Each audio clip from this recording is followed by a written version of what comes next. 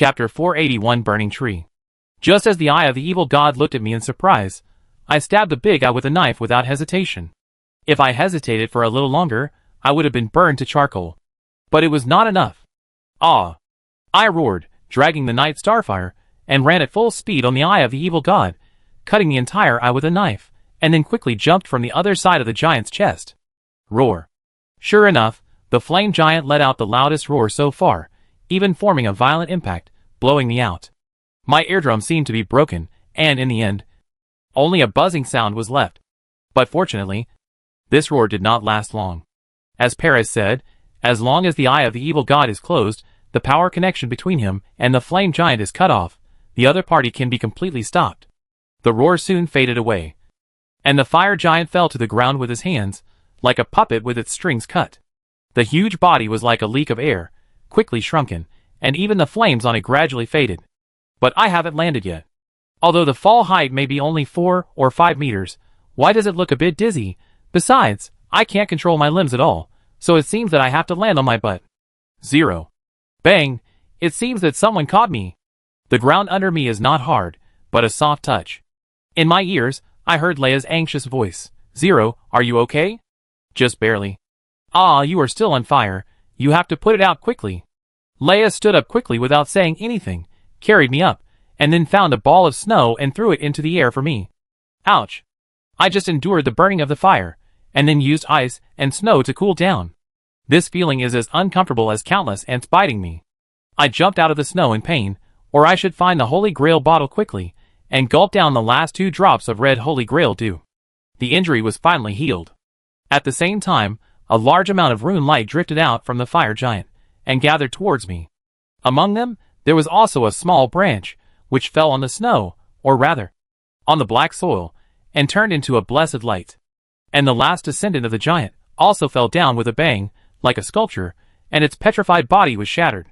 Legendfeld Leia looked at the other party and bowed silently. And I also breathed a long sigh of relief. On the snowfield, the lonely howling finally stopped. Well done, 0. Nephili came over and slapped me on the back, making my skin, which had just recovered from peeling, burn with pain. I didn't expect that I would still rely on you in the end. Be gentle, Mississippi. I couldn't help but complain with a sad face. As a result, this guy not only did not repent, but also slapped me twice more. I sighed helplessly, looking at the fire giant. Without everyone's concerted efforts, I can't imagine how one person can deal with such a monster. It's all thanks to you. However, generally speaking, when the fire giant sacrifices itself to the evil god, the outcome is basically determined. Yushalo Samir also walked over and said, But I do have to praise you, your courage, Yushalo Samir. Admire you. Next, you still have to light the giant fire pot. Right? I'll call everyone else in. I'll go too. After that, Nephili and Leia walked out of the giant snow ridge with a smile. Yes, after defeating the fire giant, we have to set fire to the trees. I took a deep breath, suppressed the joy of victory, and looked around. After this battle, more than half of the glaciers in this snowy mountain range melted, black soil in the east, white snow in the west, looking like a random ink painting. Those who stayed here, Whiteheel, Bagram, Alexander, Millicent, all had half of their bodies burnt black, and several furnace knights stood together in a corner of the snowfield. I was a little curious, so I walked over, and then I noticed that among the furnace knights, there was one less sword and shield furnace. Paris. The other party turned around, and said in a very low voice, 0. I said carefully, Please allow me to share your grief. Which knight died here? Knight Freinjord finally, in order to attack the eye of the evil god, he was unfortunately shot down by the fire giant. Paris sighed. Could it be that he was the one who used the wings of the 100 phases of the forge to attack, but failed? I also bowed devoutly to the great sword and shield that were left on the ground. Knight Freinjord, I will remember your name. And when I return, let the gold sing your heroic name. The other furnaces followed me, and bowed to their fallen companions. Paris picked up the sword and shield and handed them to me, then, Please accept this, General 0. So that Fry can continue to fight with us, for the new world that will soon be transformed. Okay. While we were talking, Nephili and the others had led Rodel's soldiers to escort Crazy Fire 0 over. Of course, there were still many wounded outside who were resting near the blessing point. And Millicent and the others seemed exhausted. And they all sat down next to the blessing point, where the fire giant was generated. After a little preparation, I, Nepheli, Leia, and Bagram, the few who still had some strength, escorted Crazy Fire A Ling with Paris, and stepped onto the chain leading to the giant cauldron of fire. Baking. Like the mouth of a volcano, the huge pot bottom still burns with red flames today, but compared to the whole pot, it is indeed only a little bit. Okay, I can go by myself, no need to force me like this. Dianhua A Ling still looked relaxed and casual. I didn't expect that. You actually brought me here. Dianhua, who bears the resentment of the wandering people, haven't you always wanted to destroy the golden tree? Now, this opportunity is in front of you. I found the prisoner props given to me by Teacher Mengget in the blessing backpack, and crushed it with force, releasing the sealed power of Dianhua A Ling. He shook his hands and said indifferently, "Don't provoke me. It's my half-body. However, let me make it clear first. Because of your obstruction at that time, I haven't met Dianhua yet. If it doesn't burn, don't blame me. If it doesn't burn, I'll throw you down and burn you. Humph. It would be better if you found a way to guide the giant over and throw him down. After all, the person who controls the fire of the evil god can naturally see the phantom of the fire." Dianhua A Ling's words really startled me a little. So there is such a method? It seems that. You really don't know, Dianhua A Ling said with a joking smile. Why? Didn't your finger master tell you? Shut up. Just be firewood for me. Okay. Before I could bear it, this guy knelt down on the edge of the cauldron and looked at the flames burning under the flying snow. The flame was still burning quietly, and it seemed that there was no sign of improvement. Could it be that, because he was unable to meet the 3 fingers of mad fire, he was unable to ignite the giant's fire? Lord Ling.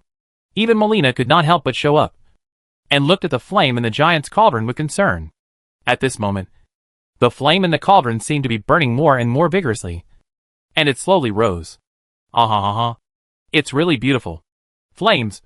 Mad Fire A Ling couldn't help but sigh. And at this moment, the same red flames ignited in his eyes. Mad Fire indeed resonated with the fire of the burning tree, and his clothes began to burn. The next second, Dianhua A Ling suddenly raised his head, opened his arms, and embraced the golden tree's canopy that blocked out the sun above his head. He laughed loudly. Burn, burn, burn. Let the flames devour everything. Let the flames descend upon the entire world. Burn. Ha ha ha. Boom, boom, boom. Suddenly, the flames in the cauldron responded to his instructions, and flew straight up into the sky. The branches of the golden tree seemed to have been stained with flames, and some sparks were scattered among the falling golden leaves. The flames on Crazy Fire Ling's body were also burning more and more vigorously, like the fire giant, and his whole body was wrapped up. But at this moment, a black and white fire suddenly burst out from his chest, which caught all of us by surprise. Even Crazy Fire Ling himself couldn't believe it. And the next second, Bagram kidnapped Melina at lightning speed and took her directly into the cauldron, but they didn't fall instead. They rode the rising pillar of fire and flew towards the sky. Melina. The successive changes happened too quickly, and I couldn't react. Bagram took off his helmet, lifted up his messy hair, and actually revealed an unbelievable face. And in his eyes, there was also a flash of red flames and yellow insane fire. Chapter 482 Plan A. The insanity ignited the giant's fire. Under the glow of the golden holy tree, the scattered withered leaves were ignited by the fire, turned into flying Mars butterflies, and looked like bright red blood floating down from the sky. Under the firelight, the man who kidnapped Melina had the light of insanity burning in his eyes. As he flew up to the sky on the fire, he lowered his head and said to me, "Zero, then let me see what choice you, who is a model of the fated, will make." B. Bernard. I looked at the familiar yet strange face in great surprise. With a snap, I saw a face made of human skin fell to the ground with the wind. That was Bagram's face. Could it be that, in the battle between Bagram and Bernal, he not only lost, but also lost his face? Moreover, according to Whaler, Bagram was a bit taciturn, and his hair was disheveled, so it was impossible to see the face underneath, which was indeed the best choice for disguise. I couldn't help but think of the conversation I had with him outside the Flame Watcher fortress. Perhaps at that time, I should have doubted this guy's true identity a little more. Bernal, you bastard. On the other side, Crazy Fire Ling, who had a bloody hole in his chest, also gritted his teeth and squeezed out the words. But But you can't escape.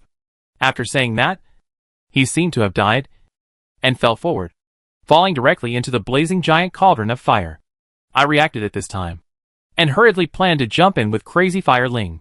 But Nephili grabbed me. "Let me go!" I shook her off with force. But Nephili once again stubbornly held me back. "Calm down. Zero. What are you doing?" "What?" Melina was taken away by that guy. "Of course I have to catch up with him." I turned around angrily. "Let go!" After shaking off Nephili again, I turned around and jumped directly into the cauldron of fire. "It's okay, the pillar of fire is still rising, I will definitely be able to."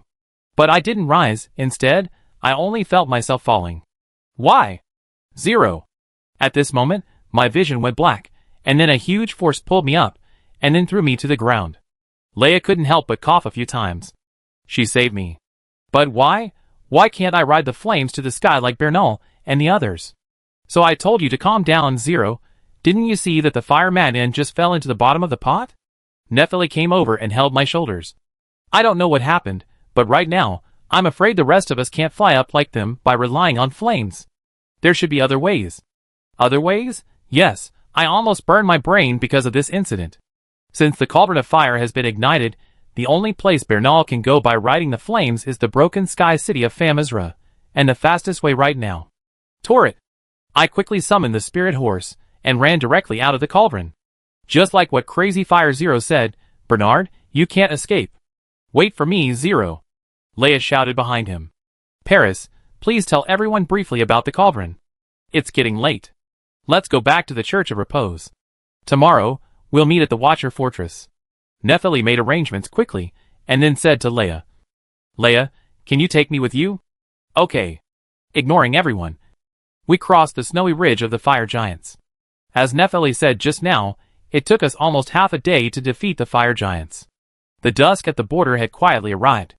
In the giant snowy area, various strange sounds began to come one after another, and emerged one after another. Woof! A snowy Tyrannosaurus Rex dog smelled my scent first, and rushed towards me and tore it with a roar. I couldn't help but click my tongue. But I didn't intend to stop Torret. After I jump up, you go back to the ring first, facing the enemy that was smaller than itself. The dinosaur dog really laid down like in the game, with its bloody mouth wide open, like a bulldozer, being pushed forward by its hind legs. I saw the right moment, and jumped up from Torret's back, raised the Night Star, and stabbed the head directly. "Don't block my way." The sharp blade went straight from the head of the dinosaur dog to the tail vertebrae. I jumped hard and blew the whistle. Torret immediately appeared below, caught me, and continued to run forward without stopping. Roar gaw! Gaw! Gaw! In the blink of an eye, the guy who was in the way seemed to be here again. Fortunately, the mountain goblin and the giant crow seemed to be arguing and fighting. The mountain goblin grabbed the other's big mouth, twisted it a few times, and threw the giant crow out. "Damn it! Don't throw it to my side," in order to prevent Torret from attracting their attention. I hid the spirit horse again. And then, the combat skill hound step was activated. As soon as I landed, my body quickly turned into a shadow of wind, avoiding the giant crow's body, passing by the giant's feet, and then summoning Torret, and continued on my way. Boom boom boom. The rapid footsteps are from the hand monster. Give it a prayer. Throw fire, and it will be quiet. I kept going all the way, planning to cross this snowy area as quickly as possible. However, Leia's cry suddenly came from behind, Zero. When she turned around, oh my god, the mountain goblin giant, the dinosaur dog, the hand monster and the strange crow, all chased her, and Nephili, who was scratching her head. "My two ladies, how did you provoke so many monsters?" I couldn't help but slow down Torret's pace a little. Leia was very aggrieved. I don't know either. On the way, a lot of monsters suddenly appeared, and they chased us when they saw us. "Did you kill a dinosaur dog on the way?" The bloody smell on its body attracted other monsters, and we just happened to run into it. Nephili explained quickly. "Okay, blame me. Sighing now is not the time to cause trouble with these guys. Brother, I'll trouble you to help us cut off our retreat." I rang the soul summoning bell. Brother Teardrop was summoned forcibly. As soon as he appeared, he helped us to stir up a violent storm. Then, the white snow drifting in it turned into a red raging fire, which almost stopped the guys in Shuayuan, who were somewhat uncomfortable with fire. I breathed a sigh of relief. Nephili suddenly asked me at this time, Zero, what is going on? To be honest, I don't know much. But Bernal and Crazy Fire Zero. It seems that they have reached an alliance when they were in the volcano mansion. And they also defeated the devouring snake Lackad together. I explained quickly and simply. But why did Bernal kidnap Melina? Moreover, Melina should have been able to transform into a spirit at that time. Did something cut off her connection with me? But the question is, why can those two people fly on the flames? And where will their destination be? Nephili asked. They will go to the Broken Sky City, Thamazra, which is the domain of the ancient dragons.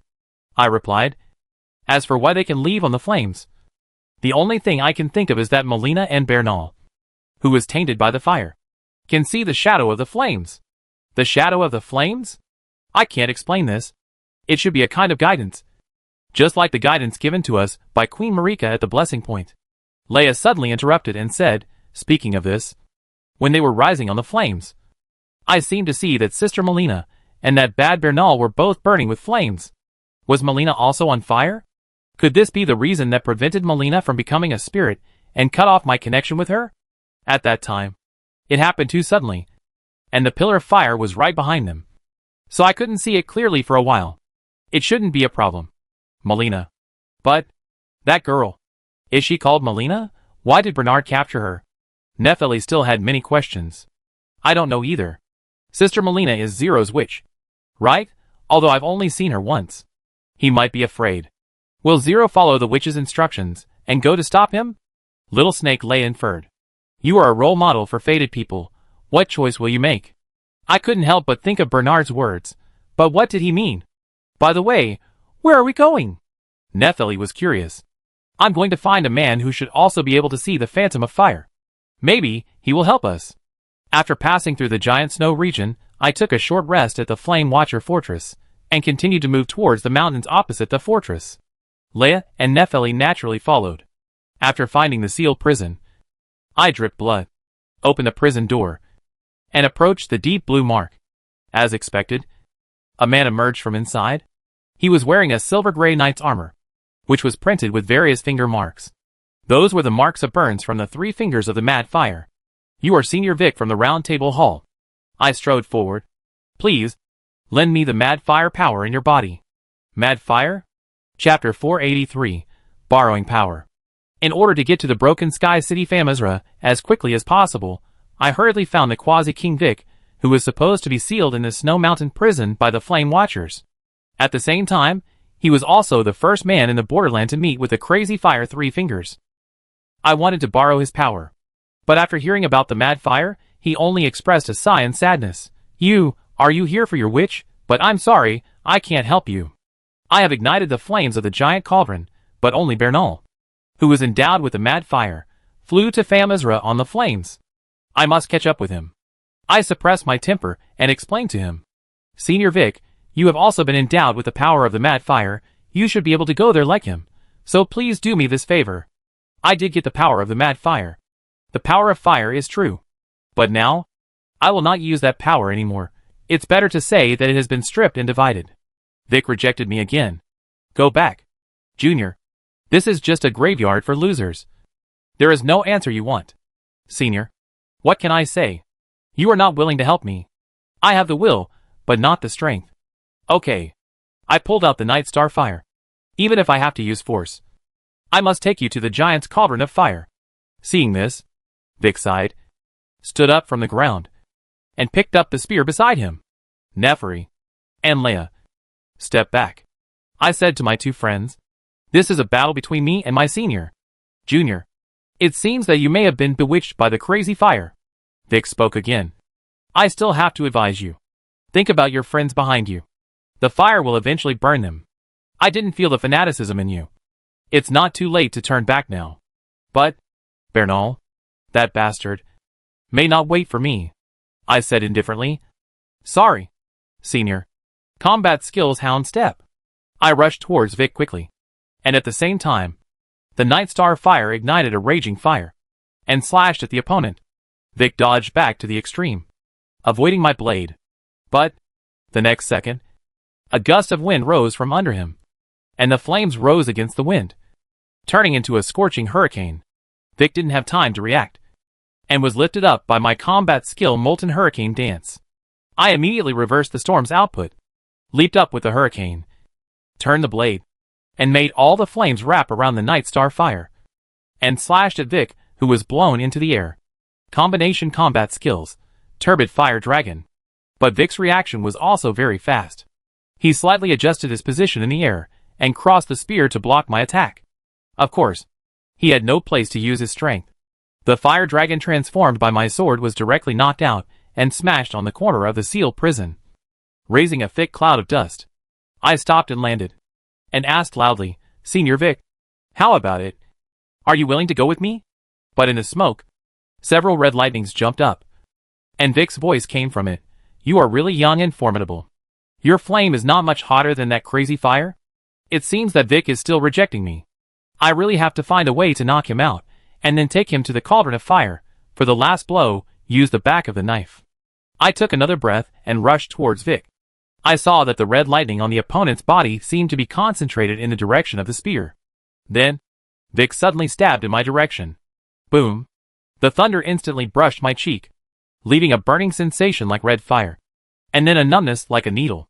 It was a close call. Was this a combination of penetrating and stabbing? Just now, even if I was wearing armor, I might have been penetrated by Vic's red lightning. However, I did not stop. The Night Star fire brought a blazing fire again, and chopped at the opponent's waist. Vic blocked with both hands, holding the spear without hesitation. Then, before I used the hurricane dance, the spear was lifted from the bottom to the top, twisting the spear tip and pointing directly at me. Boom! Another thunder. I had to dodge to the side. Vic turned to the other side, dragging his spear on the ground, sweeping it in a circle, and after he had distanced himself from me, he raised it, like a poisonous snake spitting out its tongue, and suddenly thrust it at me with a thunderous stab. I rolled backwards one after another, avoiding Vic's attack again. The opponent did not intend to chase me, standing still, as if waiting for my attack with ease. Has he been underestimated? In that case, then, pray for Lance Shanks's Dragon Thunder protection. Using the Dragon Thunder's effect on the body's potential, I rushed directly towards the opponent. But this was just an appearance. In the middle of the way, I used the Hound Step again, increasing the speed to the maximum, as if I had become invisible, and instantly flashed behind the opponent, raising the back of the Night Star fire blade high, and attacking Vic with all my strength. Combined combat skills, Thunder Lion Song. I don't know if Vic's reaction was fast enough, or if he caught my figure. He raised his spear horizontally without hesitation, blocking my attack, although I was obviously stronger than him. And I pushed Vic to the point where his knees buckled, and he almost fell to the ground. After all, I originally intended this to be a decisive blow to knock him out, so I used the back of the knife. The blade was also broken. I could only sit down, and jumped back. However, while the opponent was still able to stand up, the power of Rune was infused into the blue pyroxene of Night Starfire, and suddenly, several thrust blades with some red lightning slid and slashed towards Vic one after another. The opponent's movements froze for a while. After being hit by the first ice blade, he rolled back, and then turned his spear to resist my attack. He suddenly asked, "Junior, your power, could it be that? You know the ancient dragon Lance Shanks?" I also stopped attacking for the time being, and answered honestly, "Lance Shanks was in Rodell, and asked me to find her brother Full Shanks. We did have a friendship." "I see. How is she?" The red lightning on Vic's body dissipated, and it seemed that he was not ready to continue fighting. Perhaps, by using my friendship with Lance Shanks, I can ask Vic to come out. Thinking of this, I nodded. Lance Shanks should be fine. But her brother seems to be entangled in the sudden death curse in order to help the dead Prince Godwin to revive. Lance Shanks is now guarding her brother. Ha ha ha. She is still the same. Vic couldn't help but laugh. I swallowed my saliva, and then continued, "Senior Vic, in fact, I know that the rising giant flame will lead us to the place where the broken sky city Famazra is, and the hometown of Lance Shanks and others. To be honest, I naturally thought of asking Lance Shanks for help. But now, I am not sure whether she will leave Foolshanks. After all, the situation there is not optimistic. Therefore, I need the power of the crazy fire in you to help us integrate into the giant flame and go to the Sky City together. I can understand your intentions, Junior." But Vic stopped talking. And finally, he sighed, forget it. Think about it carefully. It doesn't hurt to tell you. As he said, Vic took off his helmet and lifted his slightly longer hair. Underneath, there were no crazy yellow eyes, only a pair of holes, which were so deep that they were black. Chapter 484, The Punishment of the Quasi-King. Vic's eye of mad fire was taken away by someone. No wonder, Vic seemed to have been on the defensive in the previous battle, waiting for me to attack him closely. At that time, I thought the other party was letting me go, looking down on me, but I didn't expect that Vic in reality would be in such a miserable state. And, speaking of it, the Mad Fire branch in the game, which made Haida the last item of the Mad Fire, which, the finger-marked grapes, are exactly Vic's eyes. But I was still very surprised. Who did it? Ah, could it be the leader of the Flame Watchers? Aganti. Who? Vic shook his head and sighed. Not anyone. Junior. This is just the punishment I deserve for being bewitched by the Mad Fire. What do you mean? You came from Rodel. And you know something about the Mad Fire. So you must have heard about me. Vic sat down on the spot. And when he talked about his past, he couldn't help but smile bitterly. Although, it should be more of a bad name.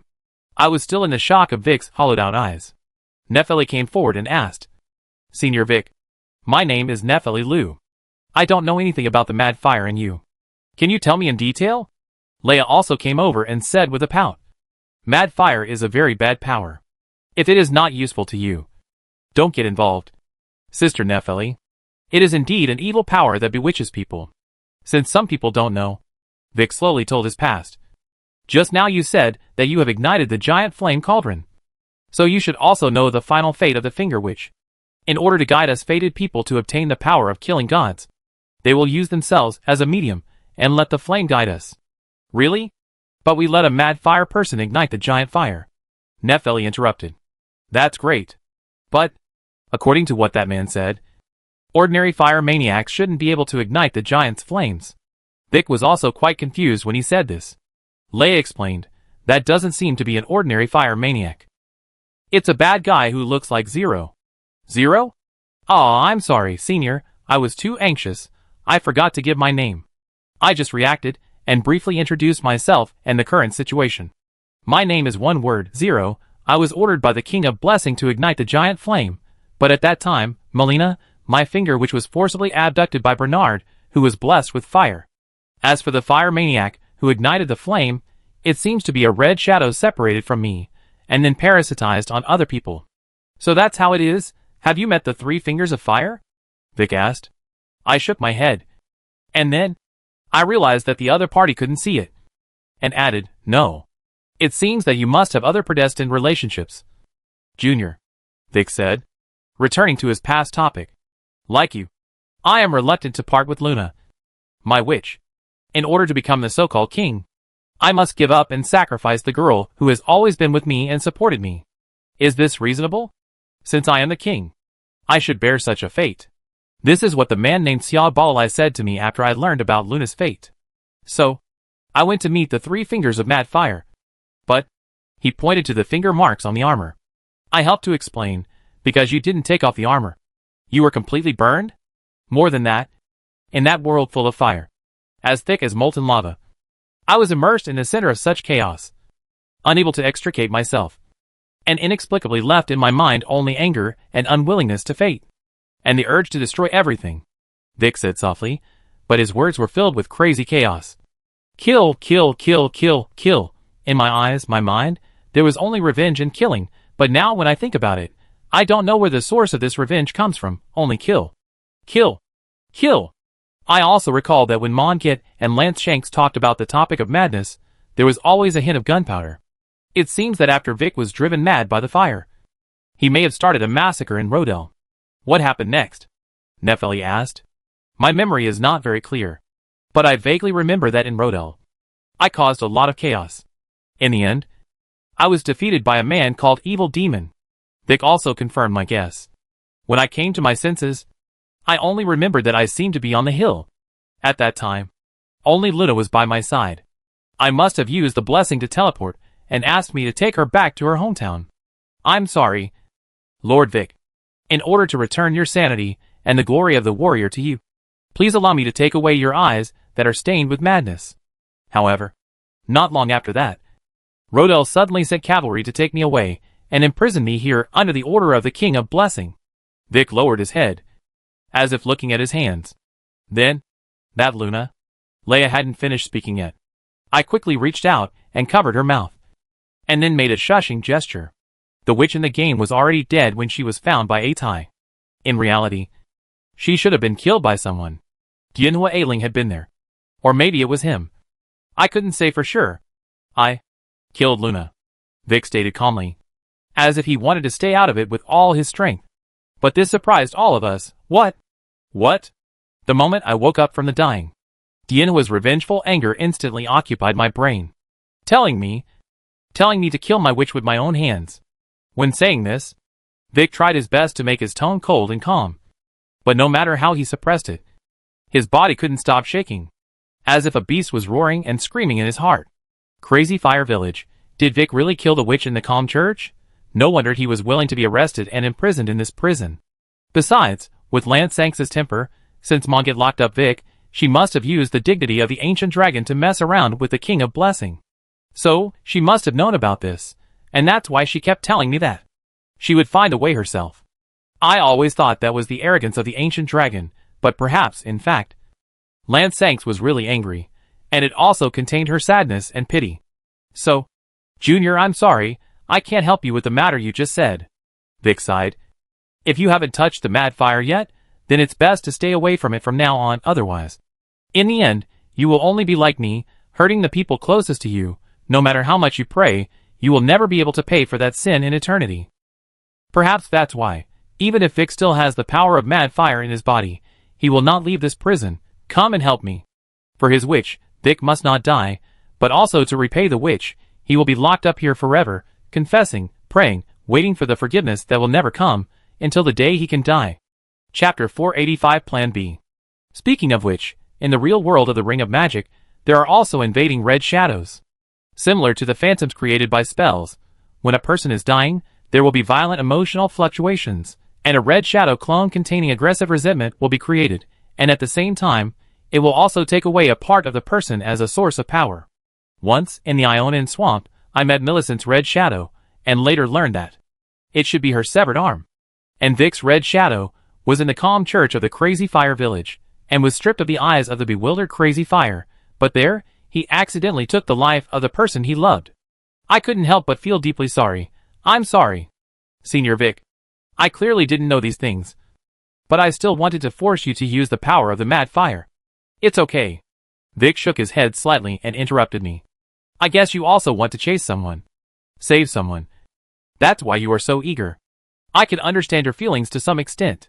His sister Melina was taken away by Bernard, Leia said for me, after lighting the cauldron of fire. I didn't expect that Bernard mixed in with us, kidnapped Sister Melina, and then flew to the top of the golden tree on the fire. I also added, Melina, she is mine. Finger Witch. I must go and save her. I see. Vic hesitated for a moment, and then confirmed. Although I cannot help you with the matter of the mad fire. But Junior, you just said that you would ride the fire to the hometown of Lance Shanks. Famizra? Right? Yes. Then, take this with you. A red lightning flashed through Vic's hand, pierced through the spear he picked up, and threw it to me. Go find Lance Shanks. She will definitely help you. Thank you. Leaving Vic's prison. It still makes people feel a little exhausted. But time waits for no one. Although I don't know the reason. Nothing good will happen to Melina in the hands of Bernard, who has touched the fire of madness. I must hurry up. It should take 2 days to return to Rodel from the snowfield. Zero, what are your plans next? When Nephili asked, I said, as a matter of course, I have to return to Rodel as soon as possible, and go to Lance Sanks to discuss the trip to Famizra. Sorry, Nephili, I'll trouble you with the return trip of the expedition. In addition, Millicent and Pollyanna seem to be going to the other side of the snowfield. When the time comes, you can let Finley go with them, so that there will be someone to take care of them. As for Lena's words, when we talked about Soul City, I asked her to transfer her attachment to Finley. After all, the Son of Platinum and the Wolf have a very good compatibility, and Finley has swallowed 2 dragon hearts. The rune power in his body can completely withstand the consumption of Lena's appearance. I understand. Then you can go without worry, Nepheli said cheerfully. By the way, Zero, maybe when you get to Rodel, you can bring another witch with you. In this way, after lighting up the blessing there, we can also go to help you. Well, if things go well, I will go to talk to Teacher Mungert. I blew the whistle, summoned Tourette, and jumped directly from the Lingdu cyclone near the sealed prison. The cold evening breeze brought flying snow. Looking up, most of the sky was dyed red. On the golden treetop, the giant's flames burned more and more vigorously. In just half a day, more than half of the branches had been burned. Tourette, please, take me back as soon as possible. Go! He galloped. Fortunately, there were no obstacles on the way back. When I arrived at the blessing point, I touched it a little, and eliminated my fatigue and sleepiness. And then I set off again. I basically did not sleep all the way. And finally, at noon on the second day after the giant's fire was ignited, I returned to the royal city of Rodel from the forbidden area. The sky was no longer bright and bright, but gray, and the ashes of the fire fell like the heavy snow in the forbidden area. Countless spark butterflies danced, flying to the sky that they could never reach. And there, the crown of the entire golden holy tree was burning, and the trunk gradually turned red. But there was still some distance to burn to the position of the golden thorn. The Kalia Knight suit was almost burned in the battle with the fire giant. But in order to prevent inhaling too much dust, I found a helmet from the blessing backpack and put it on. The whole city of Rodel was silent, and there was no one. Even the guards seemed to have been ordered by Mondat to evacuate here. After all, when our expedition team set out, Mungert also began to arrange for the entire population of Rodel to be transferred to Linea and Ninjafu via the Decos elevator. Even the return trip of the expedition team was agreed upon, directly to the Ria Lucalia Academy, and then meet up with Rodel's troops. I don't know if the teacher is still in Rodel. He should have followed Rodel's troops to migrate. However, what Nepheli said is not a big deal, as long as Lance Shanks is willing to help. At most, I can go to the academy or Stonewell. There are also finger witches in those places. Thinking of this, I went straight to the sewer of Rodel. Alas, without Melina by my side, I haven't mastered the blessing transmission yet, so I can only take the shortcut here to go to the bottom of the deep roots. Unexpectedly, the immortals living in the lower city were also taken away by Monget. I thought that as soon as I came back here, I would be warmly embraced by them and prepared to sprint with all my strength. However, although those guys are brainless and have lost their basic sanity, in the eyes of the blessed king, they are his people after all. When they got to the sewer, the mice seemed extremely excited, running around everywhere with a squeaking sound. But they had no time to pay attention to me, the intruder.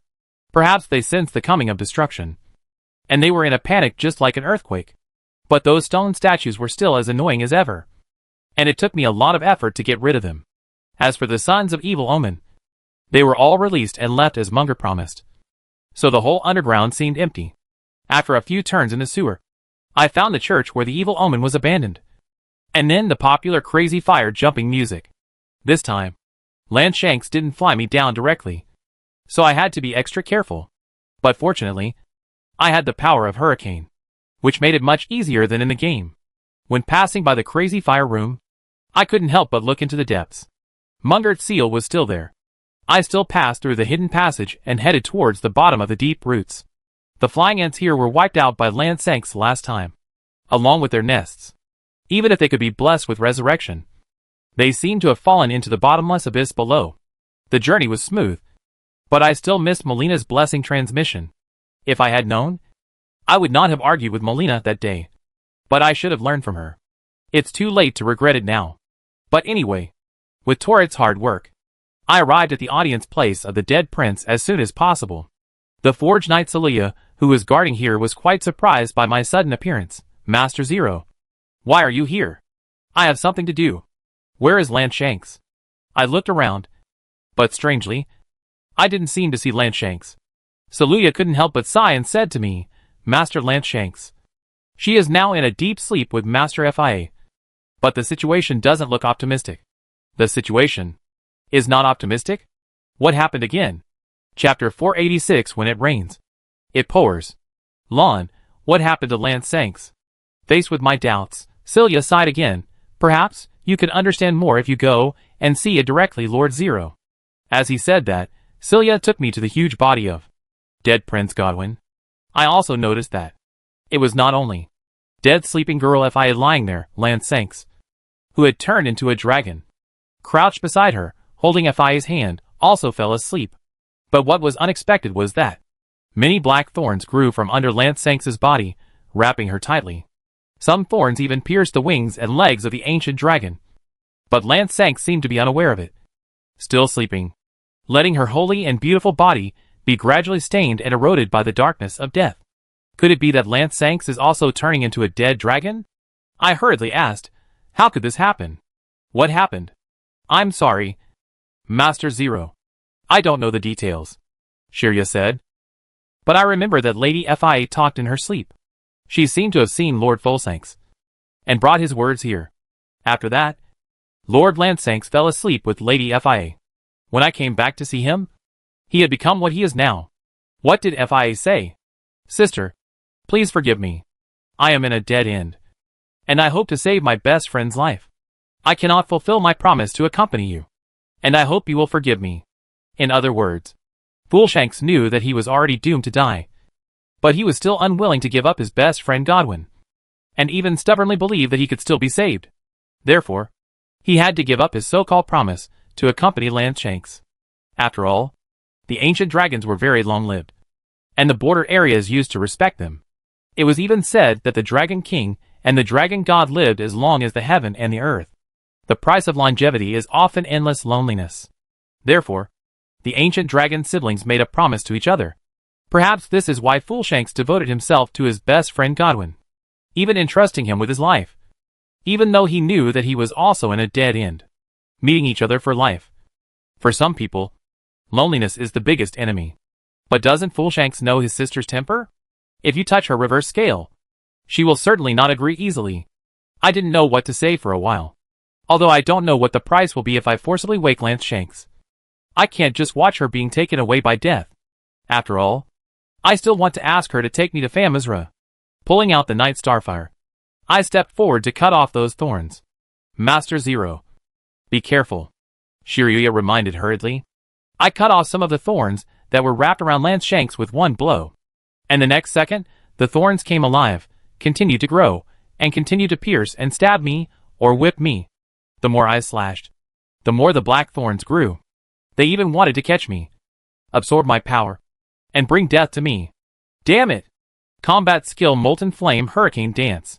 The flames quickly devoured the black thorns. Taking this opportunity, I quickly distanced myself. After leaving the range, the thorns also settled down, turned around, and continued to wrap Landshanks. Damn it! How could this happen? I couldn't help but shout angrily. Why is everything completely different from what I thought? Melina was in danger. But now, Landshanks was also in trouble, and was trapped in the curse of death. One after another. All exceeded my expectations. What should I do? What should I do next? Damn it, at the beginning, shouldn't I have brought Landshanks with me? But I promised him, and, if I don't do that, it won't be easy to get along with Landshanks. No, it's useless to think about these things now. I have to think about what to do. My mind was in a mess, like a runaway train running rampant everywhere, and it even made me dizzy. Should I save her? Landshanks. If I also hold Fi's hand, I should be able to enter their dreams. But even if I see the ancient dragons, what can I do? In the game, as I killed Fulshanks, but failed to save him, maybe it will be the same in reality, and finding Landshanks will not help. Besides, I have to save Melina quickly. Right now, in addition to the crazy fire, there is another reserve plan. The 4 bell towers of Linnea. From there, you can teleport directly to Famizra. But the place we went to should be just a corner of the edge of the Broken Sky City. Atai alone cannot enter Famizra's domain, unless I can fly over. This is a good idea. After all, in Linnea, there is also Lonnie's Pyroxen Dragon Adura. But does this also mean that I have to give up Landshanks? Damn it! I was so angry that I couldn't help but roar again. Just at this moment, a frivolous voice came to my ears. Hey! Hey! Hey! Who do I think has such a bad temper? This is not like you. Zero. I glared at him. I saw that the man was wearing a big wizard's hat, a rather fancy green suit, and his dark and handsome face was smiling as always. He was still talking glibly. Hey, old friends. Is it necessary to glare at me so fiercely? I didn't offend you. Did I? Or? Zero. You know. When he's angry. He's scary. Roger. Seeing him, I was also angry at a loss. Why are you here? Shiraya helped explain. He seems to be a supporter of the dead sleeping girl Fi-sama. Recently, several fated people have visited here for Fi-sama. So I assigned him some guard duties. Could you be talking about those Fi heroes in the game? I've heard about your affairs. However, you are still the same, Zero, always thinking about saving everything. Is it impossible? I couldn't help but get angry. Roger put his hand on my shoulder. How can it be impossible? Instead, it's this point of yours that makes people want to help you. Oh, do you have a way to save Lance Shanks, Roger? I couldn't help but widen my eyes. I can't guarantee it. I can only say that it is possible. After all, whether it is Fool Shanks or Lance Shanks, their situations are different from Prince Godwin, and the power of the ancient dragon is indeed quite strong, and it can resist the erosion of death for so long, so there is still a chance to save them. Roger paused, and then continued. But I also said, it's just a possibility. If we fail, we will also be buried in that land of wandering death. So Zero, are you ready to really meet death?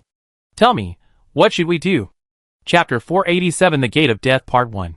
Drip, drip, drip. A gentle sound woke me up. In the hazy world, I saw myself lying on a large white bed in a trance. A drip was hung high above the bed, and the electrocardiogram kept beeping. Drip, drip, drip. What am I doing? My memory is a little fuzzy, just like waking up from a dream. I can't remember what happened in the dream at all. I try hard to think. In my mind, there seems to be something stirring in the dark world, like insects, like ghost snakes, sneaking and growing. I am a little confused. Except for this bed, there is a white world all around. After removing the drip, I want to get out of bed and look around. All of a sudden, a gust of cold wind rushed towards me, making it hard for people to open their eyes. When I could look forward again, in the white world, the gusts of black wind seemed to blow away the fog, and a huge black door suddenly appeared in front of my eyes. There were countless statues of people on top. All of them were scrambling to climb up, or stretching their arms, as if they wanted to escape from purgatory. I seemed to have seen this door before somewhere.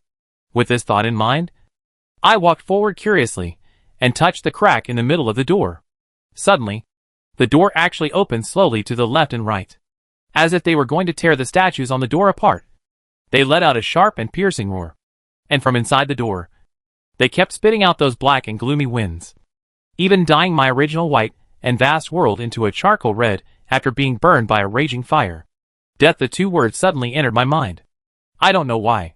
Although there were gusts of gloomy wind in front of me, I felt the chill of death from behind me. The countless statues on the door seemed to come alive, and they waved their hands on both sides of the door, as if they wanted to close the door again.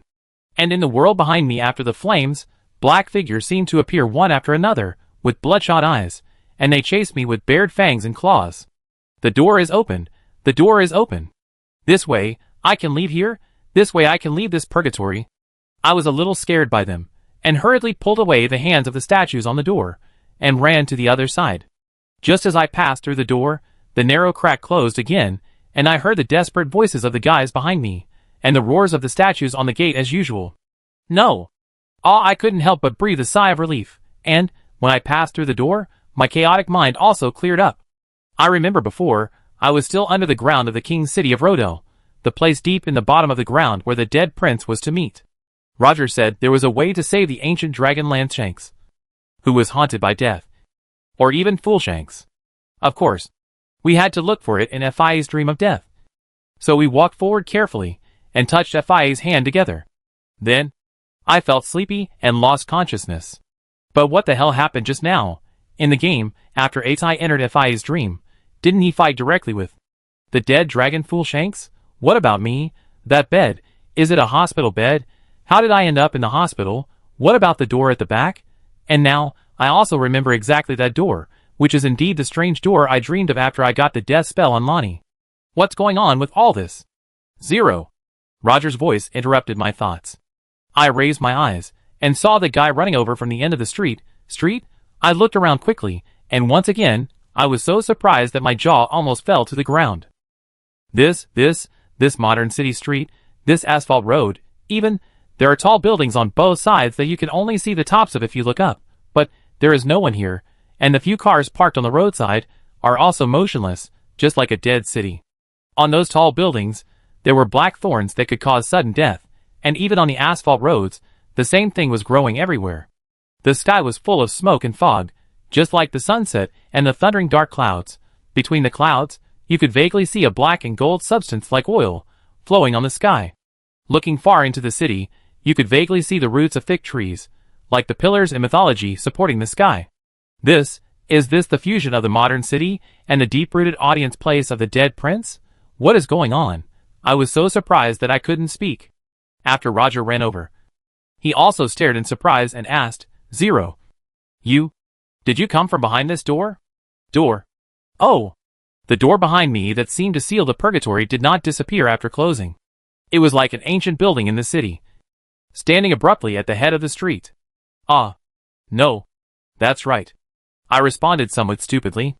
Roger's eyes sparkled with excitement, and he frowned and said in confusion, "Incredible. It's really incredible. By the way, do you know what's going on around here? Could it be that? Zero. You have seen such a place before?" "I guess so," I answered vaguely. "After all, let alone seeing it, I have always lived in such a place in the past.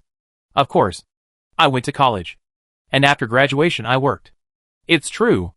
I heard from Sister Siluria that the other half of the death centipede pattern was brought to FIA by you. Sure enough, this dreamland combines the common image of you in her. It's incredible." Roger looked at the modern city scene around him excitedly, and he talked freely. I was still a little confused. "So, before I came here, wasn't it like this?" "Of course." Roger turned around, and his voice was so loud that he might not even notice it. "When I first entered this dreamland, it was no different from the audience place outside, except that a strange, oily black and gold color appeared in the sky. At that time, I also saw the two ancient dragons. Foolshanks and Landshanks seemed to be still fighting. However, it seemed that Foolshanks had the upper hand. He soared in the air, and with thunder and lightning, he pressed Landshanks to the ground." I frowned. "Really? Is it so ruthless?" "Ancient dragon Foolshanks."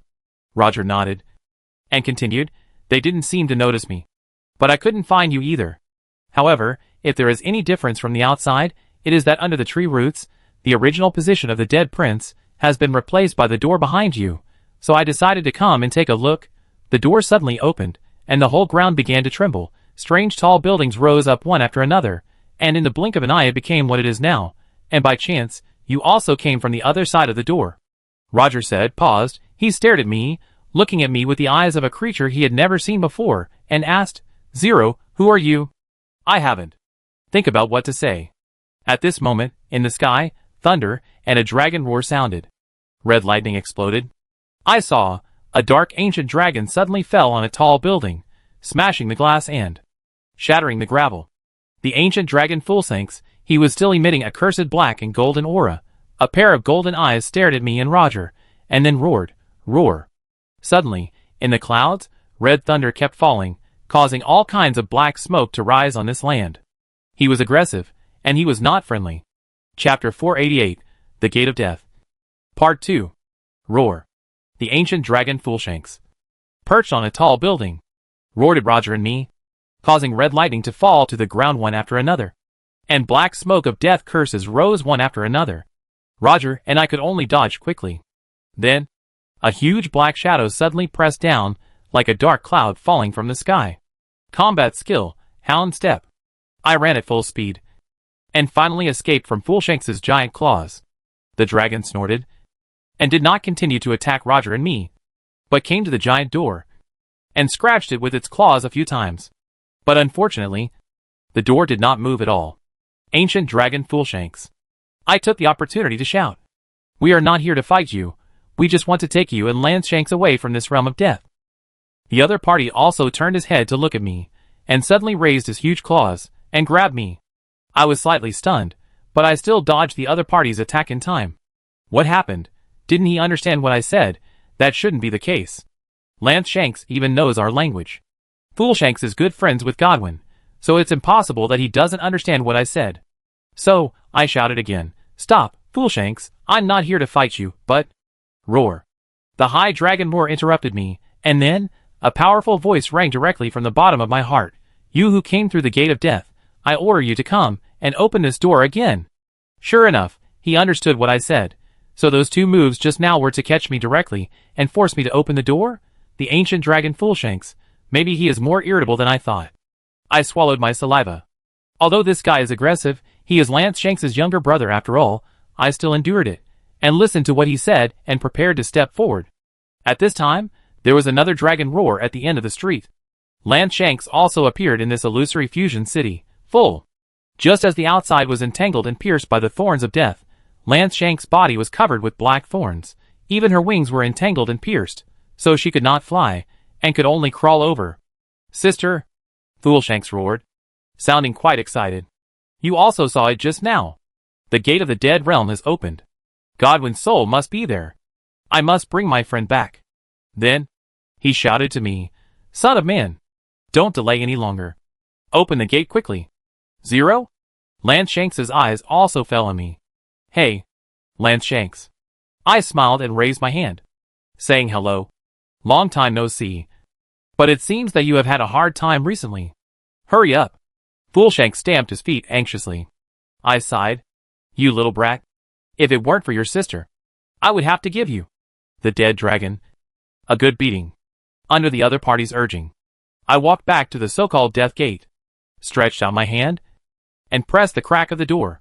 The cold wind blew, and behind me, the gaze from Gu Long made my hair stand on end. But strangely, this time, the gate of death was completely silent, even those heart-wrenching roars, and no sound. Strange. Strange. I retracted my hand, and then put it back and patted it. Son of man. What's going on? Fullshanks asked sharply. Why is there no response? I was also extremely confused. Could it be the classic can't open from this side again? Roar. This made Fullshanks so angry that he couldn't help but roared. Son of man. Don't fool me. Otherwise, can you withstand the power of the ancient dragon?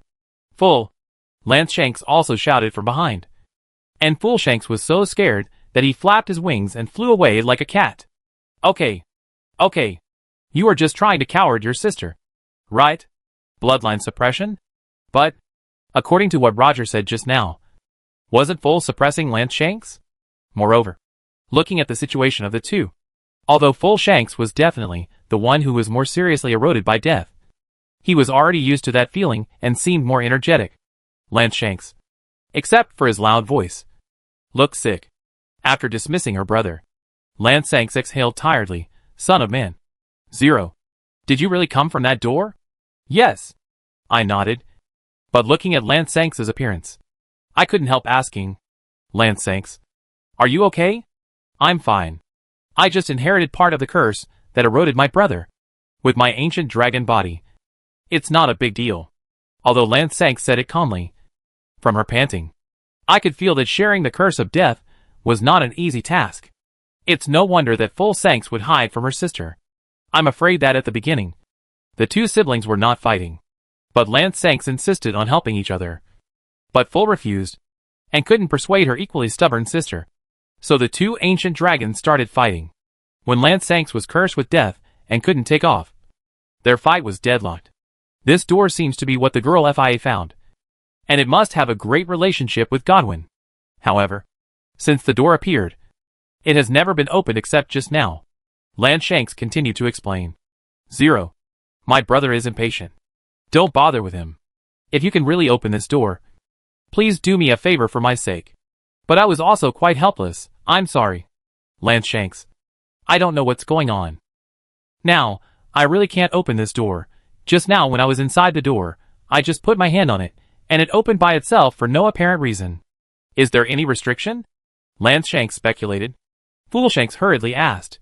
Son of man, I ask you, what is the scene inside the door? How should I put it? It looks like a ward, although it seems to have become a burning purgatory later, but no matter what, I don't seem to see the shadow of Godwin. I told him everything. But Fullshanks yelled, How is it possible? This is impossible. He swung his tail, wandered around the street for a few circles, then turned his head and shouted, Get out of the way. Today, even if I destroy this door, I will definitely enter it. Wait, Ancient Dragon Fullshanks. Roger stepped forward to stop the other party. He said to me, "Maybe it's because, when you get here, the gate can't distinguish your strength 0. Just like an ordinary door. Opening it from the inside and opening it from the outside are completely different." Makes sense. I understood what Roger meant. So I used the blade of Night Starfire to cut a bloody mark, and then pressed it on the door. Sure enough, the door sounded with noisy and sharp roars again. The statues seemed to have come alive, competing, stepping on each other's bodies and heads, climbing up. The black wind gathered from all over the city in the virtual world. On the streets, and on the tall buildings, the black thorns actually began to shrink, but from under the door, they grew wildly and entangled, and finally swallowed everything, covered everything under the thorns. Why does it feel different from before? I had a bad feeling, and hurriedly reminded everyone. Everyone be careful. After wrapping around the entire door, the black thorns seemed to begin to reshape, gradually formed a huge, familiar body to all of us. The Prince of Death, Godwin, and it was still the corpse of the dead. "My friend, are you really back?" Fullshanks looked at him in surprise, and was attracted to walk forward. The other party actually responded, and the hand that was pulled by the puppet strings dropped down. But that hand suddenly slapped Fullshanks' neck, pressing him directly to the ground, which was completely beyond all of our expectations. Then, Godwin's huge body roared, just like the countless souls in purgatory crying and screaming on the door. Chapter 489 The Incarnation of Death. That strange door to the realm of death, which gathered the cursed power of the entire world, actually turned into the body of Prince of Death Godwin. The moment the ancient dragon Fullshanks approached, he slapped down his giant claws, grabbed the opponent's neck, and actually caught the ancient dragon like a puppy. Godwin? Fullshanks couldn't believe it. And the next second, in the arm that grabbed him, countless black thorns of death grew and entangled along the neck of the ancient dragon, and even pierced into Fullshanks' body like a needle, absorbing his power. Even the ancient dragon couldn't help but roar in pain. Landshanks naturally couldn't bear to watch, and immediately rushed forward, and bit Godwin's arm directly. But Godwin seemed to have no perception at all, and continued to squeeze Fullshanks' power. Let go of Full. Landshanks saw that biting alone was not enough. And even thorns grew on his arms, trying to catch her and absorb the dragon's power. Red flames appeared at the corners of Landshanks' mouth. She bit the opponent's arm, and breathed out hot flames. Then, she turned her head hard and bit off the hand that Godwin was holding Fullshanks. Seeing Fullshanks fall to the ground dejectedly, Landshanks hurriedly asked with concern, "Full, how are you?" But she was too concerned about her brother, and seemed to forget that the greater threat was right beside her. Godwin, who was almost twice as big as the ancient dragon, suddenly turned his body. The huge fishtail slapped the ancient dragon like a slap, blowing Landshanks and Fullshanks away, and falling into the bottom floor of a high-rise building on the roadside. As for the torn hand, Godwin just shook it casually to extinguish the flames on it. Then, in the blink of an eye, the black thorns actually grew a new palm for him. Seeing Godwin roaring in a strange way again, I was a little dumbfounded. Dead prince, he is alive, but it seems that he is not alive enough. Even Roger said with difficulty, This is really incredible. It actually awakened the dead prince, but wasn't his soul killed by the destined death? But, is this guy really the prince himself? I couldn't help asking. Isn't it possible? Roger said, and suddenly looked at me. Or didn't you? Zero. Mix some thoughts into it? When he said this, I got angry. What the hell, didn't you? Roger, you bastard, asked me to activate the door with blood, and it turned out like this? Is it my fault? Ha ha ha. Roger actually had the heart to laugh. And the sound of our conversation also attracted the attention of Godwin's giant skeleton. His scallop-like face drooped, and his gray eyes fell on us and glared slightly. Suddenly, I felt dizzy, and deep in my mind, I heard the strange sound of branches and vines growing creaking. Are they the black thorns of death? Don't look him in the eye. You have to avoid his eyes as soon as possible. Roger also covered his head and quickly ran away from me. Of course I realized this and hurriedly ran to the side. Although my back was facing Godwin, I felt a chill on my back, so I could feel that guy was staring at me. Swoosh. At the slightest movement, I quickly dodged to the side. Sure enough, 2 gray gold beams fell to where I was just now, and even swept sideways at me. Roar. I was about to get into those buildings to avoid them, but I heard a fierce roar in my ears, and turned my head to see Landshanks rushing towards Godwin, interrupting his pursuit of my beam. Godwin was not suppressed by the opponent. After all, just from the comparison of body size, Godwin was more than twice as big as Gu Long. He turned around and threw Lance Shanks out. Gu Long grabbed the landing brake with his claws, then opened his mouth and breathed out fire at Godwin. But Godwin shook his head and threw out a large amount of black and gold cursed death energy, which soon enveloped him. When the flames gushed out, the cursed death energy was dispersed and spread along the street. The next second, a skinny hand with fish fins suddenly raised from Lance Shank's side, grabbed Gu Long's neck, and pressed her to the ground. Lance Shanks struggled, but in the battle of strength, she was obviously not enough to compete with Godwin. Lance Shanks. I hurriedly summoned Torret. The spirit horse stepped through the choking black smoke. The Night Star fire ignited a raging fire. Then I stabbed a knife into Godwin's huge fish tail. Give it to me. Let her go. The blade was blessed with flames, and chopped on the decayed body, with great force, and with Torret's speed. In an instant, I fiercely opened a long crack on Godwin's lower body's fish tail. But I saw that in the wound, the black smoke of death curse flowed out like blood, and the next second, the black thorns were like the silk thread used by surgeons to sew up the wound, and the wound healed incredibly quickly. This repairability is too fast. It can be said that, when I slid away from the opponent's body, he had already started to repair, but no matter what, my attack still attracted Godwin's attention. He turned his head, and his other hand pressed towards me. I hurriedly said, Torret, run to Lance Shanks. Let's go save her. Torret responded to my command, and Godwin slapped the ground with a heavy and dull slap.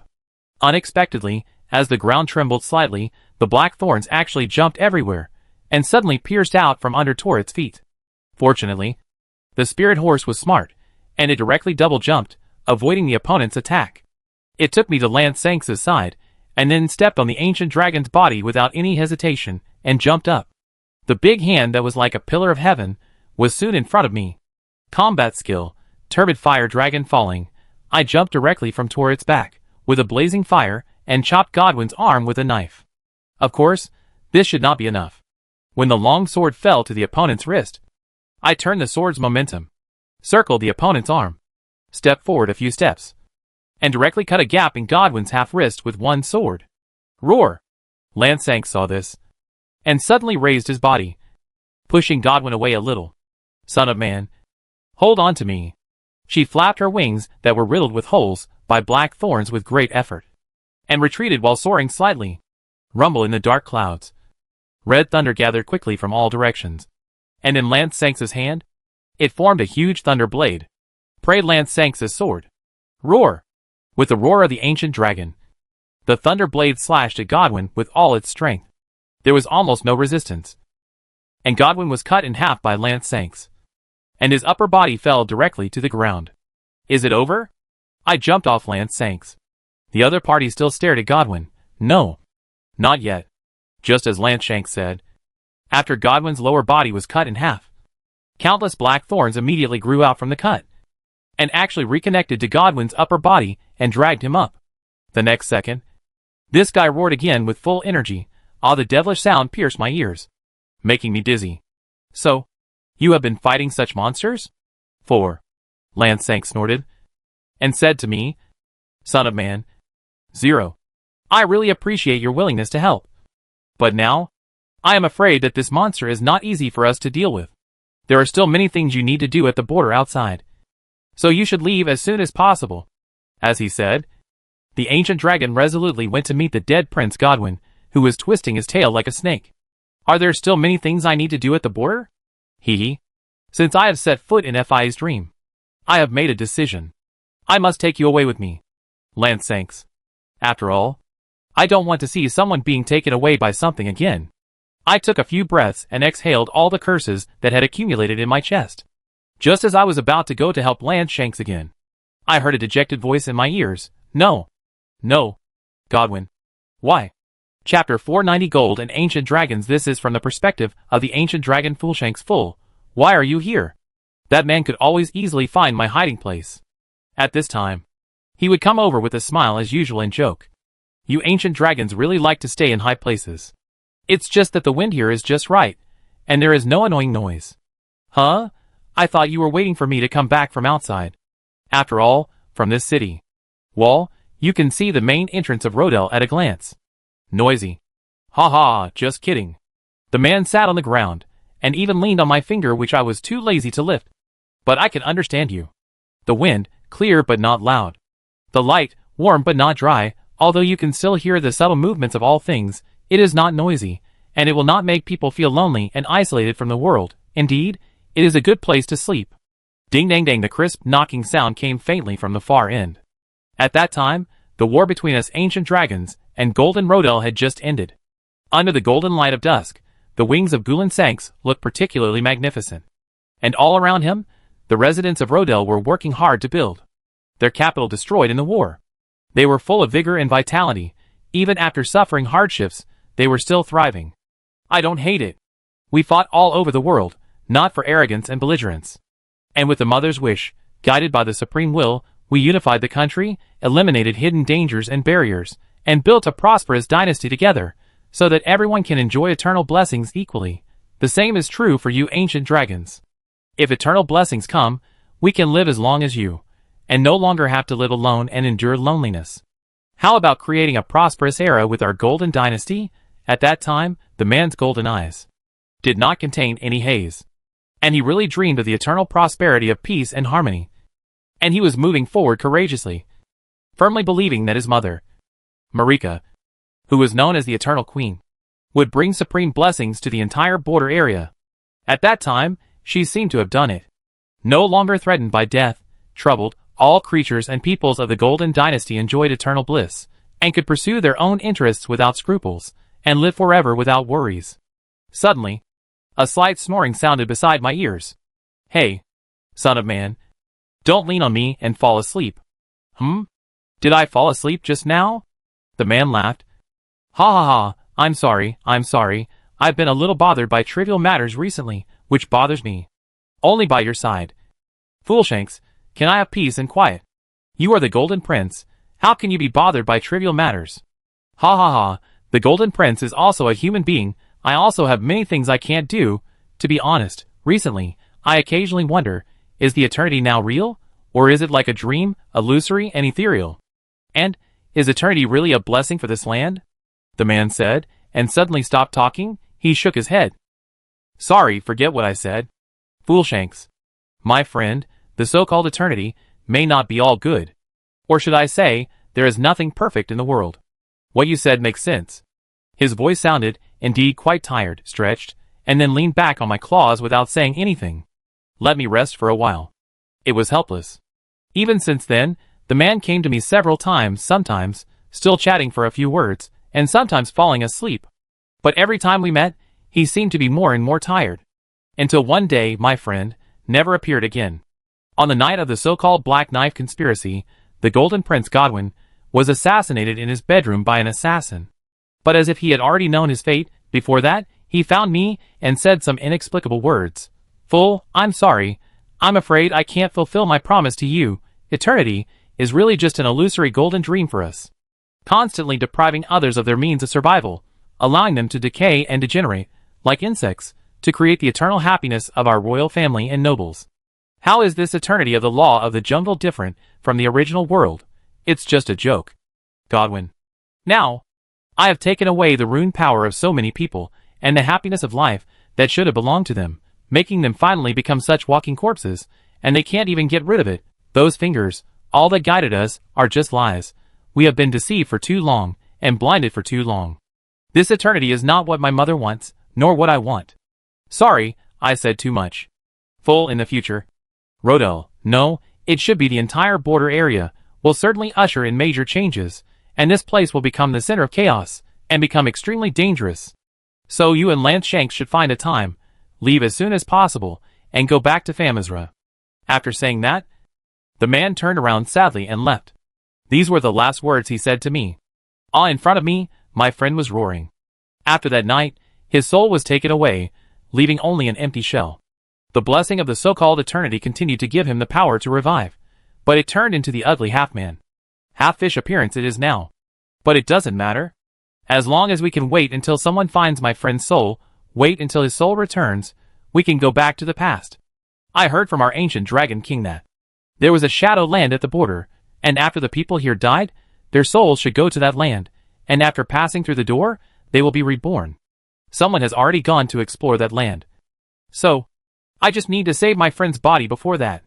Enter the spiritual world that should contain my friend's soul, and help him resist the erosion of death. Once even this body dies, my friend will never come back.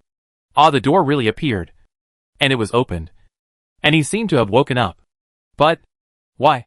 I can't feel the warmth that was once like the light on his body. And in his huge body, there is still only extreme cold. My friend, don't you recognize me? So, you are slacking off here. Fool Shanks. At my feet, the tiny human yelled at me noisily. Hurry up and stand up, and fight together. If this continues, Lance Shanks will be swallowed by Godwin's death. And you don't care? Chapter 491 Mourning the Dead. I was saying that during the battle, I felt like something was missing. I didn't expect that someone, was still slacking off. The ancient dragon Fullshanks, after being knocked away by Godwin's body for the first time, he actually hit aside with a face full of self-pity. Roger was still hiding behind, secretly picking up some pyroxene magic gravel. He, on the other hand, did nothing. This made me so angry. What are you still doing? Get up quickly and help Lance Shanks. Godwin, my friend, why did it become like this? Fullshanks was still sighing. Still like this? No matter what. Isn't it the most important thing to defeat the guy first? Otherwise, we will be the ones to die. Seeing that the other party was still unmoved, I was a little speechless. Forget it. You probably resisted the curse for too long, and your mind is confused. In addition, think about it carefully. Although that is indeed Godwin's body, but the guy who woke up with him, is he really your former best friend? Ancient Dragon Fullshanks. After saying that, I was too lazy to pay attention to this unmotivated guy. Summoned Torret, and hurried to help Lance Shanks. Roar. Lance Shanks' body was covered with red lightning. He swung his dragon claws at Godwin, leaving 4 or 5 deep scratches on him that seemed to tear him apart. But even so, in the blink of an eye, the black thorns quickly healed Godwin's wounds. He twisted his body suddenly, turned around, and gave Lance Shanks an unexpected dragon tail swing, smashing her into a tall building. I rode toward it, and rushed towards the opponent. However, for a human, this guy is too big, probably about the same size as the fire giant on the snowy mountain. If you are not careful, you may be crushed to death by his fishtail. Moreover, this guy's recovery ability is too fast. Even after being cut in half by Lance Shanks, he recovered in the blink of an eye. He is just like the immortal Majin Buu in Dragon Ball. Could it be that we really need to turn this guy into ashes in an instant to solve the problem? Where can we get such firepower? Forget about it for now. We can't stop attacking. Let's find a way to collect more information. While the opponent's attention is on Lance Shanks, I call Night Star Fire to light up the blaze, rush to Godwin's side, and use Torret to jump up, and use Trap Fire Dragon to cut a long knife wound on the opponent's body. Although for Godwin, this level of injury can also be recovered in the blink of an eye, he still screamed and roared, and swept his claws on the ground towards me. I quickly moved away with the hound's pace. But I saw this guy suddenly slap his big tail on the ground, and his huge body leaped up, using the tall buildings next to him, like a carp that jumped over the dragon gate, carrying the broken glass, hanging upside down, and smashing towards me. The dark shadow was like the sky falling down. I had to get out of the way quickly. Although my brain was already frantically issuing instructions, because of the other party's unexpected behavior, my eyes looked at Godwin uncontrollably, and then I met his round and weird eyes, like a cursed frog. All of a sudden, circles of black halos rippled in his eyes, making people dizzy. Deep in my heart, the thorns of death grew from the darkness, even holding me back. Death, I'm afraid I can't avoid this attack. Roar. But at this moment, the pale figure with red light directly hit Godwin's stomach from the side, and knocked him out. And after Lance Shanks hit him with all his strength, he couldn't help but lie on the ground. As soon as she opened her mouth, she blamed him. Didn't I tell you to leave quickly, son of man? Or, do you want to die here? Stop arguing with me, because I can't bear to leave you, Lance Shanks. I couldn't help but refute loudly. Of course, to be honest, it's because a lot of things happened outside. I want to borrow your strength to go to Famizra. If you fall here, I will be very troubled. I told the truth. So, instead of arguing, we might as well find a way to get rid of this guy. The golden dragon eyes stared at me for a moment. Lance Shanks seemed to sigh, and then said, Godwin has become the incarnation of death, and I'm afraid we can't destroy him with our strength alone. At most, we can just keep fighting like now, and delay time. So Zero, don't tell me to leave again, there must be a way. Godwin stood up again, he immediately yelled, he scratched the ground with his hands, and crawled over quickly with his tail swinging. I felt my back was really cold. Although I said such words to Lance Sanks in a fit of anger, but to be honest, I still can't think of how to deal with such a monster. Boom, but at this moment, a red thunder like a waterfall suddenly fell from the sky, almost covering most of the street, and forced Godwin to stop. After the red thunder, it turned out to be full Sanks flying down, blocking me and Lance Sanks. Godwin. He still couldn't forget his best friend. Are you really gone? It's really not him. Although he occupied Godwin's body. That man has never been so rude and violent. Fool Sanks said in a low voice. In the sky, red lightning struck one after another, causing black smoke to emerge from Godwin's body. The surging power, even more gathered in the claws of Foolshanks, forming two spiral thunder spears. Prayer Foolshanks' thunder spear. Godwin seemed to feel the threat, he roared and widened his eyes, and suddenly shot out two black and gold beams. But even if he pierced Foolshanks' arms, or body, he remained unmoved. You are not him, in that case. Foolshanks roared. He did not poke the ground directly like in the game, releasing the power of thunder, but spread his wings, flew extremely fast above Godwin's head, and threw the two thunder spears. One shot nailed Godwin's fish tail, and the other shot penetrated the opponent's upper body, also nailed him firmly to the ground. Annihilate! Boom boom buzzed the violent roar finally formed tinnitus, making people dizzy. The crimson lightning was too dazzling. And it turned into white light, spreading in all directions. It is said that the ancient dragon was transformed from the ancient rocks on the border, and Foolshanks was known as the strongest rock. In an instant, Godwin's body seemed to be reduced to ashes, and the ground was full of cracks caused by lightning. All the buildings in all directions also had their glass shattered by this strong impact, and the buildings closest to the center of the explosion even tilted. This was the decisive blow of the strongest rock. Goodbye, my dear friend. Chapter 492, The Realm of Death. The red thunder spear pierces the heaven and earth. The dead dragon Foolshanks, as the strongest rock among the ancient dragons, released a decisive blow with a radiant energy that made everything in the world pale in comparison. Lightning and thunder rushed through the building. The huge body of the dead Prince Godwin also disappeared like smoke and ash under this blow. This power is simply stunning. If it weren't for Lance Shanks protecting me, I would have been worried that I would be affected by accident and be annihilated in this mighty thunder. It's all over. Foolshanks flapped his wings and fell back to the ground. He had already suffered from the curse of death. After releasing this decisive blow, he was so weak that he could hardly stand. Fortunately, Lance Shanks came to his side in time and supported his brother, Fool. I also ran forward with a smile. Foolshanks, I didn't expect you to be so powerful. Just one blow, and you solved the monster. Son of man. Just now, I remembered what my good friend Godwin once said to me. He believed that the fingers that guided you were only the creators of lies. If you wish to repair the ring and create a new kingdom, you must first unlock the shackles of eternity. And the key may be that door, and the other world inside. Foolshanks suddenly talked to me. I was quite confused. Well, I can understand it more or less. But I'll talk about it after I go out. Now that I have solved the monster, I'd better leave here first. No, death will not disappear. Just now, I was only suppressing the opponent's power temporarily. Shouldn't you run away now? When I heard this, I became even more anxious. Does Foolshanks mean that the monster Godwin will appear again? It's already like that, turned to ashes, but it can be resurrected. It really is Majin Piu. Right. Hurry up. I urged, but then I couldn't help but stop. But how do we get out of here? If you want to wake up from this dream, there is only one way, that is to kill yourself. Kill yourself? That's right, you haven't been cursed yet. As long as you erase your thoughts here with your own hands, you can return to the original world, otherwise, you will be swallowed up by the death here and cursed. Foolshanks explained. He turned his head, and said to Lance Shanks beside him, Sister, I have been entangled with that death for a long time, and I can't get away, but the curse on you is not yet light. That method should work on you as well. No, Foolshanks, Foolshanks decisively interrupted him. This shouldn't be your destination, sister. Didn't the Son of Man just say that?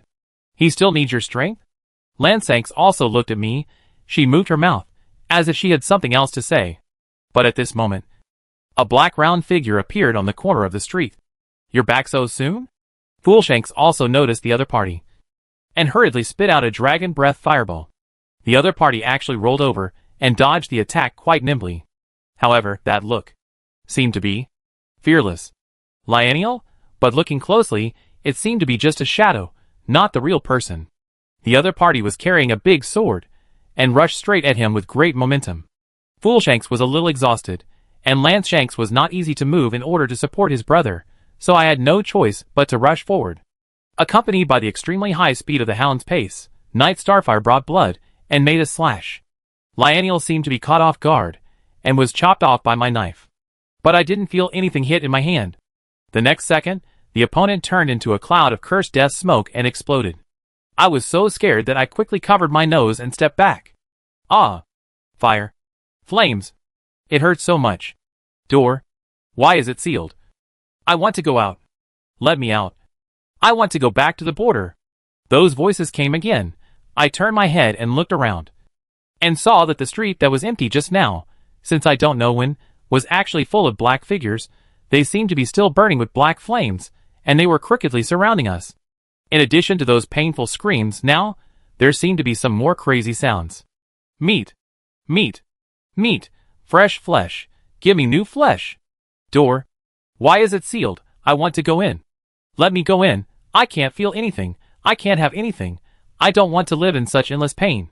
Zero. Come back. Lansank suddenly yelled, pulling me back to my senses. She opened her mouth and blew out the dragon's breath at the crowd that was rushing towards us. Wait a minute.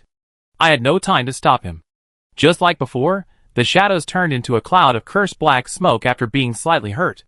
Some of the guys behind even saw this, and directly formed a black wind, passed through Lansanks' flames, and surrounded us two dragons. Cough, cough, cough. The black smoke enveloped me. I just felt my chest gradually tightening, and then it became painful, and my brain seemed to be swollen and burst by the smoke. Combat skill Storm Foot. Hurry up, and use the storm to disperse the cursed smoke that permeated the surroundings, and then find a way to leave first. But suddenly, a dizziness came over me. In the darkness of my mind, circles of black ripples appeared, and in the center, there was a pair of gray gold eyes. Those were the eyes of dead Prince Godwin. Ahem. My fighting skills were forcibly interrupted. My limbs became weak and ached from the inside out. When I came to my senses in a trance, I was already kneeling on the ground, and in the black smoke around me, there seemed to be a rustling sound of vines growing and grabbing. Could it be that I was about to trigger the state of sudden death? I hurriedly held my breath and struggled. But just as the cursed smoke was about to swallow me again, a giant dragon claw suddenly fell from the sky and grabbed me. Landshanks shouted, "Go!" As she said that, she threw me out, causing me to fall headfirst into a window of a tall building, and escape from the cursed black smoke sinking in the street. After taking a few breaths, I hurried back to the window, and saw that Landshanks and Foolshanks seemed to be trapped in a huge black quagmire. The black cursed smoke had turned into thorns, tightly entangling them. The more they struggled, the tighter they were tied. Above the thick smoke, as Foolshanks said, Prince of Death Godwin condensed and reappeared again. This time, he completely suppressed the two exhausted ancient dragons, intending to drag them completely into the abyss of death. Chapter 493. Sir, times have really changed. Ah, the incarnation of death, immortal and indestructible. Seeing Landshanks and Foolshanks being pinned to the ground by Prince of Death Godwin, the thick smoke of cursed death poured into their mouths one after another. Black thorns began to grow all over the ancient dragons. They struggled desperately, but could not escape the shackles of death. What to do? What should I do? I racked my brains, but I still couldn't think of a way to deal with Prince of Death Godwin. I originally thought that as long as I had enough firepower to turn him into ashes, I didn't expect that. Even Foolshanks' full-strength decisive blow, the result was only a slight delay in his resurrection time, and it was impossible to deal with that monster. Could this guy really have no weaknesses at all? Just like real death, no matter what method you use to fight, you can never get rid of it. I couldn't help but look around, looking for any other props that could give me a flash of inspiration, in order to help me get rid of the cursed smoke. Landshanks threw me into an office building. In the empty office, there were many computers on rows of long tables. I couldn't search online now for how to skip class dead Prince Godwin. And besides, this boss was not in the original game. 0. Are you in here? I seemed to hear some voice. 0. I couldn't help but frown, and calmed down to look for the voice. It seemed to be Roger's, from outside the building. 0. I walked to the other end of the room, and looked down from the window, and sure enough, I saw Roger at the back of the building, looking up and shouting, and when he saw me, he waved. So you were dumped there? Wait, I'll find you. Speaking of which, this guy has been missing for a while. Where did he go? But since Roger said that, he must have discovered something. So, although the situation at Gulong's side was urgent, I also patiently waited for Roger to run up the stairs. What's wrong? Roger? Did you find anything? I asked directly. Roger took a breath, and then said, I found the dead princess. Princess? Dead sleeping girl FIA. Roger. This guy, at this time, still did not forget to be smooth-talking. However, this is indeed a turning point. After all, according to Lance Sanks and others, the door to the dead was indeed found by FIA, and the dead Prince Godwin in this dream was also transformed from the door after it was stained with my blood. Maybe FIA knows Godwin's weakness. Thinking of this, I hurriedly asked, where is she? Roger took me to the window facing the battlefield, and pointed to his forehead and said, FIA is here with the prince. Forehead? No, it's in the third eye. I looked at Godwin in surprise, thinking about the third eye on the forehead of that twisted and long face. FIA, where? At first, I just had some doubts. Roger continued to explain.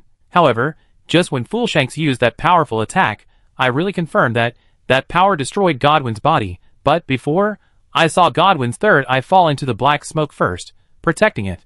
Good eyesight. I was protected by Lance Shanks at the time, and didn't notice it at all. In other words, if we can rescue FIA, we can also stop Godwin right now? I speculated according to Roger's words. The other party also nodded. After all, this Godwin is not the entity outside, but a kind of integration of death. However, everyone dies in different ways, and this conceptual power should be difficult to summarize and integrate into a whole. Therefore, there must be a core, and the dead sleeping girl FIA is indeed the best choice. I see. I mentioned the Night Star fire, and prepared to jump out of the window, find a way to rescue the ancient dragon, and then defeat Godwin. After all, the weaknesses have been so clearly marked. But Roger stopped me. 0. I know you are worried about Lance Shanks and the others, but don't worry. Since you know the guy's weakness, why don't you help him? How long do you have to wait? But we can't fly, let alone climbing from Godwin to his face, which is as difficult as climbing to the sky. And now, it's difficult for us to get close. Roger pointed in Godwin's direction. Just as he said, as more and more thorns entangled Lance Sanks and the others, the ancient dragon lost its white color and became more and more black. Godwin, who had absorbed enough power, had almost covered the entire street with the cursed smoke, let alone fighting him. Is it possible that while running over, Roger and I would trigger the state of sudden death due to inhaling too much smoke? Then what do you think we should do? I sighed. From your look, you should have an idea. Roger turned around with a smile, walked to the computer desk in the room, and said, I said it before, maybe because the centipede pattern of death combines the power of you and FIA, this land of death and fantasy, also combines your images together. Look at this table, these things belong to your images. 0. After all, I have never seen this kind of black box at the border. So? I was still a little confused. Roger picked up the staff, and suddenly fired a pyroxene magic gravel, destroying the computer. But unlike in reality, where a bunch of mechanical parts exploded after the computer was smashed, the computer here turned directly into a ray of broken light and dissipated. You see, this is not a real thing. Roger continued. Since it is your image, you should be able to control it. Just like Godwin and his thorns, his cursed smoke, it should also be a kind of power representing death imagined by the dead sleeping girl FIA, but her own consciousness should be submerged by death. Anyway, give it a try. Since this is also your dream, then the current appearance of these things is not important. You should be able to change them. I was a little skeptical about Roger's words, but there was no other way at the moment, so I reached out and placed it on another computer in this office. You can try it first. Start with something simpler. Close your eyes and take a deep breath. Simpler? Since it's a computer, then let's try to change this display to a laptop. I imagined the screen of the laptop, and suddenly I felt my palm fall, and I opened my eyes, and found that the desktop display had really turned into a laptop. Roger smiled at me. Look, I told you. And I also understood the principle of this operation, just like those lucid dreams, especially when I have nightmares. In the past, on the nights after watching horror movies, if I realized that I was in a dream, then the zombies, alien, little monsters would be miserable, because they will face the giant of light Ultraman next. Ultraman fighting the little monster? Looking at Godwin's half-man, half-fish monster, suddenly, I had all kinds of ideas. Chapter 494. Sir, times have really changed. Godwin was still absorbing the power of the ancient dragon, and the cursed black smoke spread all over the street. Under the surging undercurrent, there were black thorns everywhere. If you step into it easily, you might not be able to move. But boom! A thunderous sound suddenly came from the street corner, and then, the next second, fireworks exploded on Godwin's body. Type 99 main battle tank. When Godwin saw the emerald mechanized figure appeared in front of him, he must have been dumbfounded. However, I don't know what the mainstream tanks are now, so I just checked it with the computer in the illusion, and then combined with my own impressions of movies and TV, used the resources of a whole floor, and reshaped the land monster of the 21st century. By the way, the computers here can really access the internet. But no matter what, fire, boom boom boom. From all directions at the street corner, two tanks formed a group. While the artillery roared, they advanced towards Godwin. However, even artillery fire, in front of Godwin's super strong recovery ability, seems to have little effect. He roared and waved his hand. Suddenly, black thorns suddenly pierced out from under the tanks, and actually penetrated and destroyed all my tanks. So crisp. The iron plate is as crispy as a crispy shark. I couldn't help but complain. Are these black thorns the ground spikes of the Zerg in StarCraft? Although, I don't know what StarCraft is. But things in dreams are like this. Godwin's body was also easily cut by you. But it was too huge, and its recovery ability was too strong. It makes sense. Then launch a second round of offensive. Several shadows swept across the sky, penetrated into the building, and fired another round of artillery fire at Godwin. Before the other party could react, they quickly rushed back to the sky. J-20, one of the main forces of the current Air Force, of course, like the previous tanks, it is just a fighter aircraft created by combining the pictures searched online and my impression, but it seems to be more than enough to contain Godwin. After all, it doesn't seem to have many anti-aircraft means. Just as I was thinking about this and preparing to launch a second round of attacks, a large amount of black smoke suddenly emerged from Godwin's body, covering his entire body. I hurriedly pulled the fighter planes to evacuate. But the next second, two golden lights burst out from it, directly cutting through the sky, like a sword, slashing down. It was the trick it used to deal with Foolshanks. In an instant, two planes were destroyed by Godwin, and he was still hiding in the fog, constantly using beams to attack the remaining 3 or 2 fighter planes. Sure enough, all of these can only play a restraining role. In my opinion, the artillery fire is not enough to threaten Godwin, and the power is too great, which makes people worry whether it will hurt Lance Shanks and others. Then, I have to do it myself. Buzz buzz buzz. A large amount of white mist rose between the buildings, and among them, the roar of countless machines sounded like hundreds of beasts singing their king. The red turbine light, like a huge eye shining from the fog. The tall building, the broken glass, all reflected the huge body covered in steel armor. The Gundam. Oh, no. It should be called the Dangerous Wanderer. Suddenly appeared from the corner of the street, stepping on the white smoke. I used the energy of an entire building to shape the giant mechanical warrior in Pacific Rim. Godwin naturally noticed the huge body like him. And suddenly, the two golden beams shot straight at the Dangerous Wanderer. Raise your hands. Roger, I shouted. The giant mecha also followed our actions and raised its arms. The machine turned, and the next second, the blue beam cannon burst out from the palm of the Dangerous Wanderer, resisting the opponent's attack. At the same time, 2 or 3 fighter planes circled from the sky, aimed at the black smoke covering Godwin, and launched a barrage of attacks. Even if we can't determine the opponent's position, we can win by quantity. As long as one shell hits the opponent, it can interfere with Godwin's beam. Now, run! Roger, I shouted at the moment when the opponent's beam was deflected. Although Roger ran in accordance with my instructions, he couldn't help but complain. So, why do I have to come in too? I don't understand the things in your world at all. No way. This thing seems to be transported in a movie like this. While I was explaining, the giant mecha Dangerous Wanderer also rushed out with 1 foot deep and 1 foot shallow. But for some reason, our camera was getting more and more distorted. And finally, it was like being drunk. And it crashed into the building next to the street. Really? It's really a death before success. You have to synchronize with me. And take your left foot first. Roger. I shouted angrily. But the other party still looked confused. Yes, is that so? Ah. Perhaps because he couldn't understand our strange behavior. A huge black thorn whip suddenly appeared in the black smoke, and whipped us from top to bottom. I could only raise my arm quickly, forcibly block the attack, grabbed Blackthorn with my backhand, then controlled Dangerous Wanderer, and strode into the black smoke.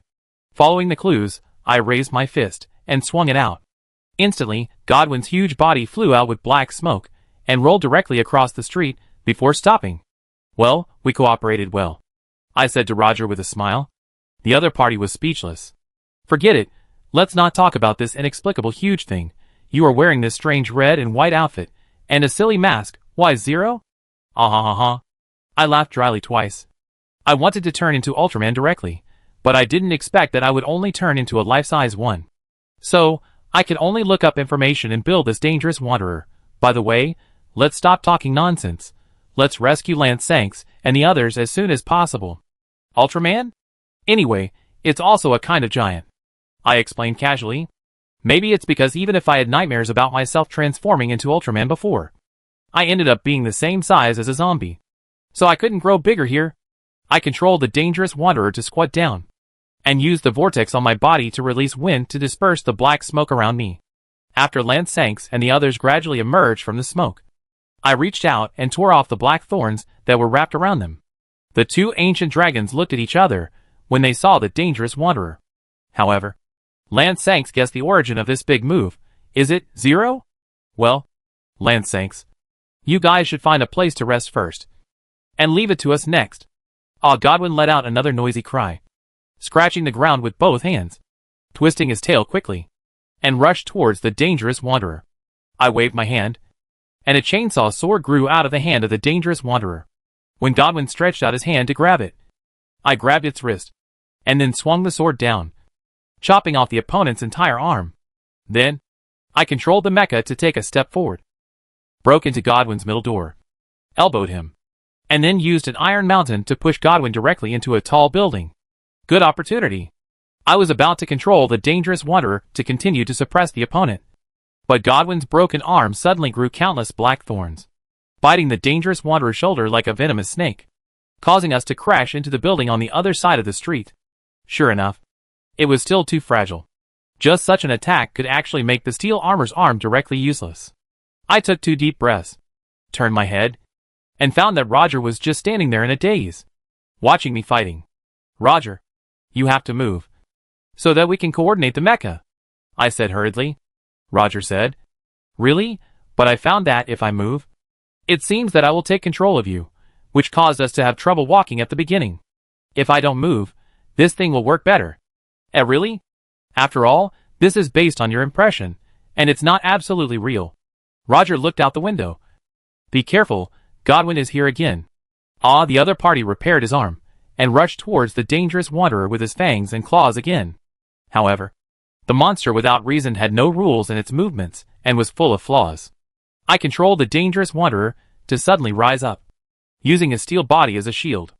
Even though he was injured, he still blocked the opponent's attack. Then he grabbed Godwin's weird face with one hand, and forced him to another building. Since you can restore your arm, it stands to reason that I should be able to do it too. From the building, the broken glass bricks and tiles, the tables and chairs inside, responded to my thoughts, turned into a blue light, and quickly gathered on the bitten shoulder of the Dangerous Wanderer. The next second, he reshaped a new arm, like an eagle's claw, and directly pierced Godwin's third eye on his forehead. And in that gray eyeball, surprisingly, it was the dead sleeping girl FIA, who was still sleeping. Legend Feld.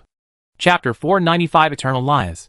As the giant mecha Dangerous Wanderer directly took out the sealed dead sleeping girl FIA from Godwin's third eye, Godwin's huge body slid to the ground and began to disintegrate.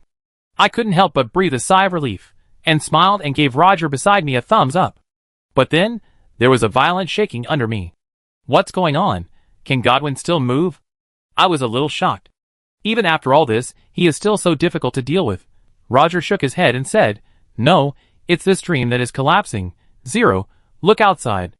Looking out from the Wanderer's visual window, I saw that all the high-rise buildings began to fall apart from the top, turned into fragments of light, flying towards the dark and oily sky. That means the dangerous Wanderer is also disintegrating. As soon as I came up with this inference, the next second, the deck under Roger and I broke apart, causing us to fall directly down. Wow! It's over. It's over. The dangerous Wanderer is 79 meters high, and our position is at least 60 to 70 meters above. If we fall down like this, we will definitely die. Zero. In my ears, Roger's voice is getting farther and farther away. I turned my head and found that he was the only one falling down, and I was still suspended in the air. Ah yes, I am still Ultraman now, although I am a shrunken humanoid, but I still retain my basic abilities. When I thought of this, I quickly passed through the dismembered parts, found Roger and picked him up horizontally. This guy also hurriedly reminded, there is also FIA. FIA, oh she's there. Ultra attacked, and when I found FIA's falling figure, I only used one hand to hold Roger, and then flew over, and after holding FIA, I quickly got out of the range of the dangerous Wanderer's disintegration, and landed safely on the ground. On my body, the Ultraman-chan pattern also began to dissipate, and I returned to my original appearance. It was a close call. It was fortunate that the power of my illusion stayed for a little longer. Otherwise, we would have been in trouble just after defeating Godwin. By the way, even if I was reduced in size, did the power of Ultra in me not decrease much? If I had known, I could have fought Godwin in this form. I looked up. The scene was like the end of the world. Buildings and tiles, mechas were broken into pieces, everything turned into dust, and was sucked away by the endless dark universe. Even the black smoke produced by Godwin's collapse rolled into the sky. However, under the black smoke, the strange door appeared again in the center of the earth. Roger said slowly, "The dream is collapsing, which means someone is about to wake up." FIA. I turned my head. Sure enough, she, who was unconscious just now, had stood up from the ground. Fia smiled at me, but she still looked sad and pitiful. "Master Ling. Long time no see. I didn't expect that in my dream. You still saved me." "Fia, are you okay?" I stepped forward and looked at her. There are so many whispers of death that it swallowed me up. "But with you here, it's all right," FIA said, and slowly walked towards the direction of the Gate of the Dead. "In the prince's dream, I found the strange door you mentioned before. Lord Ling, you are right. This door is indeed closely related to the death of the border, and it is also the key to Queen Marika's promotion of the eternal world. It is a door of reincarnation." Reincarnation. Door? I couldn't help but frown slightly. At this moment, everything in the world seemed to have calmed down in front of this door. Fia stroked the hand of the statue on the door, and continued to explain, on the other side of the door, it seems to be the shadow of death.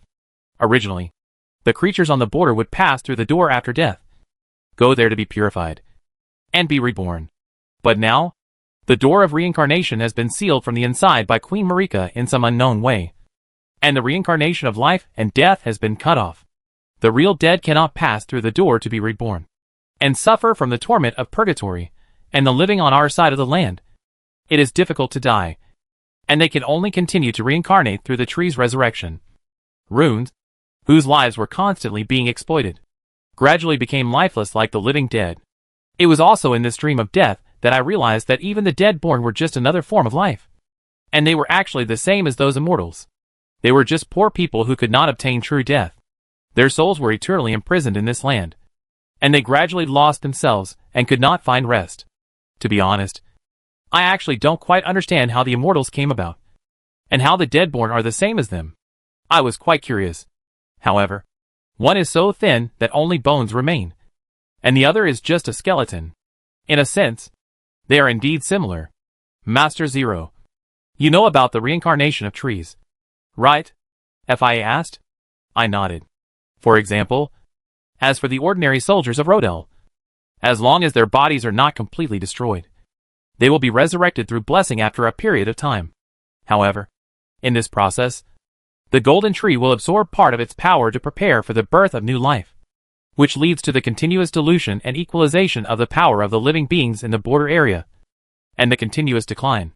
Fia explained, in fact, even if the body disappears, their souls do not disappear. the tree will reshape the body, allowing them to obtain the so-called birth. And this newly shaped body is the immortal. The reason why they look stupid is that the runes in the soul are too scarce, and they can barely maintain their lives. How can they think? The second is that the golden tree shapes the bodies of the immortals, which is originally just to ensure the minimum level of soul containers. The same is true for the dead born. But they are not resurrected by the golden tree, but are another kind of immortal born under the influence of the Prince of Death.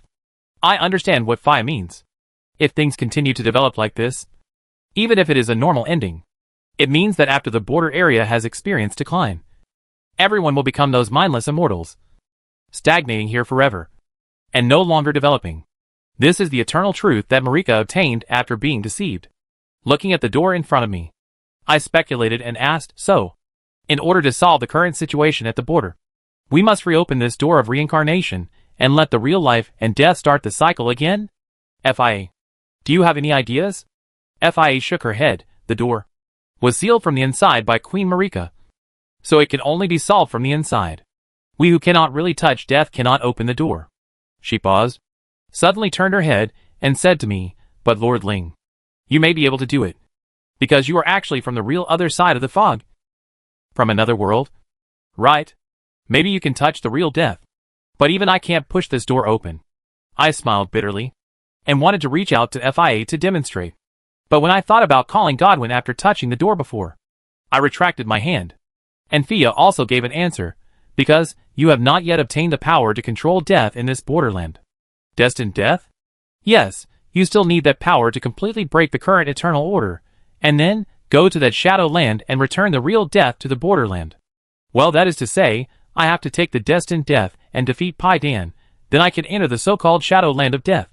Since we are talking about the destined death, I continued, I understand.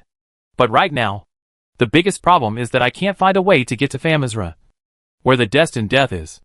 Originally, I was planning to rescue Lance Shanks, so that he could take me to the hometown of the ancient dragon.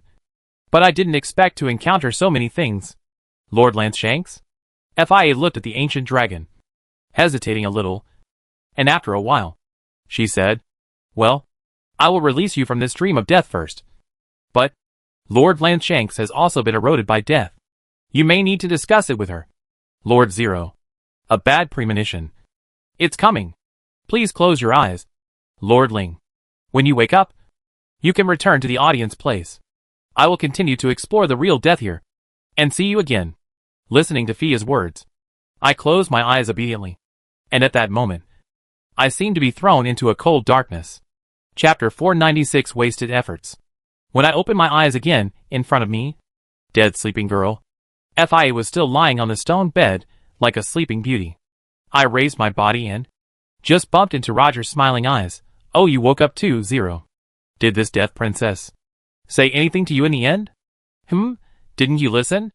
Not long after I was rescued by you, didn't the dream world collapse? After that, I woke up, Roger said honestly. Speaking of this, after halfway, it seems that I really didn't hear anything from this kid. I briefly summarized what FIA said to me. FIA said that the door we saw seemed to control the reincarnation of life and death in the border area, but it was sealed from the inside by Queen Marika. So, if you want to open the door, you must first find the destined death, the power that controls the power of death in the border area. So, that's it. At this time, Lance Shanks also woke up and happened to hear our words. But she seemed to be struggling more than in the dream. Her thin dragonman body was entangled by several black thorns. Like a butterfly crawling out of a cocoon, she flapped her wings vigorously a few times, and then she tore off the black thorns. Lance Shanks stood up panting. Zero, you said in that dream that you were going to Famizra? Was it also for this matter? I nodded. Malika's shadow beast, who personally defeated the goddess with night-colored eyes, and sealed the black sword Malikas of the destined death, is in the depths of Famizra. In addition, Benner the Mad Fire has already ridden the giant flame of the Snow Mountain, and is heading there. I must stop him. What are you waiting for? Let's go! After Lance Shanks said this, he turned around and spread his wings, and planned to fly out of the audience place. But unexpectedly, she suddenly lost her strength after flying less than 5 meters, and fell heavily to the ground. Lance Shanks. I hurried over and helped her up. I'm fine, Lance Shanks said, but her wings had already been eroded by death. riddled with black thorns, and in tatters. I also understood the reason why Fia hesitated in the dream, and I could only say to her, "Don't be stubborn, Lance Sanks." But even for full, I must send you there. Lance Sanks finally finished speaking, and her head tilted, and she fainted again. Lance Sanks, Shiryuya, and Roger also hurried over to check the situation, as if checking Lance Shanks' pulse. Shiryuya said, "Master Zero, don't worry. Lance Shanks has just lost too much energy and needs to rest for a while. Her injuries can be recovered. How long will it take? It's hard for me to say.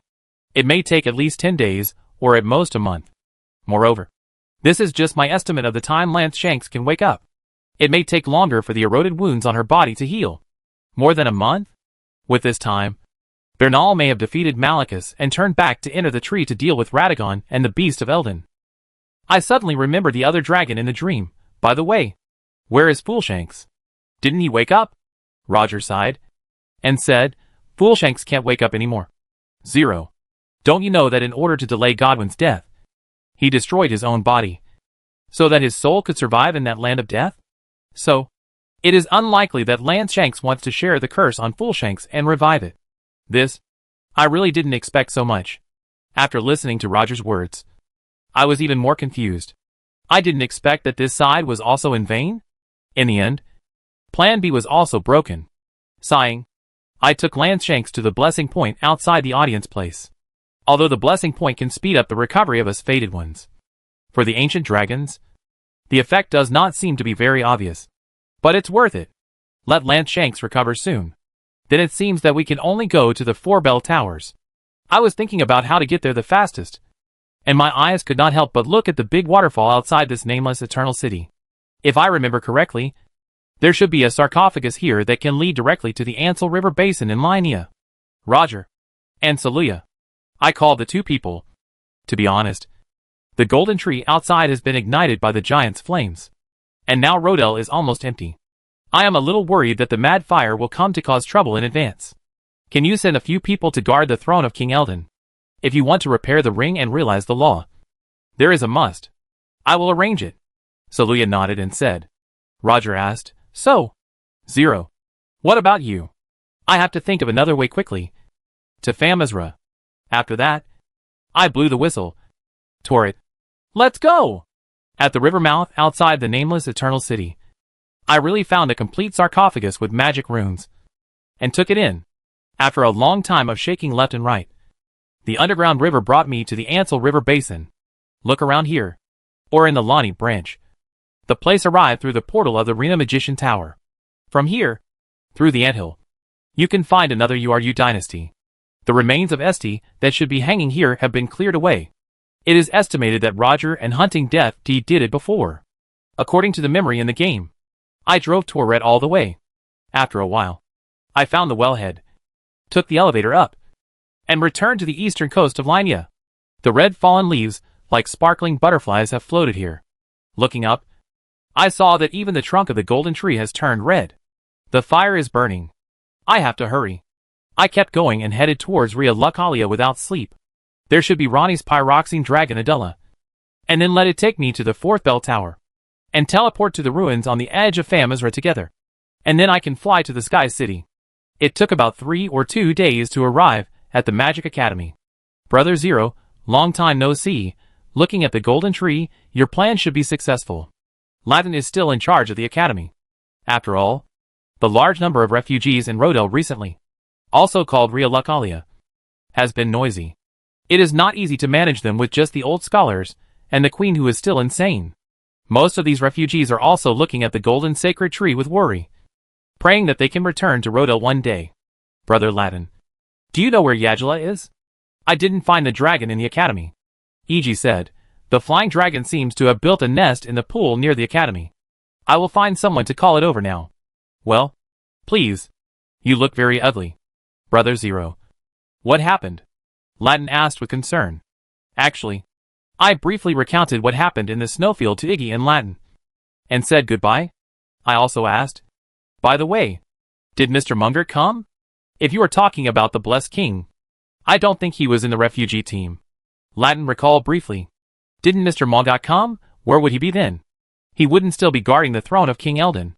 But after hearing what you said, something is indeed not going to be right. If the destined death is taken away by the mad fire, the world will be completely destroyed. Latin turned to Iji and asked, should we also send some people to guard the now empty city of Rodel? If possible, it would be great. But I think Mr. Malgot should also be prepared. Roar. At this time, Adulla flew over. Time was running out. I quickly boarded the flying dragon and flew towards the 4-bell tower. Latin followed me. The flying dragon flew up in the clouds, and in a blink of an eye, it brought us to the 4-bell tower on the west bank of Lynia. But when I found the magic portal that led to Famizra, I discovered that this door had already been destroyed. Crackle, crackle. In my heart, the sound of sparks burning was heard again. Chapter 497 Destiny. The magic portal leading to Famizra was destroyed, the sealed stone imp had its head chopped off, and the portal was blown open, leaving only half of the ark. I knelt on the ground in disbelief, and stretched out my hand tremblingly to pick up the imp's head. There was even wet moss growing on it. Who was it? Why did he destroy only this portal, but keep the ones leading to Nokron and the Prince's Chapel? The answer was naturally obvious. Dianhua Ling, except for him, I can't think of any other possibility. Could it be that he had anticipated the current development of the situation, so when he led the Cuckoo Knights, he took action on the 4-bell tower portals that were still under the jurisdiction of the Cuckoos at that time? After all, he was sure that he could go to Famizra, so he would naturally find ways to cut off my path. But that's not right. He could even foresee that Lance Shanks and I could be good friends. But could that ancient dragon happen to be cursed with death? If not, there's no need to destroy this place. My mind was in a mess, and the raging storm was rushing around, making me feel short of breath and a little dizzy. And in the center of the storm, a red and turbid yellow flame flickered and burned. Ugh. My eye socket gradually began to hurt, as if my eyeball was constantly expanding and was about to burst from the inside. Mad fire. Damn you. To what extent are you going to hinder me, asshole? Brother Zero, what's wrong with you? Latin's voice sounded behind me, recalling some of my consciousness. Calm down, calm down. Don't let the flames devour you. Think carefully. Is there any other way to go to Famizra? Oh, Dragon Mother Guile, I remember, in the abandoned plan of the Ring of Law, it seems that as long as the giant dragon Guile crawling in the dragon tomb of the northern territory of Galad is rescued, help her eliminate the scarlet corruption on her body, Atai can also let her take him to Famizra. Although it was deleted in the game, but in the real Ring of Law, maybe the branch line is still retained. Galad? I'm going to Galad now, Adura. I immediately stood up from the ground, and walked quickly towards the flying dragon. Latin asked in confusion, Brother Zero, what happened to you? You suddenly want to go to Galad. I want to find the Dragon Mother Guile.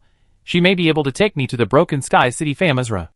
I explained briefly, and boarded the Adulla, and flew to Galad. Latin asked after him, Gio, Brother Zero, are you talking about the mother of flying dragons outside the fortress of Pharos? Yes, that's her. As long as I can find a way to cure the scarlet corruption on her body, Gio should help me. As for the method, of course, it is to imitate the rescue of Latin, praying externally, healing of fire, and taking some corruption moss internally. I have been to the volcano mansion, and along the way, I have also collected some holy bloodwood buds. However, the Dragon Mother Guir is quite huge, at least twice as big as the original Latin. The moss medicine made from the holy bloodwood buds in my hand may not be enough. But there is nothing I can do. I will use prayer to find a solution. If it is the mother of the flying dragon. According to Jarian's report, Guir is dead. What? Latin's words sounded like thunder in my ears. For a moment, I couldn't believe the news I heard. The other party also explained in detail again. After all, the fortress of Pharos was originally under the jurisdiction of the Red Lion. But there were dragons riding there all year round. After I was deeply poisoned by the scarlet corruption, it gradually became the territory of the dragons. Now, I have been able to use the puppet body to be reborn. And Jirian and others are also preparing to retake the fortress of Pharos and send soldiers to investigate. It turned out that the biggest enemy, the Dragon Mother Guir, seemed to have been completely petrified by the erosion of the scarlet corruption, and many corrupt plants grew on her body. These are all proof that she is dead. How could this happen? After listening to Latin's words, my eyes went dark, and my body could no longer support the fatigue and collapsed. Brother Zero. Brother Zero. Adura. Go back first. Go back to Ria Lucalia first. Brother Zero. In my ears, only Latin's intermittent shouts came. And soon, everything returned to silence. I should have thought of it.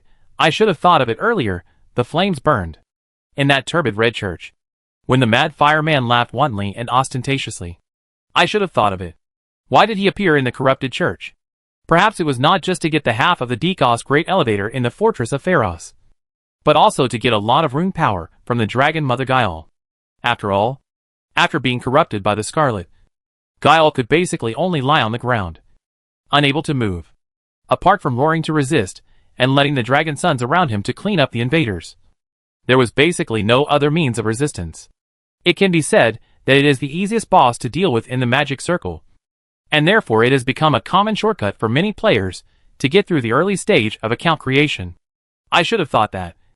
Like me, Mad Fire Aidling, who has a lot of knowledge in the game, would go to the fortress of Pharos to deal with the dragon mother Guile and obtain enough rune.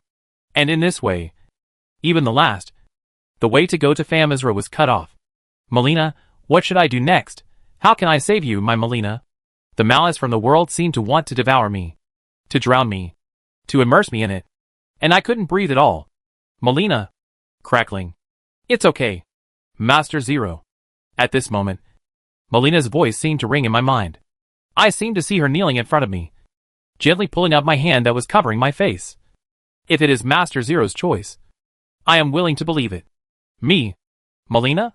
She seemed to smile at me, and then said, we have also walked through the border together for a long time. Master Zero, your gentleness, your courage, and your wisdom always help us get out of danger time and time again. Therefore, you have gathered so many people with the same qualities around you, isn't it? Master Ling, believe in yourself. You have enough qualifications to become the King of Eldon, and, since the moment we met, I have never doubted that. You must be my destined king. So, I will definitely wait for your arrival, Master Ling. After saying that, in that dark world, Melina's figure gradually dissipated, turned into a crimson butterfly, flying away into the distance. Melina. I suddenly opened my eyes, but found that I was in a strange room. It should be a room in the academy. Before I lost consciousness, I heard Latin's urgent cry. My eyes were cold. I couldn't help but reach out to wipe it. I suddenly found that I was holding 2 drawings in my palm. With the red light from the window, these 2 drawings showed how to use runes to increase strength, and how to use the runes of blessing transmission. I had told her not to do it before, but she still secretly wrote it for me with the drawings, so that I could learn and use it at any time. Sure enough, is that the motto you left behind, Melina? I couldn't help but hold the drawings tightly, and looked out the window. In the silent night, the blazing golden tree also emitted a red flame. Please wait a little longer, Melina. If it is for you. Even if I serve the fire and finally get consumed by it, what is there to fear? After all, this is what I have prepared for, and realized long ago. Chapter 498, The Guidance of the Mad Fire Witch. It is urgent. After waking up late at night, my mind was unusually clear. The words on the 2 rune scrolls left by Melina flowed into my mind like water, which also made me quickly master the method of using runes to increase strength, and how to bless and teleport. Just after returning from the Snow Mountain, I experienced a battle with the dead Prince Godwin, and stored a lot of runes in my body. I tried to add points to the 2 attribute abilities of strength and agility, to increase muscles and unblock the meridians. As for blessing and teleportation, it is indeed similar to the teleportation magic I got from the magic professor Miriam in the study. After mastering it, I closed my eyes, and began to recall the deepest part of the underground waterway, in the royal city of Rodel, where the Mad Fire 3 fingers were sealed. But after several attempts, the blessing and teleportation failed. Finally, my thoughts were drawn to the runes that Mondot had sealed on the gate, which caused the other scenes near the blessing point to fail to load. Sighing, then I can only start from the Cathedral of Abandoned Evil Omens, and have another crazy fire jumping fun. Blessing teleportation, start, after a series of swaying, like being stuffed into a roller washing tub. After several rounds of ups and downs, I finally stumbled to the Cathedral of Abandoned Evil Omens, touched the ground, and sat down. Ouch. Really, I am really convinced I haven't felt dizzy teleporting for a long time. Sure enough, the first attempt should choose some closer blessing points, and then teleport one by one in order. The more practiced, the better. This teleportation is too far at one time, the passage is too unstable, it's really painful. I relaxed at the sight of blessing, then stood up, and walked to the back of the cathedral, the depths of the crazy fire seal. Today, it is also very quiet here. But what was a little strange was that, when I came in, I found that those wandering people who had died and turned into stones had been severely destroyed by someone. Especially the entrance floor, which was full of broken arms and limbs. And there was almost no complete statue. I clearly remember that the last time I passed by here, when I went to the bottom of the deep roots, it should not be like this. Recently, has anyone come here? I became alert and jumped down along the beams and the protruding stone slabs. But other than that, I didn't find anything else along the way. Just before I landed on the door that sealed the 3 fingers of mad fire, a woman's voice came from the empty cave. Sure enough, it's you, Master Ling. I looked in the direction of the voice in surprise, and saw a blindfolded girl with golden hair tied up, wearing a brown long skirt of a traveling witch, standing dignifiedly in a corner of the cave. Irina. No, you are the witch Haida? Haida also smiled and bowed to me. I have been waiting here for a long time. Master Ling. I heard that Master Finger also felt your presence and was calling you. As she spoke, a breeze actually surged in the cave. With a hint of heat, I walked forward and asked curiously, Haida, why are you here? Although in the game, in the branch of the Mad Fire Witch, Haida will indeed appear here at the end. But in reality, the last time I met her was 108,000 years ago, and I almost forgot her existence. Now, she appeared so suddenly. The other party chuckled, and asked in a slightly puzzled manner, although it has been a while since I last met you. Master Ling, didn't you agree to meet me here? Me? Yes. After coming to Rodel, didn't you say that Master Finger would give me guidance, and then we would meet again? Now, just as you expected, I felt the warm power of Master Finger in the door inside. And you, as expected, also appeared here. Master Ling, you are indeed the destined king for us. It sounds like Haida didn't recognize that crazy fire A Ling as me when he first entered the Rodel sewer. Did that guy expect that he would be defeated? So he kept a backup plan. But he probably didn't expect that. Instead of saving him, Bernard killed him and kicked crazy A Ling off the flaming pot. Haida continued. Take off everything on you, Lord Ling. In this way, you will be able to meet Lord Three Fingers. And then, he will bless you with fire, pain, despair, curse. All sins and pain will melt under that great power. And those mistakes caused by differences will be corrected into a huge one. And the world will return to the starting point, without contradictions and suffering. So, go. Accept that power, Lord Ling. And may the fire of chaos be deeply rooted in you. Sorry, although you are really excited, but the seal here has not been unlocked yet. I pointed to the huge golden rune beside me, and I was a little embarrassed for Haida. After all, she is a blind girl, and naturally cannot see the seal set by Mondot. So I still reminded her. However, speaking of which, how do I break the seal? Is it necessary to defeat Mr. Mungert? But now, I don't even know where Mr. Mungert is. Hee. Don't worry, Master Zero, Haida said, and she took my hand and walked to the seal. Please believe in your own strength, your thoughts, and the fire in your heart, which will pave the way for you. Just like from the moment we met. I have always believed that you are the real king of Eldon. As she said, she took my hand and put it on the golden seal rune. Suddenly, golden arcs of electricity rushed from the seal, like thousands of golden needles piercing a person's entire arm. Haida was naturally affected, but she said firmly, Come on, Master Zero. Let your fire melt everything. Let's try it. I closed my eyes. My thoughts. My fire. Melina. In the storm that swept the world, the red and turbid yellow fire began to dance with the wind. I just felt my eye sockets getting slightly hot, and on my arms, a warm force pushed back the numbness of the electric current. When I opened my eyes again, I saw a whole golden rune, like a piece of paper on fire, which really began to burn from the 4 corners and shrank. The golden glow, like the falling leaves of the burning golden tree outside, turned into a deep red like a Mars butterfly. The next second, the seal was completely burned. Finally, on the door at the end of the passage, the finger marks faintly lit up with the glow of fire. As if responding to my power, the molten fire was about to overflow from it. I couldn't help but be attracted to walk forward. But at this moment, There was a sudden boom behind me. In the cave room, dust rose. Then, the familiar silver long stick was waved vigorously, and everything was cleared away. The golden eyes slowly raised, full of anxiety, impatience and anger, and also revealed a hint of surprise. I didn't expect it to be you. 0. Chapter 499, Falling Out with Each Other Part 1. Just as I burned the seal in front of the 3 fingers of mad fire with fire, Mengit also fell from the sky. Teacher. Although I had thought that destroying the seal would most likely attract Mengit, I didn't expect that it would come so quickly. And the next second, everything in Mengit's eyes turned into a fierce killing intent. He raised the silver iron stick, rushed forward quickly, prepared to slash me in the face. It was so fierce that I watched the silver iron stick fall, and then hurriedly dodged to the side, and then flipped forward one after another, to avoid the next sweep from Mengit. After pulling away, I hurriedly said, "Wait a minute. Mr. Mengit, please listen to my explanation." "There is nothing to explain." Mengit turned around and said coldly, "Madness is a taboo that cannot be touched. After receiving the news of the expedition team, I have been worried about this matter, but I didn't expect it to happen in the end. But now, this is the only way to save Melina." Bang! Mengit used the stick as a sword again, and slashed at him.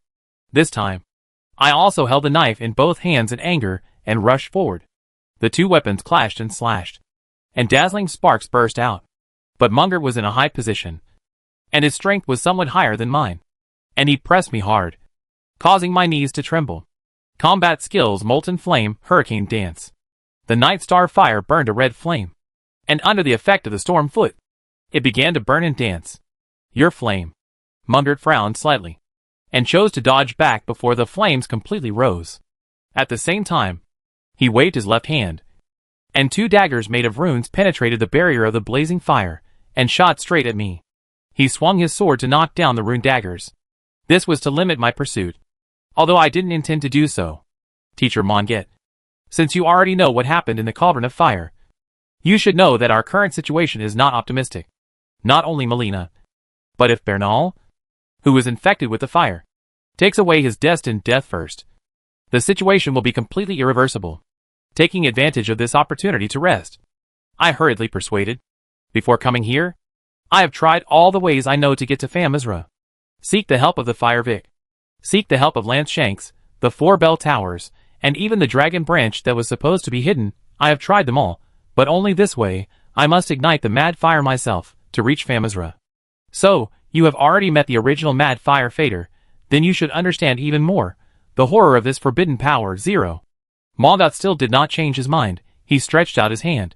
The golden rune turned into a giant hammer. After dragging it on the ground and sweeping it around, it came down at me with all its strength. This move can't be used head-on. I had to dodge it, and then continued, but I can find a way to control it, and there is a way to control it, as long as I have the Valkyrie's golden needle. The Valkyrie's golden needle? Yes, the golden needle on Morenia's body, which was cast by Michaela, can even suppress the original power of the Scarlet Goddess. As long as you get it, you can also suppress the power of the mad fire. I told him everything I knew. Really? Mengit seemed relieved. I also continued. So, I just want to use the power of the mad fire to go to Famizra, and then, there are ways to deal with the mad fire. But I didn't expect that. I had just finished saying the word method. Mengit strode forward, and the silver iron stick stabbed straight at him again. I thought Mengit had been convinced by me just now, and I couldn't help but react a little slower, and could only dodge to the side. As a result, he swung the stick, hitting my whole body, and I was directly thrown out, and hit my head against the wall of the cave room. Ahem. When I finally knelt on the ground, I couldn't help but gushed out a mouthful of bitterness full of rusty iron in my throat, making my vision blurry. Mengit's voice seemed to come from a distant place. Slowly, Morenia, since the Battle of Ionia in Galad, she has disappeared. And even if you find her, how can you deal with her, the Valkyrie? 0. Now, in your eyes, I only see the fire of ignorance that has been bewitched. You take everything too for granted. Indeed, if it is really as you said, everything in this world can be controlled by people. But after experiencing the Snow Mountain incident, don't you realize that it is impossible for everything in this world to be as you wish? Mengit's words made my head ache. In front of me, it seemed as if Melina was forcibly abducted by Bernard, and she was desperately asking me for help. Master Zero. Shut up. This? Of course I know. I propped myself up and drank the Holy Grail bottle to recover. But if I don't take action, Melina? Melina will. She will die. That girl, is it so important to you? Ah, I came here, just to save her, Littlewood. My head was hot. My whole body was hot. I only felt that in my heart, a ball of fire was burning. In that fire, Melina was wrapped. The girl who chose to burn herself for the sake of the Faders without hesitation. In exchange for saving the world. Foolish, Mungert said softly. I misjudged you. Fader Zero. Your disguise was indeed very good. But since you put one person on the same level as the entire dynasty and the entire world, and even risked the power to destroy everything, your vision is too low. I think, even if the girl was here, she would never agree with your approach. Maybe? I raised my eyes and looked at her directly. But, teacher, isn't a person's world made up of the closest person? If you can't save even the closest person, and you don't dare to save them, how can you save everyone's world? The cave in front of the door of the mad fire was filled with deathly silence. Mungert and I looked at each other, and it seemed that we were looking for the answers we wanted in each other. But in the end, it was Monget's sigh that broke the silence. It seems that this time, neither of us can convince the other. But, he exerted a little force with his hand, and a bang sounded from the silver iron rod. As the shell wrapped around it fell off piece by piece, a dark and twisted colorful sword appeared. I am the contemporary king of gold. Mongot. The king of evil omen. The other party said loudly. Oh, fading one. I will never allow anyone to be contaminated by the forbidden flame that destroys the world. If you want to prove your belief, then step over me. Is it necessary? Teacher. It is necessary. Chapter 500, Falling Out. Part 2. The cursed sword was out, which meant that Munger would no longer show mercy and fight to the death. No matter how I persuaded him, I could not persuade him to let me meet Mad Fire.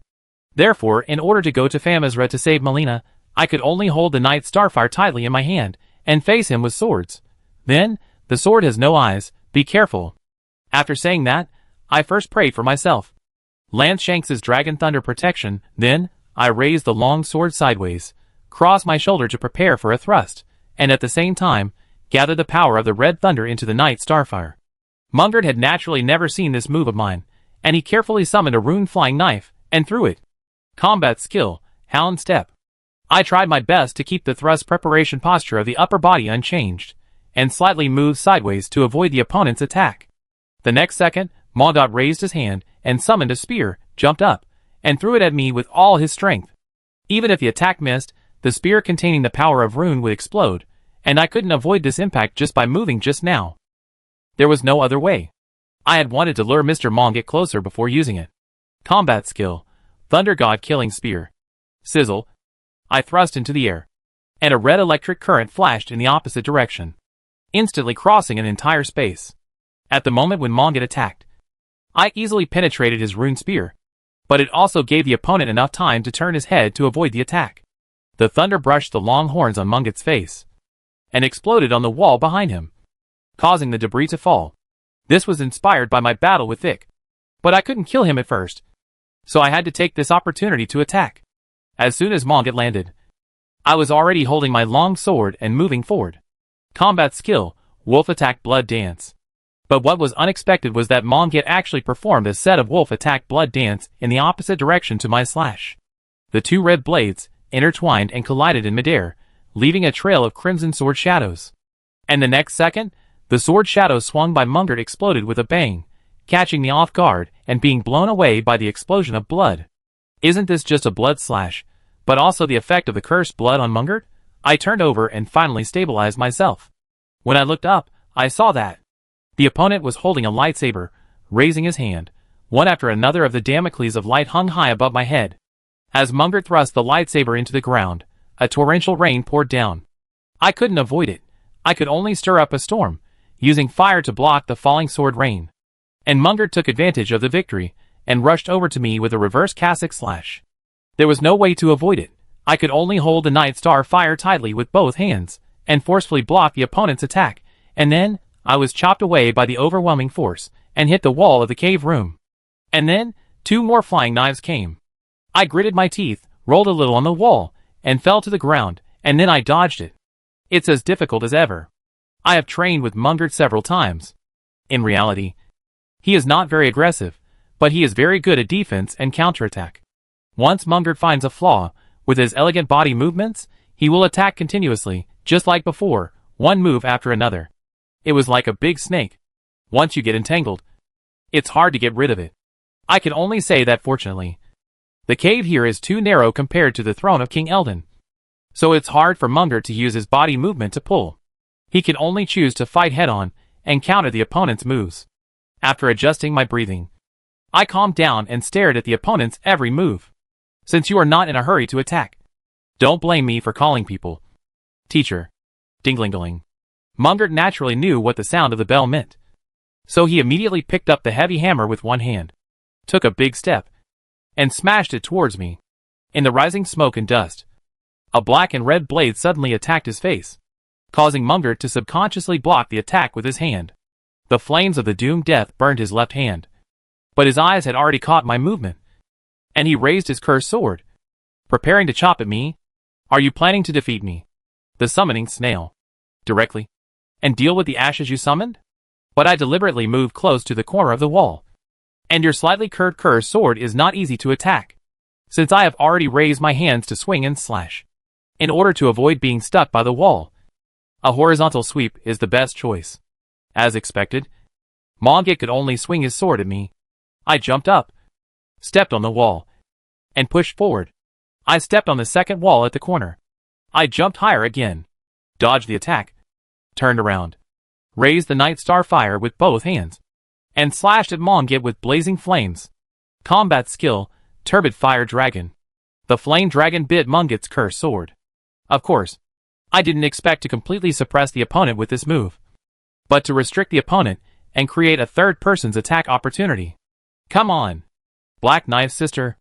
The black knife dagger in Dishi's hand ignited a blazing black and red flame. She jumped up and stabbed Mungit's back.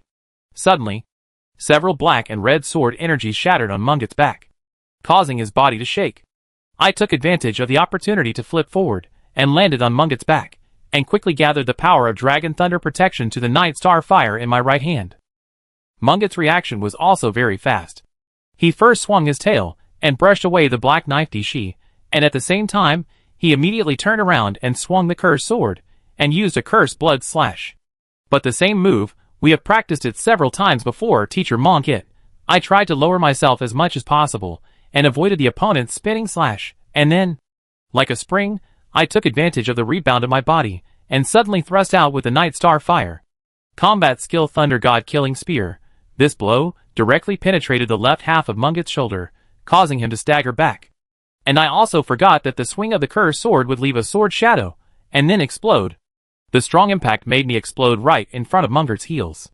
Seeing this, he used his tail to push against the wall, stopped stumbling, raised his feet, and stomped on me. I had no choice but to roll to avoid it. Fortunately, Dishi used the dagger slashing blade in succession, forcing Mengit to resist, giving me a chance to get up. Mengit glanced at the battlefield. In order to prevent being attacked by me and Black Knife Dishi, he made a big leap and jumped out from the corner of the wall. When he landed, his left hand summoned a long spear and thrust it straight at me. I dodged. The Night Star Fire flew with the cold air of frost, and slashed at Mengit in succession. He swept his spear horizontally, forcing me to use the Hound Step to keep the distance. Unexpectedly, Mengit turned around, and threw the spear straight at Black Knife Dishi on the other side. I didn't need to worry about the Black Knife Sister's body skills, and she jumped lightly and avoided the attack. However, her position, originally we were able to form a pincer attack to hold Mungert, but after he jumped out and fired another shot, he forced Black Blade Dixie into a corner. Seeing this, Mungert flashed a sword in his hand and suddenly stabbed it into the ground. Suddenly, a twinkling starlight lit up above Dishi's head, and the next second, it turned into a rain of swords that stabbed down on her head. Dishi, get out of the way! I had a bad feeling. Under the protection of Lance Sanks's Dragon Thunder, the blade of Night Starfire wiped the blood and rushed straight towards Mongit. Dishi knew how to dodge, but just as she jumped to the side with all her strength, and was about to avoid the range of the sword rain, the opponent seized the opportunity. It was a trap. The cursed sword was like a poisonous snake, biting Dishi directly, and skewering her. the blazing flame of the cursed blood, and instantly made Dishi's spirit dissipate, and return to the soul-summoning bell. Damn it! However, Dishi's sacrifice also created a great opportunity for me. I had already rushed to the back of Monget. The hurricane lifted me up. The scarlet blood moon was accompanied by red thunder. A sword directly fell on Monget's shoulder. These are my strongest attributes, combined with the most domineering lion/combination attack. Even Mungert, a demigod, was overwhelmed and fell forward. But I was caught off guard when his tail swung over and sent me flying. We both slammed into the wall of the cave, and the sound of falling gravel filled my ears. My head felt a little dizzy, and the world in front of me became as blurry as in a dream. My throat was bitter and sticky, and I couldn't breathe. There was no part of my body that didn't scream in pain, as if my bones had completely fallen apart, and they didn't listen to my brain.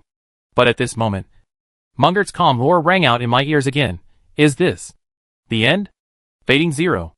I also gritted my teeth, held on to the night sparks, and stood up again. Still, it's not enough. Mungert, the king of evil omens. So, let's do it again. Chapter 501 Pseudo-Infinite Sword Making. Take out the Holy Grail bottle, drink a few sips, recover your injuries and mana. On the other side, in the corner of this dark cave, Monget also shook off the sand and stones on his body, let out a long breath, and walked slowly towards me. Just like a boxer after a break, standing back under the spotlight in the center of the octagonal cage, waiting for the moment when the bell rings. Looking at each other, with the cooperation of me and Black Knife. Dishi, he has been covered with scars, and the red blood has stained the cloak on Munget's body, and his expression is more haggard and tired than before. Compared to that, I am afraid my situation is better, after all. I have just used the Holy Grail dewdrops to recover, but now there are only the last red and blue left. However, no matter what, Mungert is still the son of Marika, a demigod. Even though his body is covered in wounds and blood, his aura is not diminished at all. It seems that if we want to defeat him, we have to find a way to attack him non-stop, leaving him with little room to fight back. But just now, I had the protection of the Black Blade Dishi. Now, is it really enough for me to rely on myself? Just when I was still thinking about countermeasures, I didn't expect that Manget took the initiative to attack. He raised his arm, stepped forward, and thrust at me with a strong thrust.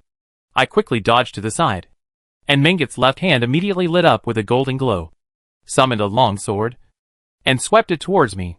I also swung my sword straight up, and with a reverse cassock slash, I actually chopped Manget's phantom sword into pieces, and bounced his arm away. Manget frowned slightly, and I was also a little surprised, because, although the rune weapon he projected and shaped was indeed not as good as a physical object, it was not so easy to break. Before it fell out of my hand, it could at least withstand 6 or 7 of my slashes. It seems that the wound on the left shoulder must have had a significant impact on the operation of Munget's rune. Taking advantage of the victory, I turned the blade, and the hurricane blade flew towards the empty space under Munget's arm with flames. Munger could not help but step back, but his big tail, like a scorpion's tail needle, stabbed at me fiercely, stopping my pursuit. Then, he jumped up, twisted his body in the air, and made the boiling cursed blood in his body, like a rain curtain, splash around. If it was accidentally touched, it would cause an explosion. My position was not good to hide, so I could only move forward a few steps.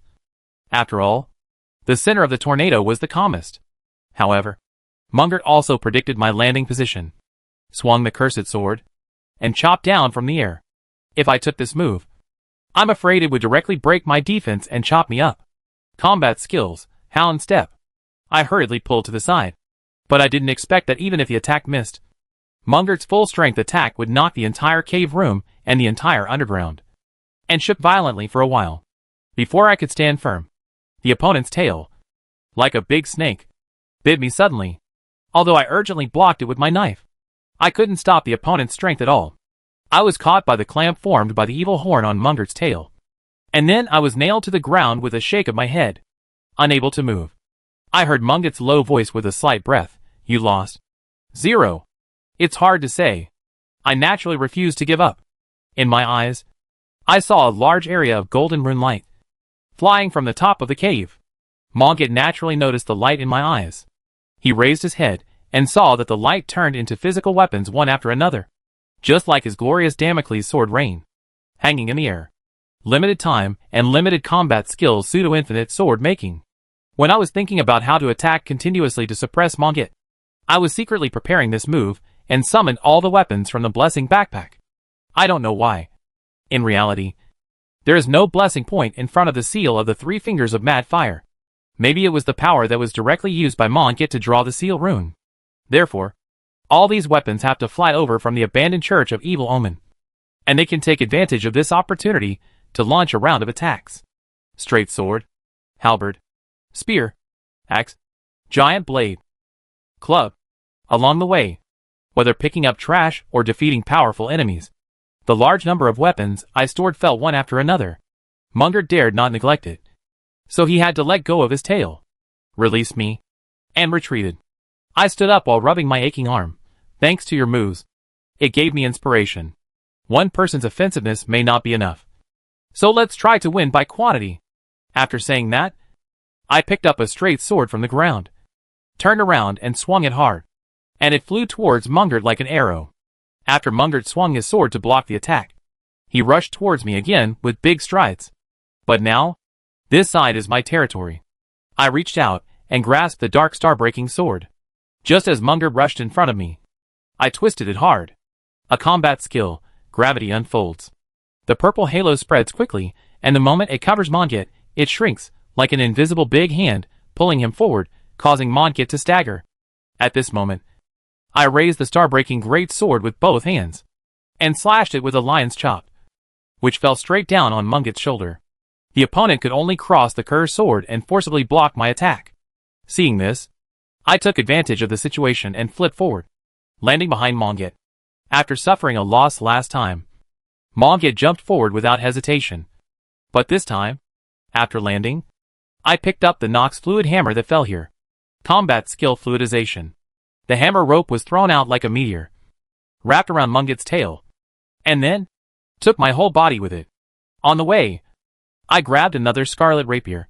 When Mongit had just landed, I was also brought to him by his tail. I shook my hand off, picked up the Ansting rapier I got from Mare in the Sunshade City, and stabbed Mungit's chest repeatedly. The opponent was a little caught off guard, and could only shout suddenly. A burning flame rose from his body, and I was thrown away. Then he chased me, and slashed me with a blood curse. But I had already picked up the spear of the Quasi-King Vic. The storm lifted me up. Between the spears, the red arcs gathered at one point, and then I threw it out with all my strength. Mungert was a beat slower to react and failed to dodge. He was stabbed in the shoulder by the spear, and he could not help but step back. After landing, I quickly found the Storm Eagle axe I got from the Round Table Hall in the Royal City. Nefeli, lend me strength. Combat skills Thunder and Lightning Storm. The strong storm with golden thunder rolled up and almost occupied half of the cave room. The slightly lighter weapons, daggers, rapiers, straight swords, were all lifted up by this thunder and lightning storm. And then, I slashed the battle axe to the ground with force at Mungert. It was like a dragon in the sky roaring, rushing straight towards the opponent. Mungert calmed down. He did not dodge. The cursed sword ignited with a bright red blood light, and he swung the sword down at the roaring wind dragon's mouth. In the storm, there were all kinds of swords and sabers, but they were all blocked by Mongit. The blood-cursed shadows seemed to form an airtight barrier in front of him, allowing Mongit to stand firm in the storm.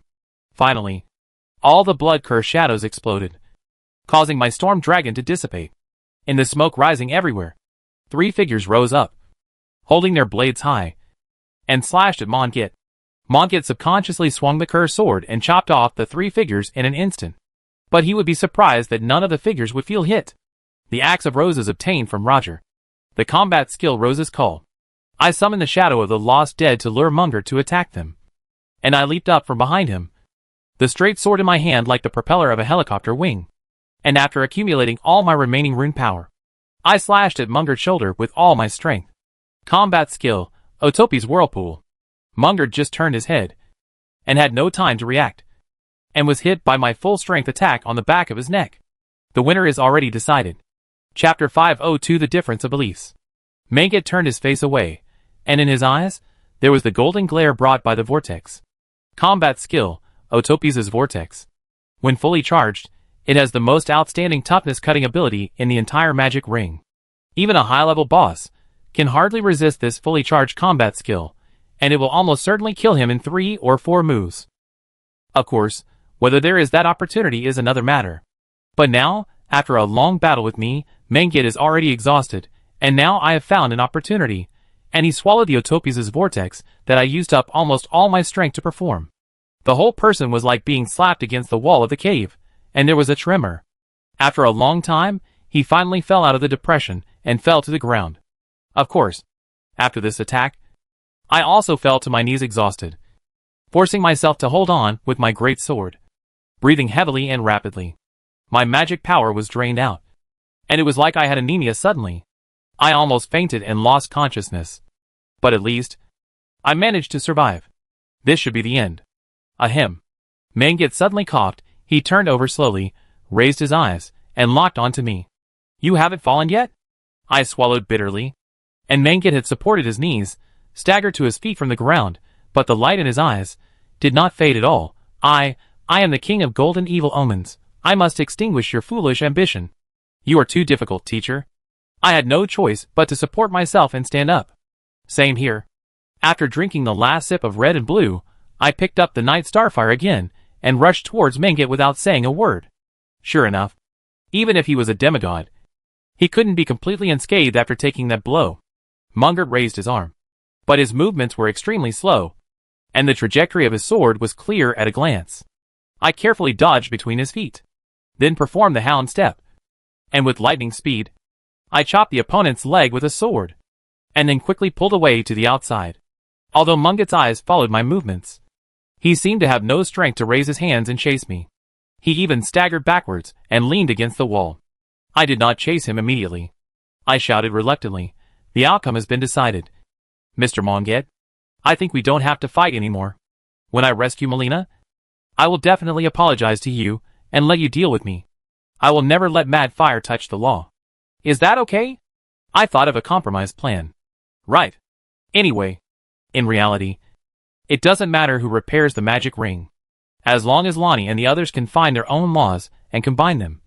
Even if Monget enters the golden tree to repair the law, it is actually possible. Let the flame be sealed in my body, so as to avoid Mad Fire's ending. Ahem. Ahem. It seems that you still don't understand. 0. Mungert once again propped himself up and stood up. He waved the cursed sword, and the turbid cursed blood on it ignited a red light again.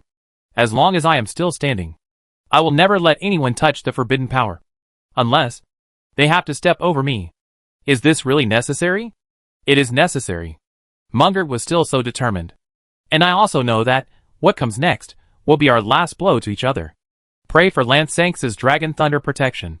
The sword of Night Starfire seemed to be sweating and oozed red blood. We looked at each other, and at the moment when Monget raised his hand, I took a step. He held the sword with both hands and slashed down with all his strength, and I also went straight up to the sword, swung Night Starfire, and slashed at the opponent's cursed sword. Bang! The two weapons collided and clashed, and the hot blood blended and splashed, and fell on each other's hideous faces.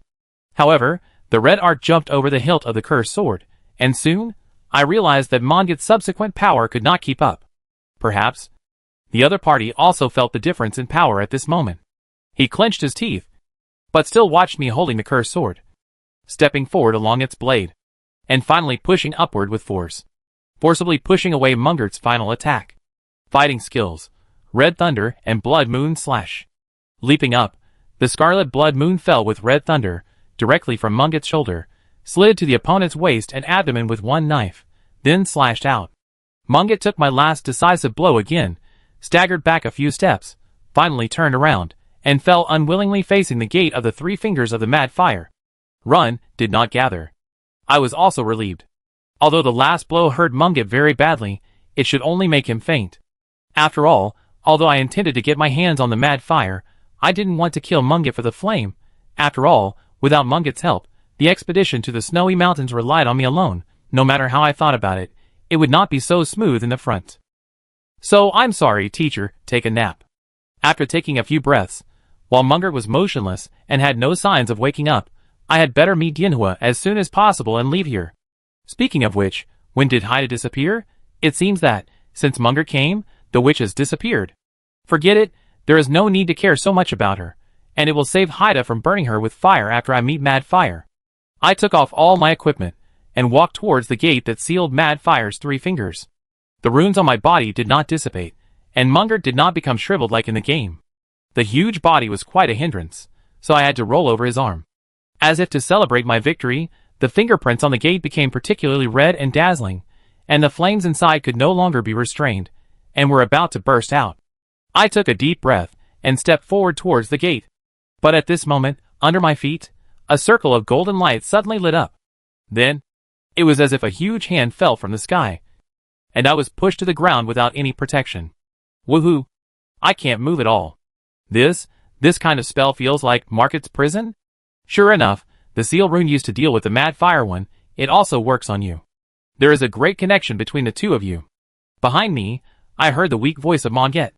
I couldn't even turn my head, I could only watch the shadow of a real big hand, covering me from behind. Didn't Monget faint at all? He pretended to stagger and fall down, just to let me relax my vigilance, and at the same time twisted his body and fell down, also to cover up the small action of drawing the seal rune with his fingers. I suddenly realized, but now it is completely useless. Darkness completely enveloped my world. In my ears, Menget's voice was like a demon, whispering, as long as I am alive, I will never allow you to touch the Mad Fire, Zero. I will protect Rodel in my own way, and not let the Mad Fire get close to the golden tree. I struggled desperately, but I couldn't break this prison by force like Menget, Munder and the others. I couldn't help shouting in my heart, No, no, I can't fall here. Melina, she is still waiting for me to save her. Find a way quickly. I have to find a way. My head was empty. I only heard the sentence of the god of death. As for you, fated Zero, we still say goodbye forever. No. Chapter 503 Prisoner. Lord Zero. In the endless darkness, there seemed to be a faint voice, gently calling me. I didn't know where I was now, but it was as if I was in a river that was over my waist, walking, and I didn't know where to go. Lord Zero. That voice seemed to be Melina. After becoming aware of it, I couldn't help but push away the river water, and hurriedly quicken my pace, running in the direction Melina called. Gradually, a little golden glow lit up on the river's surface. Melina! I shouted, and moved forward. The other party also heard my voice, turned his head with a smile. Lord Zero. Great, are you okay? I asked worriedly. Before Melina could speak, suddenly, a familiar voice sounded from behind her. My half, you are finally here. But this time, you are not as timely as the volcano residents. Who? I subconsciously raised my voice, but with the answer in my heart, I couldn't help but be terrified. The next second, a red and yellow flame penetrated Melina's chest from behind. The flame burned fiercely, and soon enveloped Melina's entire body. Melina. Not bad. I just want to see your expression. This expression of hatred, anger, but helplessness towards me. Ha. The flame was pulled back. And after Melina fell down, the face of the real murderer behind her was revealed. Crazy Fireling. It's you again. I roared, wanting to rush forward and tear him to pieces. But the speed of the river suddenly increased, and it kept dragging me, pulling me back. The other party was still laughing with extreme joy. And his voice was so harsh. I told you long ago. Such a world is not worth saving at all. And you still want to be a hero. What's the result? After working so hard, you are still kicked aside like a useless dog. And you can't even protect the person you love the most. Hee. A hero. Shut up. Look at you. Aren't you the same as me? You seem to be a role model, saying those high-sounding words. But you still make the same choice. The voice of Crazy A Ling was distorted, and his face seemed to be distorted into Bernard. But it seemed to be my own face. But I just felt my head swell and ache. His words, like flames burning deep in the brain. Shut up. I'm different from you. I'm different from all of you. Same. It's just that you relied on the knowledge of people from another world, and were proud of yourself for a few times, but in the end, our fate, the fate of the borderland has never changed. We are just the playthings of some supreme will. Crazy Fire A Ling, or Bernard is still chattering. So, open your eyes and look, my half-body /Zero. See what you really look like. I couldn't help but open my eyes. On the dark river, reflected a burning red and turbid yellow fire, a figure whose head has turned into crazy fire. This is the king of crazy fire? Such a world. Do you still think it is worth saving? My own voice sounded in my ears. I hastily stirred the water, shouting, "No, no, no, I won't." And at this moment Melina, burning with flames, floated over. Her eyes were cold, and blood was flowing from the corners of her mouth. She asked, "Why haven't you come to save me yet, Lord Ling? Or, you can't save anything." If I had known the result, I might as well accept the flame earlier, and so many things wouldn't have happened. Right? No. This is not right. You are not Melina. Of course I am not Melina. The other party interrupted me. After all, that girl is dead. In an instant, Melina's face turned into a skeleton. I stepped back in surprise and accidentally fell into the river. The coldness made me wake up instantly. I opened my eyes and found myself in a dark area with thick fog. Was that a dream? I couldn't help but hold my cold forehead. At the moment I fell into the river, I saw countless skeletons underneath. They sank to the bottom, covering the entire riverbed, and it was endless, and I seemed to have become one of the skeletons of those nameless people. "You're awake, Junior." A man's voice suddenly came from behind me. I turned around and saw that it was Vic sitting opposite a bonfire. It was a little confusing. In my memory, I only remembered that I was defeated by Monk in front of the door that sealed the 3 fingers of crazy fire. "Am I not dead yet?" Vic sighed and said, "It seems that you still didn't listen to my advice and touch the crazy flame. That's why you were locked up in my prison by the current king of blessing. But, if I don't do that, I can't think of a way to save Melina. Since I'm not dead." I quickly stood up and waved my hand to summon the Night Star fire in my backpack. After all, in the game, even if Blaze was locked up in the prison, he could still break out in the end. I might be able to do it too. But the blessing backpack didn't respond. Strange. "Senior, is it impossible to summon weapons in prison?" I turned around and asked. Vic shook his head. "The prison will not completely eliminate the blessing of Queen Marika, so the blessing backpack should still respond to your call. But here, even if you summon weapons, it will be useless, and the people inside cannot get out. How do you know if you don't try?" "Alas." He sighed again. "Then go and try it." He didn't need to tell me. I also had this plan. So with a grudge, and with the anxiety to get out as soon as possible, I walked towards the dark fog around me. I walked, and I felt that I was walking forward, but I didn't know how long I had walked, and I couldn't even find the edge of the prison. The sealed prison. Is it so big? A ball of fire suddenly lit up in front of me, and I couldn't help but speed up my pace and run over. But I found that I was back to the starting point. Vic said, "Here, we are equivalent to being exiled from the borderland. Without the guidance of the blessing, it is impossible to return. I find it hard to accept." Blaze obviously succeeded. Turning around, I walked in the opposite direction. I don't know how long I walked, but it was still the same as before. I kept walking forward, but in the end, I somehow ended up back in front of Vic's campfire. This feeling was like being trapped in a maze, or like the first time I stepped into the border, trying to walk directly into the mist seal without the stone sword key. I couldn't help but walk forward and asked, "Senior, is there really no way to leave?" "No," Vic said firmly without even looking up. "But I know someone who seems to have violently broken out of the prison." "Impossible. If you want to leave here, someone must come in and take you out. Or you can kill that person and then break out. But no matter which one, the prerequisite is that someone must open the prison. You, the junior, also know that the way to enter the prison is to drip blood first. In fact, this is a guide for those of us in the prison, leading us back to the border.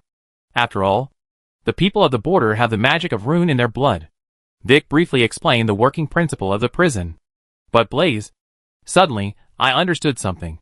Although it is not clearly stated in the game, since Blaze is the shadow beast that Finger gave to Lonnie after he was locked up, Finger must know where Blaze is. Why not send a black knife assassin to find him, release the already crazy Blaze, and ask him to lead the way to the magician tower where Lonnie is hiding, and cause trouble for Lonnie, killing 2 birds with 1 stone. And apart from Blaze, there is indeed no record of anyone escaping from the sealed prison. Lord Zero. In my mind, Melina's call seemed to ring again. But time is passing by.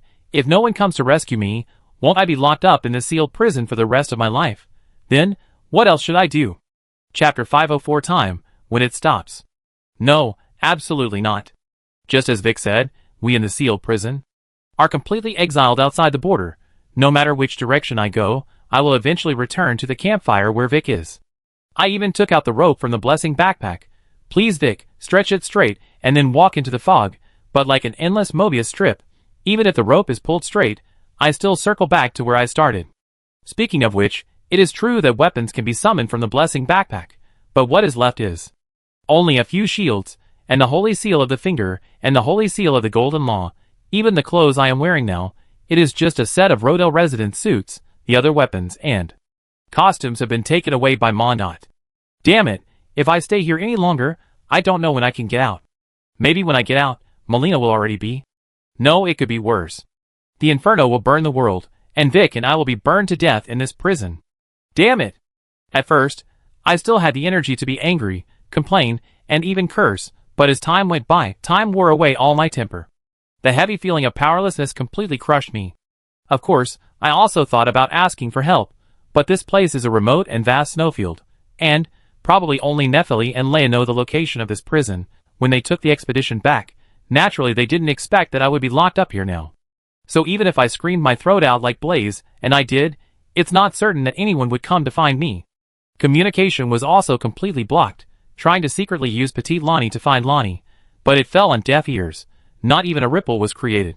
Just like trying every way to get to Famizra, but in the end, there was still nothing I could do. The bonfire burned and flickered in front of my eyes. My thoughts?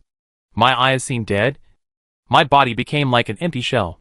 And gradually, it became stiff and numb. It was over. Completely over. Think carefully, even if I get out of the sealed prison now, what can I do? Without any weapons, even if I return to Rodel, return to the underground, how can I fight Monget? Go to the holy snowfield first, find Michaela's sacred tree, go to get Marinia's golden needle. This is probably even more ridiculous. The only way is to return to Ria Lucalia, find Iggy and others to help me forge weapons again, but the next time we fight, can I really defeat Monget? After meeting Marinia, can I survive the water bird dance? Besides, Melina was captured. Do I have so much free time for me to run around? There is no point in thinking so much now. I don't even have any way to get out of this sealed prison. My thoughts piled up more and more, like a sticky spider silk, which entangled me tighter and tighter. And finally, I was completely wrapped into a ball, waiting for the spider to suck me dry. Perhaps the monkey 500 years ago was also like this. Under the ravages of time, he became no longer eccentric and ostentatious. Everything is over. Vic just sat quietly like a stone. Here, I can't even feel the flow of time. I won't feel hungry. I'll just look at the bonfire until I get tired and fall asleep. In the dark and endless dream, gradually, even Melina's cry for help in my mind has faded. I opened my eyes, and it was the same scene again. Speaking of which, I'm sorry, Senior. I really couldn't stand this deathly silence, so I opened my mouth and made some noise. Vic responded immediately, I lost the spear you gave me. And, Lance Shanks. It doesn't matter. The spear is completely useless to me. As for Lance Shanks, you don't need to apologize to me. Besides, didn't you save my old friend? Vic said, pausing for a moment. He reached out his hand and stirred the fire. And, if you think about it carefully, losing the gun is not necessarily a bad thing. As an ancient dragon, Lance Shanks will definitely wake up, and you have done her a favor. The ancient dragon will naturally look for you all over the world. The spear is in the hands of the blessed king, and she will also understand where you are in prison. So, maybe after a while, Lance Shanks will come here and rescue you. Junior. Vic actually comforted me, although his logic is not wrong. But, by that time, I'm afraid it will be too late for everything. I sighed. Speaking of which, Junior, what you said before made me a little suspicious. Vic changed the subject. In the Giant's Cauldron, you said that Bernard killed the Mad Fire first, and then kidnapped your witch. But why did he do that? According to what you said, wasn't he in the same faction as the Mad Fire before? I have thought about it for a long time, but I can't figure out the situation at all. I thought about it carefully. Maybe the reason lies with your witch. She may have the power that the Mad Fire fears. So she was kidnapped by Bernard. I immediately retorted, but there is also a possibility Melina can lead me to Famizra, So Bernal wants to prevent me from hindering him, so... But are you willing, in that case? Vic raised his head, although his eyes under the helmet had been dug out, but I felt that there was a pair of eyes looking directly into my heart. Of course not. I responded in a daze. I think Bernard is also clear about this. After all, the situation of the fated ones is probably similar. Especially for people like us who have fellow witches, Vic said, with a hint of bitterness in his voice. When he said this, I suddenly remembered that in the ending of Mad Fire, Melina, who was furious, opened her hidden night-colored eyes, intending to bestow the destined death on the Mad Fire King. Let's not talk about whether Mimi has a chance to succeed. Bernard might have known this through Mad Fire Ailing, who also has the knowledge of the magic ring of the other world like me. At that time, he should have killed Melina first. There was no reason to kill Mad Fire Ailing. Could it be that he had sensed that the power of the insane fire in his body would be detrimental to him? So he took Melina away as his trump card? Zero. Then let me see what choice you, a role model of the fated, will make. His words after he abducted Melina echoed in my mind. Bernard, what exactly does he mean? What happened between him and Yinhua? What do they want to do? Mysteries are one after another, like dry dough thrown into water. The more it is stirred, the more it absorbs water and expands to the point where it is hard to tell the difference, and the confusion is still there. And at this moment, Vic suddenly said, "It seems that the person who can answer all your questions has come, younger generation." In the chaotic fog, from above our heads, it seems that people's voices really came. Teacher, the people imprisoned in these prisons are all vicious criminals, who intend to rebel against the Golden Dynasty, and are detrimental to the Golden Law. Will the person you are looking for really be in such a place? Teacher. Then, a faint golden light floated in the fog, just like the butterfly that led me to the border, flapping its wings, and fell in front of me. Chapter 505. May I ask, where is the way? Unexpectedly, it was the golden mask that opened the door of the sealed prison. And Colin, who followed behind, was also quite surprised. Zero, Lord Zero, how come you are locked up here? After all, he could never have imagined that I, who was the general of Rodel's Snowland expedition not long ago, would become a prisoner the next time we meet. However, before I could respond, the golden mask had slowly walked to me, holding a golden glow, and stretched out his hand to me. I was also quite curious to take it with both hands. I saw that the golden light fell into my palm, forming the shadow of two models of props, one of which was a needle, most likely the golden needle that Michaela gave to Marinia, to seal the scarlet corruption in her body, and the other one looked like a golden flower about to bloom, but it also looked like the seed of something. For a moment, I couldn't recognize it. The golden mask didn't say anything, turned around, and walked back to the central circular plate of the sealed prison. Ready to leave. What are you waiting for? Junior. Vic pushed me from behind, who was still a little dazed. This is not the place where you should stay until the end. You've rested enough. So leave quickly. Goodbye, Senior. Vic nodded, waved a piece of wood from the campfire slightly, as a farewell to me, leaving the sealed prison. The first thing that caught my eye was the golden tree that was so hot and red that it dyed most of the sky at the border with crimson. The giant's flames had already burned the entire tree thoroughly, and the fire might have burned to the roots, as if the next moment, the entire golden tree would collapse. Countless crimson sparks were also flying between the pale snow. If we follow the original plan, by now, we should have entered the final preparation stage, preparing to challenge Radagon and the Beast of Eldin. Rodel might have turned into the Grey City. And what happened to Famazra? I have no idea. Oh! The golden mask. I turned around, and saw that the golden mask had taken Colin out of the sealed prison step by step, and walked down the slope. Wait a minute. Teacher Colin. And Master Golden Mask. I hurriedly caught up with him. Why are you here? And the golden shadow you just gave me. What do they mean? Let alone the props I didn't recognize. Marinia's golden needle meant that I had to touch the 3 fingers of Mad Fire, accept its power, and then use the golden needle to seal it? But it's useless to tell me about this. It's better to go and talk to Mon Git. Colin explained. The teacher had anticipated this situation a long time ago. He wasted some time at the cauldron, calculating how to deal with the situation. My interpretation still can't keep up with the teacher's thinking, so I don't quite understand what the teacher wants to tell you, Mr. Zero. But there is one thing I can assure you, Master Zero. The teacher seems to have considerable trust in you. Why? Why? To be honest, I don't know either. Just like I can only read the dangers and disasters of fire from the prophecy. But you and the teacher both intend to use it to promote the era change of the border. So why does the teacher trust you? I'm afraid, Master Zero, you know better than me, Colin said, changing the subject.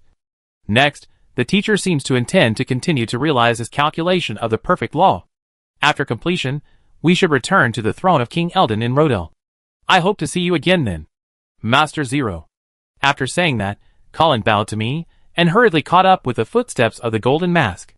And the Master of the Golden Mask did not say a word from beginning to end. So, I was confused, and it seemed that Colin had led me through my doubts. What exactly do those two things mean?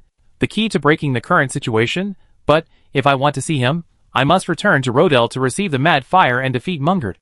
But now, what can I do without any weapons? Is there any way to fight him? Not to mention, there is also the Valkyrie Marnia. Watching the Golden Mask and Colin slowly disappear in the white snowfield, I was still stunned.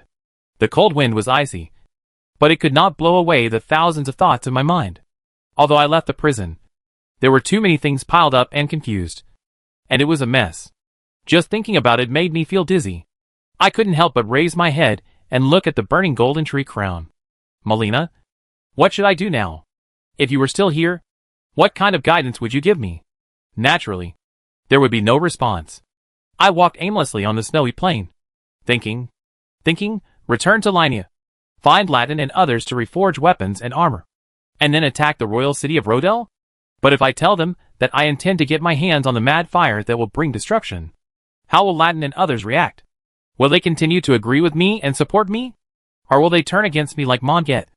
Even if everything goes smoothly here and I return to Rodel, how confident am I that I can defeat Monget this time? Moreover, based on the previous battle and the teacher's belief, I must kill him. Otherwise, I will definitely repeat the same mistake. But can I do it? Even if I can do it, I still have to take advantage of Mungert's inattention and secretly meet with the Mad Fire. After that, should I go directly to Famazret to save Melina? What then? Without Marinia's golden needle, how can I suppress the Mad Fire? Besides, it's hard to say. The Mad Fire here may have known that Melina has the power of the goddess of the Night Eyes, and come to deal with him. What should I do if the Mad Fire suddenly seizes my body and kills Melina with his own hands just after I save Melina? Just like the ending in the game, just like Vic did at that time, under the madness of the Mad Fire, I accidentally destroyed everything with my own hands. So, I have to find a way to go to the Holy Snowfield now, but to get the other half of the talisman, I have to go to the northernmost fortress of the border, Soul City. After that, the whole Holy Snow Plain, Egen Town, the Holy Tree Stage, and finally Marinia. Will all this go smoothly? Can I succeed? Can I defeat the Valkyrie now? The more I think about it, the more difficult problems there are. And there is no clear solution for any of them, or a strategy for dealing with emergencies. In addition, time. No matter which idea you have, it takes a lot of time to realize it. But now, what I lack the most is time. Just like this golden tree that is about to burn to the root. While I am preparing again, Melina may have been killed by Bernard. Or the fire. In vain. In the end, wouldn't it be a waste of time? My mind was in a mess. In the prison, I just tried every possible way to get out. But when I really got out, I still felt like I was imprisoned in that vast fog. No matter how I walked, I couldn't get out. What should I do? This question has been lingering in my mind. And I have been wandering in this white snowfield, looking for which way to go next. Before I knew it, the sky darkened. However, at the border area now, or in other words, in the snowfield near the Golden Tree and the Yatten Plateau, there is basically no difference between day and night. The burning Golden Tree, half of the sky is red, making the snowfield bright red at night. I sat at the blessed spot beside the frozen lake, looking at the burning Golden Tree, and sighed again and again. Melina, what should I do? In the dark night, a sigh came slowly. I was wondering who was always sighing. I haven't seen you for a while. How have you become like Mug Ram, who always likes to say I'm so sad, Zero? I turned my head in surprise and followed the sound, only to see a white figure sitting on a stone covered with snow. In the originally empty eyes, a bright blue light lit up. Long time no see, Zero. Chapter 506 Communication from the Distant Dark Night. Larnie? I couldn't help but look at the petite figure in front of me in surprise.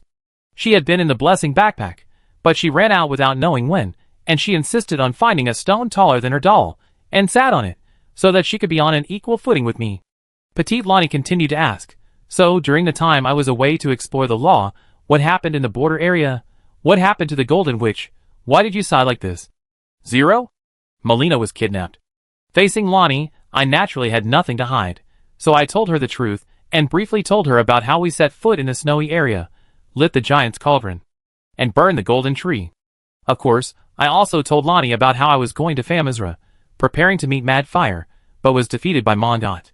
After listening to me, Lonnie did not doubt my choice.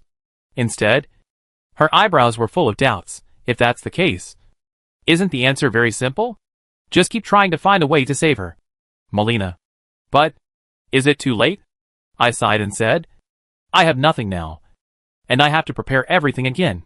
Moreover, the guys I will face later are all the direct descendants of Marika, the demigods of the borderland. So, are you scared? Huh? Lonnie stared at me and asked again, so, E0, are you scared? You are about to face those powerful opponents.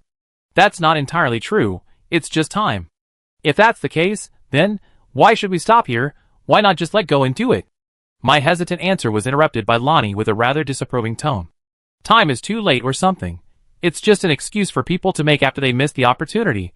If you haven't tried your best, how can you say it's too late? Lonnie's words made my heart tremble. Swallowing my saliva, I tried to refute, but, even if you think about it simply, re-equipping weapons, challenging the current king of blessing, and then going to the holy snowfield to find Marenia. Each of these things will not be solved in a day or two. With that time, Bernal and the others don't know how much they can do. Even by then, they have already obtained the power of the destined death, returned to Rodel, and are ready to enter the golden tree to modify the law. So, are you afraid that you can't defeat them? 0. Lonnie asked again. Even if the Mad Fire one has obtained the power of the destined death, if you still have the courage to challenge them in your last answer, then what is there to be afraid of now? You don't understand what I mean? Lonnie. I sighed, but Lonnie shook her head, and said with a reproachful tone, you didn't understand what I meant. You underestimated others. 0. Me? Underestimated others? Lonnie's words made me even more confused. The other party did not keep the secret, and said directly, indeed. 0. You have more intelligence than anyone else in the border area. At the same time, you also have outstanding strength, and the courage to challenge and realize your strong will. These advantages have enabled you to defeat many powerful enemies, solve many problems, and support you to this day. Our Kalia royal family has also benefited a lot from your help. But those victories seem to have brought you a kind of arrogance. So now that you have suffered a setback, and the development of things has deviated from the plan, you will be confused. I didn't. Although I said so. In my heart, even I seemed to agree with what Lonnie said, which was quite sharp. So my voice was completely unconfident. And Lonnie did not stop talking because of my insignificant protest, of course. This is just my intuitive feeling after listening to you. Let alone the time when the Golden Witch was kidnapped. The battle with Mondot. 0. Did you underestimate the king's faith and lose the battle? And now, it's the same. You still look down on us, who were born in the border area. At this critical moment, you still think that everything here needs you to save and handle it alone. So you are worried, sighing, and hesitant. Ronnie paused, gave me some time to think, and then asked softly, 0. You have always put the witch in the position of being protected. But have you ever really looked at her? Perhaps it was my slightly puzzled look that made Ronnie sigh. She is also the offspring of the eternal Queen Marika. Although it is not necessarily voluntary, she also has the strong will to use her spirit to accomplish her mission even if her body dies. Moreover, she also has the power of the goddess with 9 eyes. Maybe she does need your help. But do you think that Golden Witch, after being abducted, will she really sit there and wait for your rescue? Melina. Lonnie was right. Although she looked weak, she was determined to serve the fire for Atai, and decided to sacrifice her life to the king of Mad Fire after he destroyed the world. Melina never backed down from her mission. She is not a pitiful girl who can only cry for help, but a reliable companion who is willing to stand beside the fading one and challenge the evil King Mondot together. Although, this is the plot in the game. My Melina is also the same. She has been worried about my plan going wrong again and again. So she has always been prepared to burn the tree. Also, Zero. Have you ever thought about why Mona didn't kill you and said such words to you? As if she was afraid that I would forget. Ronnie repeated. As long as I am alive, I will never allow you to touch the mad fire. Zero. I will protect Rodell in my own way, and not let the mad fire get close to the golden tree. I frowned slightly. That was the last thing Mongot said to me before I fainted. How did Ronnie know so clearly? I don't think I told her just now. Although it contains my overinterpretation. The implication of this statement is, isn't it, that you don't have to worry about Rodell's affairs. He will do his best to stop the mad fire one from attacking. And you just need to make sufficient preparations? For example, prepare the golden needle of Marenia first. Lonnie explained Mungert's words in this way. I really hadn't thought about it at all. But recalling carefully, when I told Mungert about the golden needle, he didn't seem to doubt it, but asked me how to deal with Marenia. Ronnie's interpretation. Perhaps not far-fetched? In short, instead of spending time here complaining about myself and being confused, I think it's better to take action first. If a person really can't do anything, then go find someone to help. Petite Ronnie stood up and turned around. Okay. It's time to end the chat. I won't allow you to break our agreement for this. Zero. I know. Ronnie. I couldn't help but smile. After all, the princess came to enlighten me so earnestly, and gave me guidance. If I continue to worry endlessly about flowers, trees, sky, breeze, and clouds, it would be too tactless. Thank you, Lonnie. I know what to do now. Yeah. The petite Lonnie turned her back to me, and simply responded. After a moment of silence, she continued. Oh, there is one more thing. Originally, I came back to the border to tell you this. After all, the exploration of the starry sky is not as simple as I thought. Ahem. She cleared her throat. Your magic teacher, Saren, seems to have returned to Linnea with Master Aisler and Master Lizard of the School of Origin. He should be back to Ria Lucalia in a few days. She asked me to tell you. In other words, Teacher Saren is going to fight with the Lord of Red Lion City, Jillian, to completely end their feud? You should have told me this earlier. My lady. Chapter 507 The Calm Before the Storm. Cerulean returned to the Ria Lucalia Academy, which meant that she was ready to face off against the Red Lion City Lord Jirian, who was known as the Witch Hunter. Before this, Ronnie also reached an agreement with Cerulean that the Kalia faction would never interfere in this battle. Although the magic cube which was notorious, it did not seem to be a big deal in the Ria Lucalia Academy. After all, as far as I know, discussions, battles, and even deaths between different academic schools are not uncommon in this magic academy.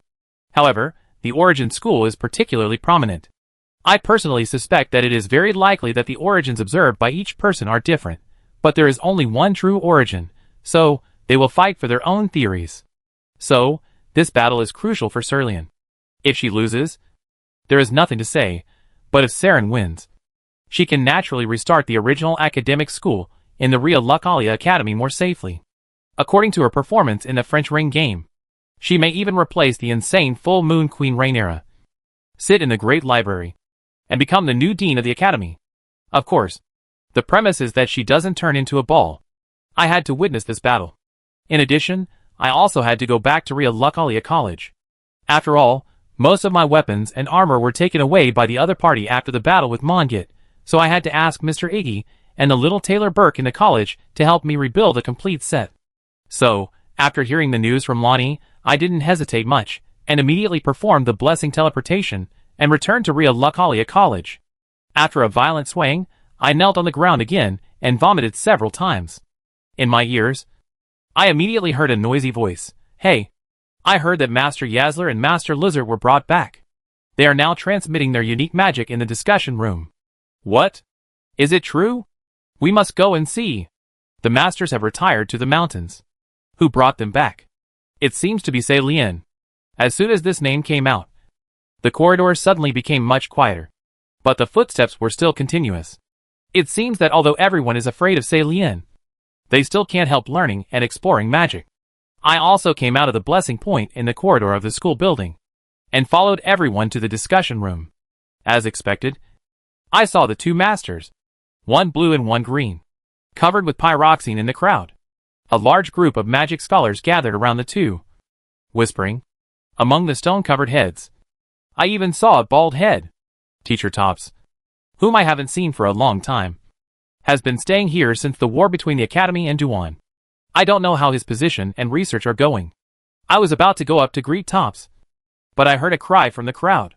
Then, I saw a magician who stood in front of Master Yazler and held his hand fell straight to the ground. Motionless.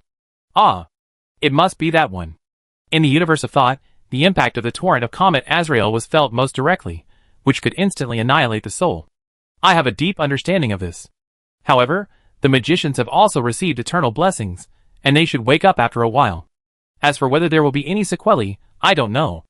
Ah, someone also fell in front of Master Lizard. But even so, the magicians are not surprised, and there are even several people lining up to come forward, intending to communicate and learn. Apprentice, you are here. Sei Lian suddenly came up from behind me, which scared me a little. Teacher. I breathed a sigh of relief. I thought you were with the two masters. Where did you go just now? I went to apply for a classroom with Rainera. Celian called the Queen of the Full Moon by her name. Although she has lost her mind, the mountain elf named Iggy is quite sensible. It seems that the Princess of Dark Moon has really helped me to take care of the relationship. Has Lord Julian arrived? I asked with some concern. Celian was calm. I heard that the Lord is coming from Galad without stopping, and he will probably arrive at the Academy tomorrow. So, our final battle is scheduled for the day after tomorrow. Be happy, apprentice. Soon, our origin school will be revived in this magic palace, and it is just around the corner to become the mainstream school. As if I had foreseen the future, even through the hood, I seemed to see the sparkling excited eyes of Sei Lian. Perhaps, letting the two masters share the origin magic in this discussion room was also Sei Lian's deliberate arrangement. The purpose was to attract more people to come and learn. But, sorry, teacher, to be honest, I can't be happy for you. Seeing Sei Lian turn his head and cast a puzzled look at me, I bit my lip, but I made up my mind and said, Teacher, you should have mastered the three origin magics of the Star Shower, Azler Flood and Destruction Meteor. Can you stop here? Don't explore anymore? Sei Lian was silent for a moment, then said, Apprentice, you seem to have something to say. Why not say it directly? Continue to study, Teacher Sei Lian. You will definitely turn yourself into a ball. I still told him the final ending of Sei Lian in the game. I really don't want you to become like that. Ball? Oh, you should be talking about the Star Seed. While Sei Lian corrected me, he whispered, Sure enough, disciple. You actually knew what was going to happen. When he said this, it was as if Sei Lian already knew that I was not an ordinary fated person, but someone from another world. She did not explain, but continued, But you may not really understand. Transforming into a star seed is just a means for us to explore the origin. Just like you used the source pyroxene to replace my body before. It is the same as becoming a star seed. We, the magicians who explore the origin, do not need to care about the appearance of the skin. But, woo, disciple, ah. But the call clearly revealed pain, doubt and unwillingness. As if even Sei Lian herself could not understand where she went wrong and ended up like that. It seemed that it was not as simple as changing a body. But now, Sei Lian in front of me did not resist it. In fact, as I expected, even if she knew her final outcome, she would still move forward without hesitation. She also comforted me, Apprentice. You don't need to worry about this.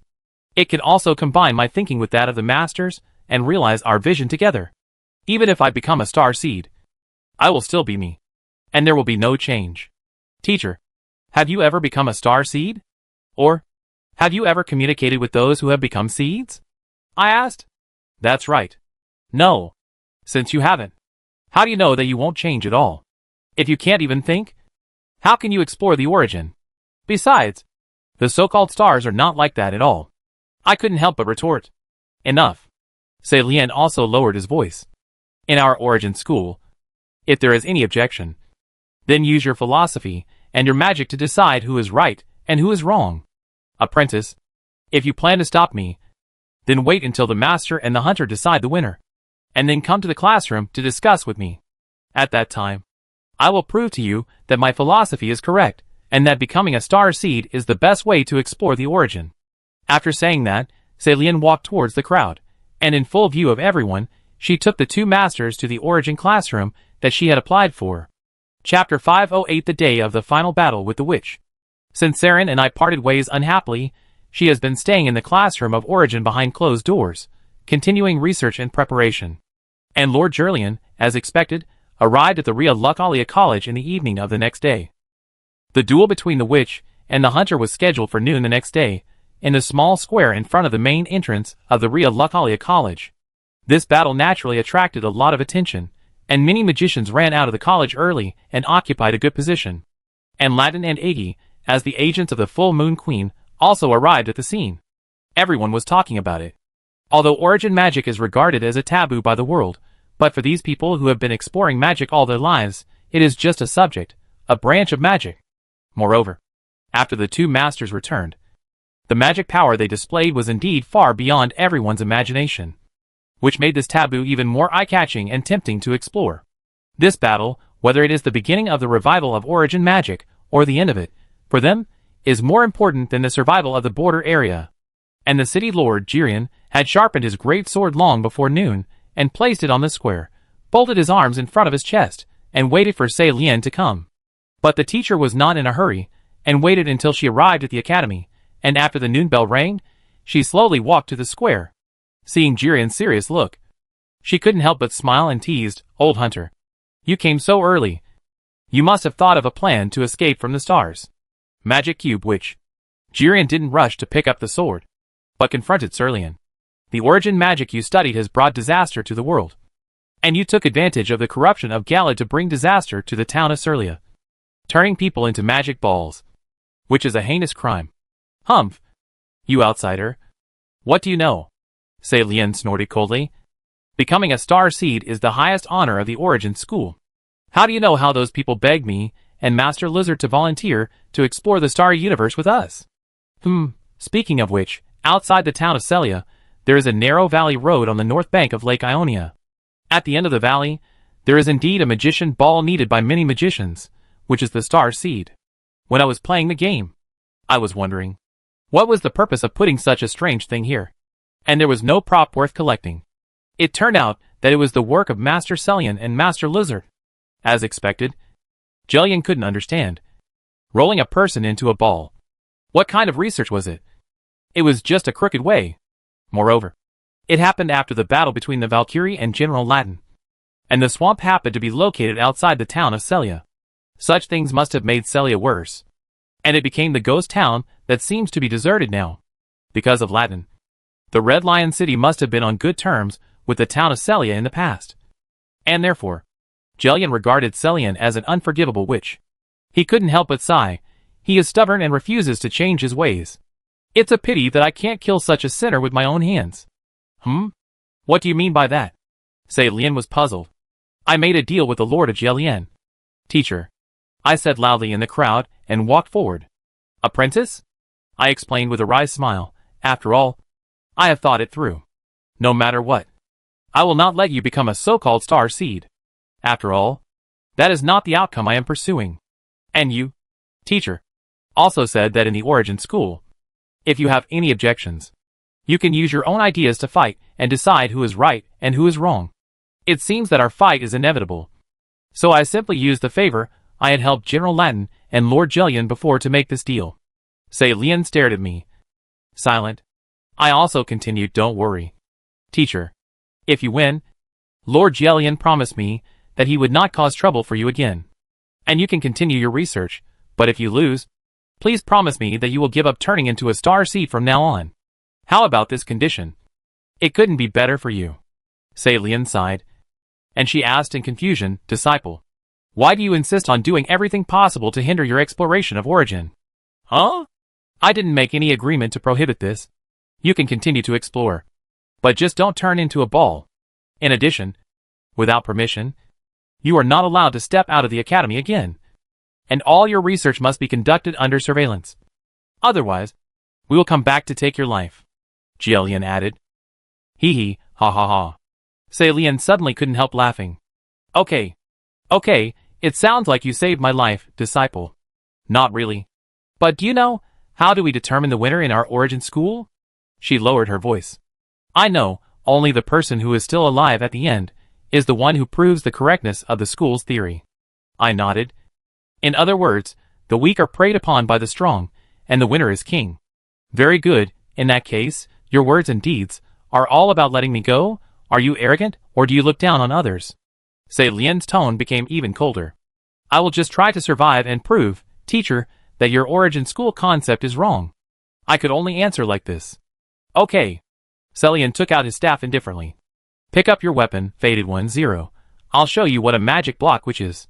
I drew out the Kalia Knight sword I borrowed from Mug Ram, and got ready. Sei Lian didn't say much. The top of the staff lit up with a blue light. And then, a large pyroxene magic gravel was quickly bombarded towards me. Combat skill, great. Kalia. The first stage of charging. At the moment when the blue light of magic wrapped around the sword, I swung my sword at the large pyroxene magic gravel. Suddenly, the broken magic gravel burst into flying crystal powder, which was blown by the wind and was carried towards Sei Lian. Combat skill, Hound Step. However, Sei Lian also immediately caught my footsteps, turned around, and there was a pyroxene arc. Seeing this, I could only quickly use the combat skill Storm Blade and slashed it with a little magic. The two forces collided in the air and turned into blue fireworks. Sei Lian waved her magic wand continuously, and I was not to be outdone, and kept fighting back, causing a haze of crystal powder to soon fill the square, making it difficult for us to see each other.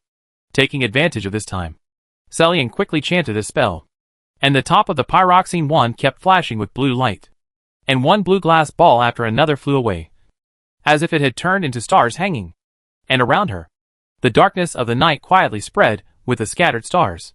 But suddenly, Sei Lian raised her head, and at the other end of the crystal mist in front of her, a torrent swept everything away and rushed straight towards Sei Lian, forcing her to stop her spellcasting and roll to avoid it. Magic Comet Azel 2-0. Aren't you a warrior? As expected, Sei Lian was surprised. I held the pyroxene flashing Kalia's scepter in my hand and responded, Isn't this a battle between origin magicians? I will use my magic to defeat you fairly. Teacher Sei Lian. Chapter 509 Magic Duel Part 1. Hello. It's you, my child. In the dark library. Full Moon Queen. Renala seemed to sense my arrival and raised her eyes from the amber jade in her arms. You also want to be born again, so you come here? Yes, please, Queen. I nodded, and took out a group of teardrop larvae. This is the item dropped by the Shrimp Fire King in the Linnea Lake area, which I had conquered with Brother Shrimp. At that time, Brother Shrimp got it. After that, I saved some money and exchanged it with him, in order to defeat Teacher Sei Lian. Please help me to transform into a battlefield magician with intelligence as the main and strength as the auxiliary. The Queen smiled and stretched out her hand to me, holding me in her arms. Then, come, be born as a good child. As her voice fell, the great rune of the unborn in the amber jade emitted a shining light. The teardrop larva in my hand seemed to come alive, suddenly hugged my chest, and then there was a sharp pain, as if a hole was drilled in my chest, and all the strength was sucked out from the hole, which made me almost faint. In my ears, it was Rhaenyra whispering softly. She kept stroking my head with her hands like she was comforting a baby, saying, Don't be afraid. I will definitely make you a good child. Then, gradually, the pain disappeared, and the teardrop larvae melted from my chest like ice and snow, and entered my body, turning into a warm spring that flowed through my limbs and every corner of my body. My brain, which was hazy because of the pain, gradually became clear. In the dim room, I raised my eyes, and I seemed to be back on the quiet water surface, and saw an elegant and bright moon hanging in the sky, under the sparkling moonlight. It was Rhaenyra's figure. Zero, my good child. She smiled and called me softly. Her cloudy eyes were now flashing with a blue light full of magic power. Come to your mother, and take this scepter. I couldn't help but be a little surprised. Queen? The one in front of me must be the consciousness of Rhaenyra herself. I didn't expect that I could be invited by her in person just to wash a spot. Remember, all the magic in this world is not difficult to understand. Their origin is actually the power of human imagination. A kind of imagination that you know and can realize. So, use your magic to your heart's content, and use your unique and wonderful ideas, Rhaenyra said, opening her arms and hugging me once again. Then, Go and save the talented woman who has gone astray. Teardrop larvae? After dodging my comet Azrael, Seelan soon understood why I, a warrior, could cast such high-level magic. I also pointed at him with the Kalia scepter. I am a humble apprentice, and I dare to ask for your advice. After saying that, the pyroxene of the Kalia scepter shone, responding to the runes in my memory, and emitting a huge pyroxene, dragging the glow of magic, like a comet traveling in the universe. Magic Broom Star. Seilien also responded to my attack with the same broom star without saying anything. The two comets collided, and the violent energy that erupted caused both Seilien and I to step back. After stabilizing my body, I swung the Kalia Knight's sword with my right hand and rushed towards the opponent quickly. After all, Teacher Seilien is a traditional magician, a classic glass cannon. If he can engage in close combat, it will naturally be of great benefit to me. Combat Skill Hound Step. I increased my speed and rushed forward, but after Seilien stepped back to stabilize his body, he stabbed the pyroxene staff hard on the ground. Suddenly, it seemed as if I saw the nebula of the universe spreading from the top of the staff. And then, several bright and shining meteors flew out of the nebula, chasing me and bursting. Origin Magic Destruction Meteor, is it? Even if I dodge to the side, the meteors turn a corner and continue to chase me, making it impossible to get close to Seilien. There is no other way. I can only throw out the Kalia scepter, and use the magic line to pull it, making the scepter spin in the air, turning it into a shield to resist Seilien's destruction meteor. But there were too many magic balls. Soon, the Kalia staff was bounced away. Then, the remaining meteors chased me again. I had no choice but to hold the Kalia Knight sword tightly, inject runes, and wrap the sword with magic. Then I aimed at the incoming meteors and slashed them. I didn't know if it was because of my decreased agility, or because the meteors summoned by Seilien came too fast. I couldn't block all the meteors. Several of them exploded on me, causing me to sway. I couldn't help but lean on the ground with my sword, gasping for breath, and recovering some strength. On Seilien's side, the pyroxene staff had already lit up a group of dark green stars. That posture should be the start of Comet Azrael. I quickly rolled to the side, and at the same time, I also picked up the Kalia staff. When I looked up, I didn't see the torrent of magic coming straight at me, which made me stunned for a moment. And then the next second, I felt a sharp pain in my back as if I was suddenly stabbed by a stone with a spike. Is it the night magic surprise attack on magic gravel? It can launch an unexpected attack from behind the opponent. Teacher Saren deliberately used the Comet Azrael to attract my attention, and told me to only be careful in front of me, but completely forget to pay attention to the back. Then, several magical meteor showers attacked from the front. There was no way. I picked up the Kalia scepter, jumped hard, and curled up my whole body, and then asked rune magic to wrap me up. Magic Leaner's full moon. The meteor met the moonlight, and was absorbed by it. Then, the full moon was released from my body, and flew towards Saren. Oh, I didn't expect that you could even use this move. It seems that the queen really liked you. Apprentice. Facing the full moon that was coming towards her, Seilien was not in a hurry at all. She raised her staff above her head, reciting a spell quickly, and waved it. Above, soon, a blue-black hole was formed. Even the full moon was attracted, and finally fell into the hole, and disappeared. This time it is the forbidden magic of Celia Town. Eternal darkness? It seems that in reality, Teacher Seilien not only has mastered all kinds of magic in the academy, the 3 origin magics, but also the dark magic of Celia Town. I am afraid she has also consulted Master Lizard. By the way, in this case, the memory grid is not enough. She is indeed a talented woman of magic. What other magic can you cast, Zero? Let me see it. Seilien put away the eternal darkness, but her pyroxene magic wand still shone with blue light. Otherwise, you will be completely swallowed up by the starry sky. These words made my heart cold. Turning my head, I suddenly noticed that although it was afternoon, the main entrance of Ria Lucalia College was shrouded in darkness, without anyone noticing. There were also many pyroxene balls flickering, like stars in the night sky. I had seen this move before, when facing the shadow of disaster of Lonnie behind the eternal city of Nox Stella. The domain-like spell used by Seilien, the rain of creation stars. And in the next second, several pyroxene balls, several beams of light, burst out from all directions, and surrounded me in the middle. Chapter 510 Magic Duel. Part 2. When did Sei Lian start to lay out her universe of the star-creating rain, while dodging the attacks of the star-creating rain? I was thinking. Before, Sei Lian did intend to cast this spell, but it should have been interrupted by my sudden attack of Comet Azrael. Except for one possibility. Sei Lian has reached the state of being able to cast multiple spells at the same time. But is this really possible? How to do it? After all, she only has one magic wand in her hand, and only one piece of pyroxene theoretically. She can only perform one magic. Bang! While I was thinking, I was not paying attention, and was hit by the magic beam of the star-creating rain in the popliteal fossa behind the knee, and I stumbled forward. Then, countless meteorites shot at me head-on, making it impossible to avoid. There was no other way. I could only use Lanera's full moon again, to forcibly resist the opponent's star rain. But unexpectedly, Sei Lian also floated up lightly, rolled up her body, turned into another full moon, and smashed directly towards me. This was extremely surprising. Renala's full moon can be regarded as my trump card, after all. In the game, you have to defeat Full Moon Queen Renala to exchange for high-level magic. Just watched it once. Did teacher Sei Lian imitate and learn it? Or did she research it on her own?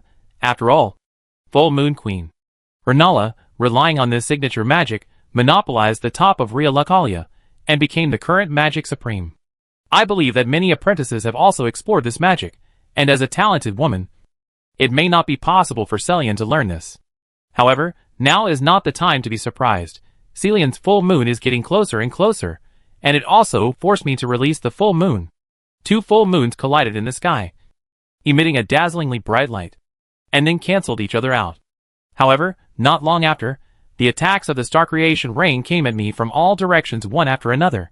Damn, it would be great if I had Tops's position at this time, which can counteract all magic and prayers, and can be said to be the natural enemy skill of all magicians.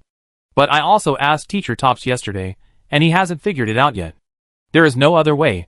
I can only try to attack Sei Lian's body directly to see if I can stop the magic of the star creation rain. I used the Hound Steps, and dodged several beams of the star creation rain again, then picked up the Kalia's scepter, and asked the pyroxene to respond to the magic runes in my mind, and pulled it back hard. Magic surprise attack on the magic gravel. But teacher Sei Lian was already alert. After all, this volume of magic came from the place where her original body was sealed and imprisoned. With a whoosh, she didn't even look back, and directly used a ray of starlight from the universe to shatter my magic gravel. Fated Zero, is this all the magic you have? Sei Lian gently waved the pyroxene staff. The starlight in the star shower recovered faster, and more meteor beams were fired at one time. If I don't find a way to interrupt Sei Lian's star creation rain, I still can't fight her at all. But this is tantamount to saying, I must destroy the opponent's pyroxene staff. But the current situation is that, even if I use the Hound Step, I can't get close to Sei Lian at all. Just like a bee's tied by a chain. I can only roar unwillingly at the people outside the cage, let alone remove the opponent's weapon. If you don't find a way to deal with my star creation rain, you will definitely lose. She waved her staff again. And suddenly, the whole person disappeared from this dark universe. Is this Sei Lian's dark magic turning invisible? Once, on the snowy plain, I saw Wei Hele use this trick to help us hide from the top sniper there, and pass through the Snow Mountain Sky Road. Although this move can make a person's figure blurred in the dark, but the sound, the smell, and the spell cast will not completely disappear. Feel the origin of the starry universe, and then be swallowed. The ears caught the voice of Sei Lian, and at the same time, the peripheral vision also noticed a dazzling glow. I dodged forward quickly, and saw the magic comet Azrael piercing through the entire universe. However, at the same time, the offensive of the Genesis rain seemed to have decreased a bit. As expected, even for Sei Lian, performing these two complicated magics at the same time would not be enough to consume his brain power. Taking this opportunity, I also accumulated rune magic in the Kalia scepter. The speed of performing Comet Azrael was too slow, so I used the Pyroxide Swift Demon Gravel first, and attacked continuously to force Sei Lian's hidden figure out. The opponent waved his staff lightly, and several Meteor Pyroxide, blocking my Swift Demon Gravel, burst out. In this case, magic unrestrained crystal, from the cave where Master Lizard was hidden and sealed, the spell obtained by defeating 3 crystal people. The top of Kalia's staff grew like a hedgehog, condensed many crystals, and then, like a machine gun, shot down many meteors, and then attacked the source. But this seems to be a trap. The next second, the star-creating stars that had landed around me at some point in time also shot at me, who was casting spells and unable to move. Oh no! I can't dodge! But suddenly, several beams of the star-creating star rain actually deviated, allowing me to dodge the attacks without moving. In the dark universe, Celine also supported her pyroxene head cover and showed her figure. It seems that she was unable to completely dodge my unrestrained crystal and was hit by the stone cover. By the way, could it be that the star-creating star rain was not completely driven by the stone staff in Celine's hand, but also used her hood? After all, there was indeed a large piece of pyroxene inlaid on the top of the hood. It's worth a try. And, no matter what, now is a good time. After briefly breaking free from the restraints of the star-creating star rain, I quickly swung a broom star at Celine, who had just stood still. But I didn't expect that. Although the pyroxene of Kalia's scepter lit up, the broom star did not. I only felt a buzzing in my head. And then, my spirit was shaken, and I fell to my knees. Eyes, ears, mouth, nose, brain, painful, constantly, red blood dripped from the tip of my nose, making me extremely surprised. What happened just now? Sure enough, it is impossible to learn so much magic in a short time. Beside my ears, Celine's voice sounded so far away, as if it came from the other side of the universe. Zero, my stupid apprentice, you overloaded your memory, and you were too anxious just now, and made mistakes in your haste, and as a result, you were attacked by magic. Overloaded memory? Ah, could it be that, when I cast the broom just now, the magic rune I drew in my mind went wrong? After all, from the memory space in the game. In terms of the grid, I only have a memory stone given by Lonnie that has been used up. Theoretically, I can only use 4 kinds of magic at most. And for example, Comet Azrael and Full Moon of Lanera. One magic occupies 2 grids. When I tried it last night, I unexpectedly found that I could use more magic than the grid of memory. I thought that in the real world, after strengthening intelligence, the number of memory grids would increase accordingly, but I didn't expect that. It was just temporary.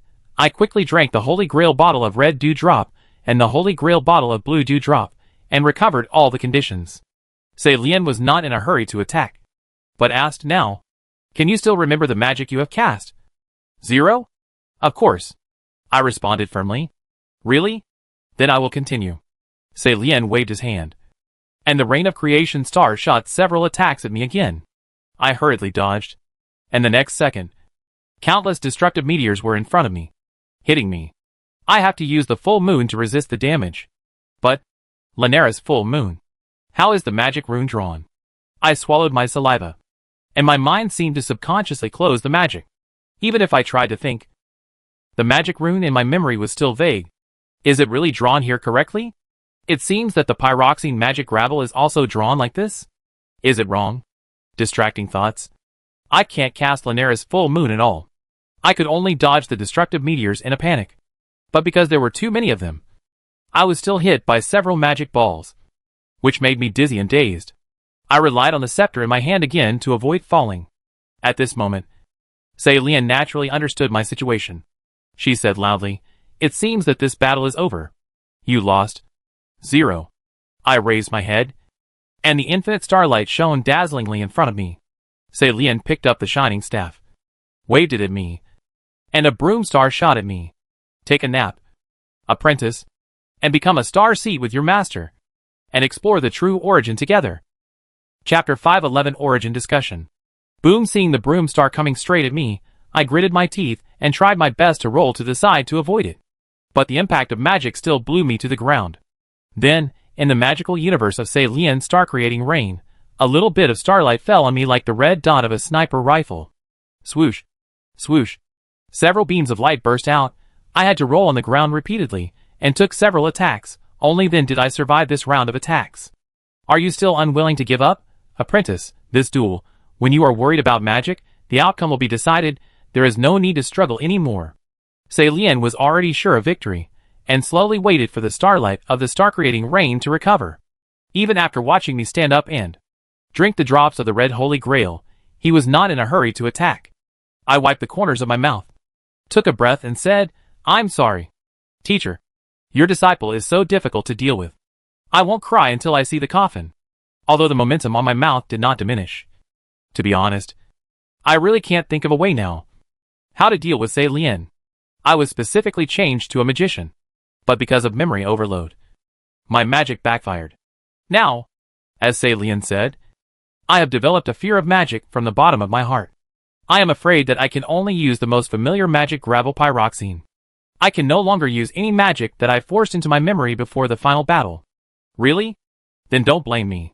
After saying that, in the universe of the star rain, the star shone again, and Sei Lian also waved his staff, and flew up lightly, turning into a bright full moon hanging in the air. Whoosh whoosh whoosh in an instant. Beams of light came at me, but several beams seemed not to be aimed at me at all.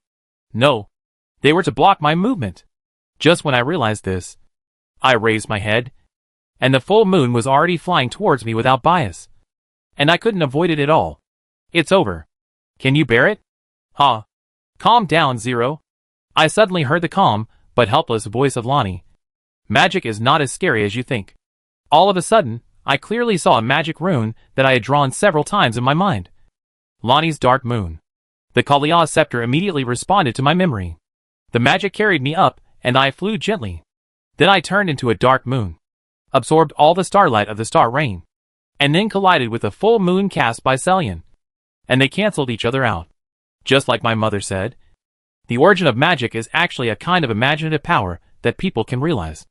Under the ground of the Eternal City, didn't the teacher in front of you also mention that combat skills, prayers, magic, at the border, although the forms are different, their essence is the different manifestations of rune. So, don't worry about the limitations. Think about it, connect them, and then show your origin. My knight.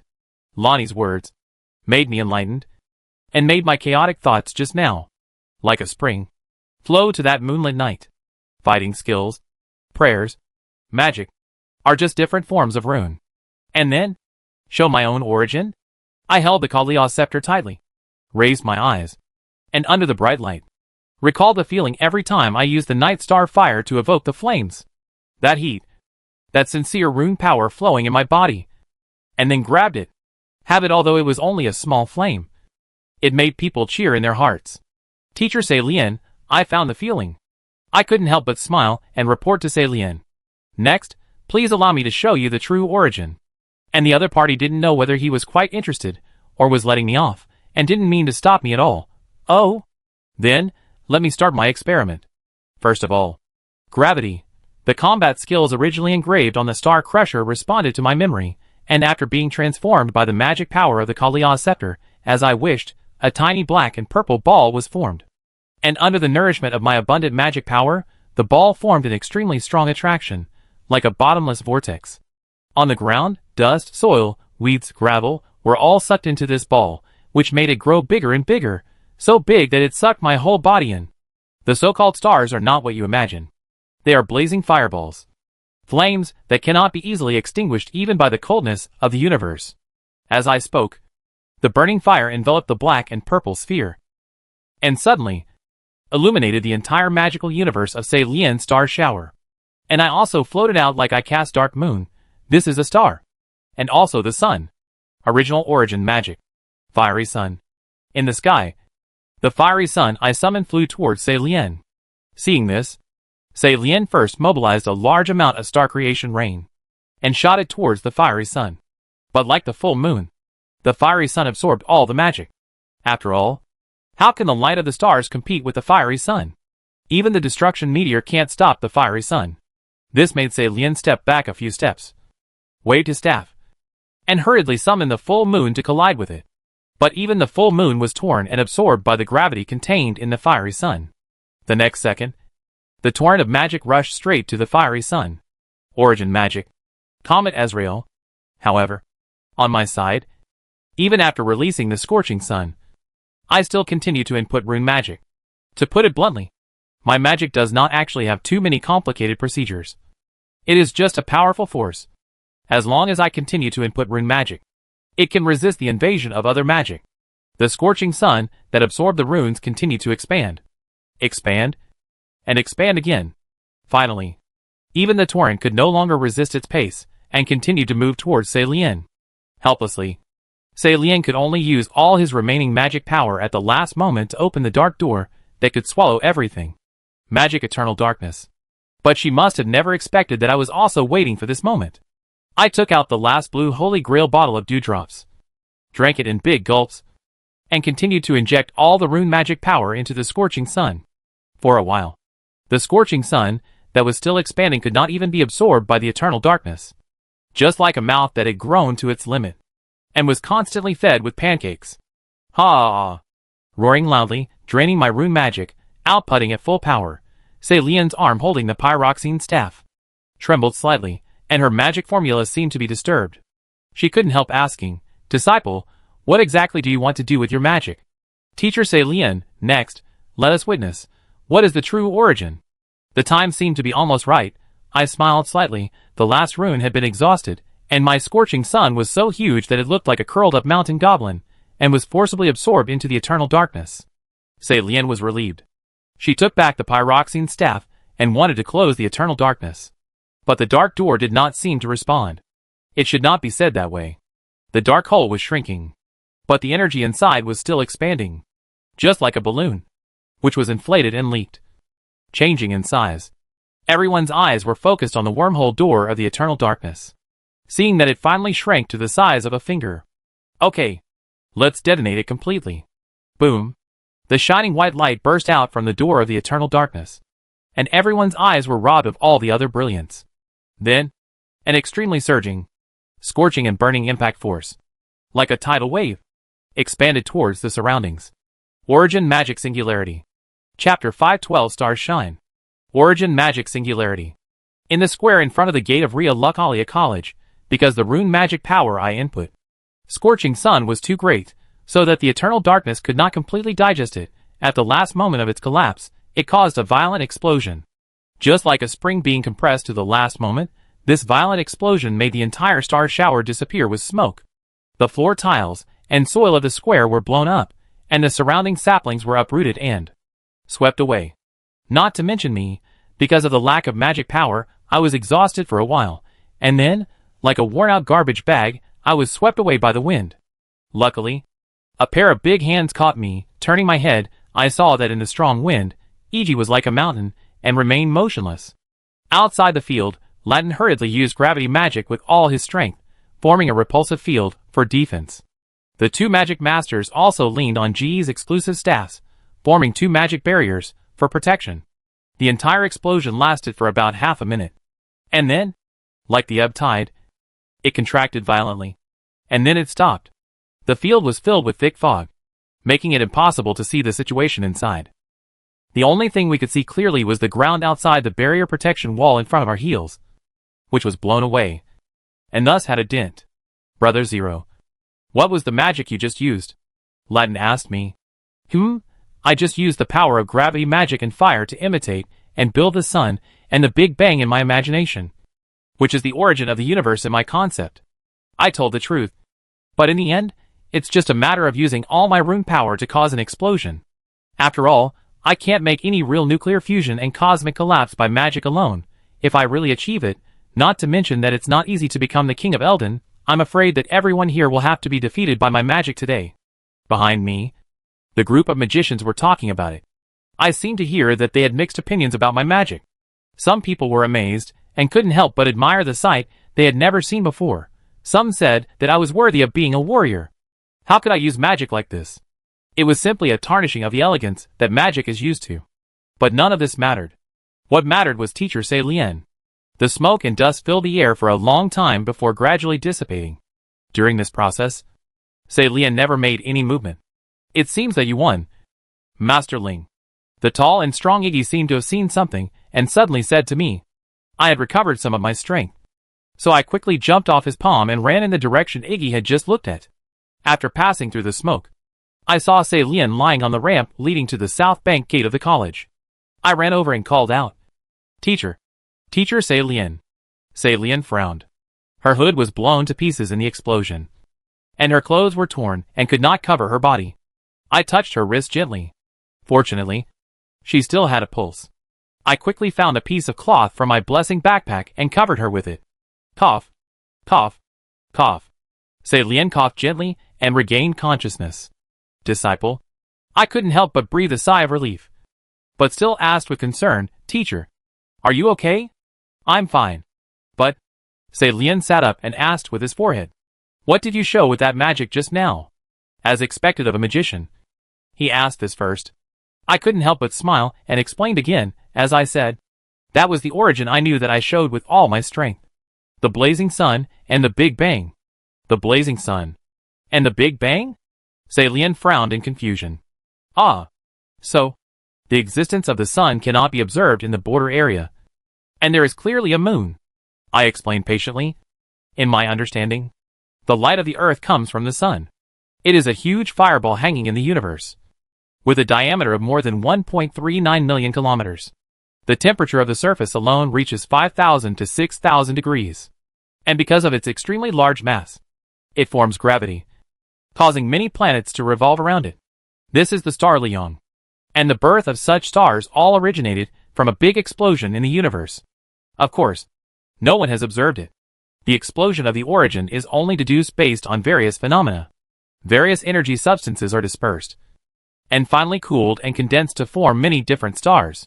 While I was talking, Lien looked at me intently, and there was even a shining desire for knowledge in his eyes, which made me feel a little embarrassed. Well, that, teacher, my concept is actually quite crude. After all, I am not an astronomy enthusiast. It is just some common sense. No, there is no need to take it so seriously. As he spoke, he felt his face getting hotter. Common sense? The corners of Lien's mouth could not help but curl up. Sure enough, my disciple, you do not belong to the borderland, but are humans from the other side of the starry sky. Right? Teacher, you already know? My eyelids trembled slightly. There are too many incredible things about you. As long as you get in touch with you for a while, you can see through them. Lien gave an example. For example, when we helped the princess solve the shadow of disaster, you had many prophetic actions, which made it hard not to be suspicious. Yes. Really? I scratched my head awkwardly. Come to think of it, Lonnie Lenarara and the others seemed to have known my identity before I told them the truth. After all, in the border area, many magicians are also called stargazers, and they can even read people's fate from the movement of stars. I am so rough. It may be difficult to tell them not to find out. But, the sun, the Big Bang, right? It is indeed a very interesting theory. Moreover, you just said in the battle that the so-called stars are actually the sun. Or stars. What's the matter? Lien was still asking.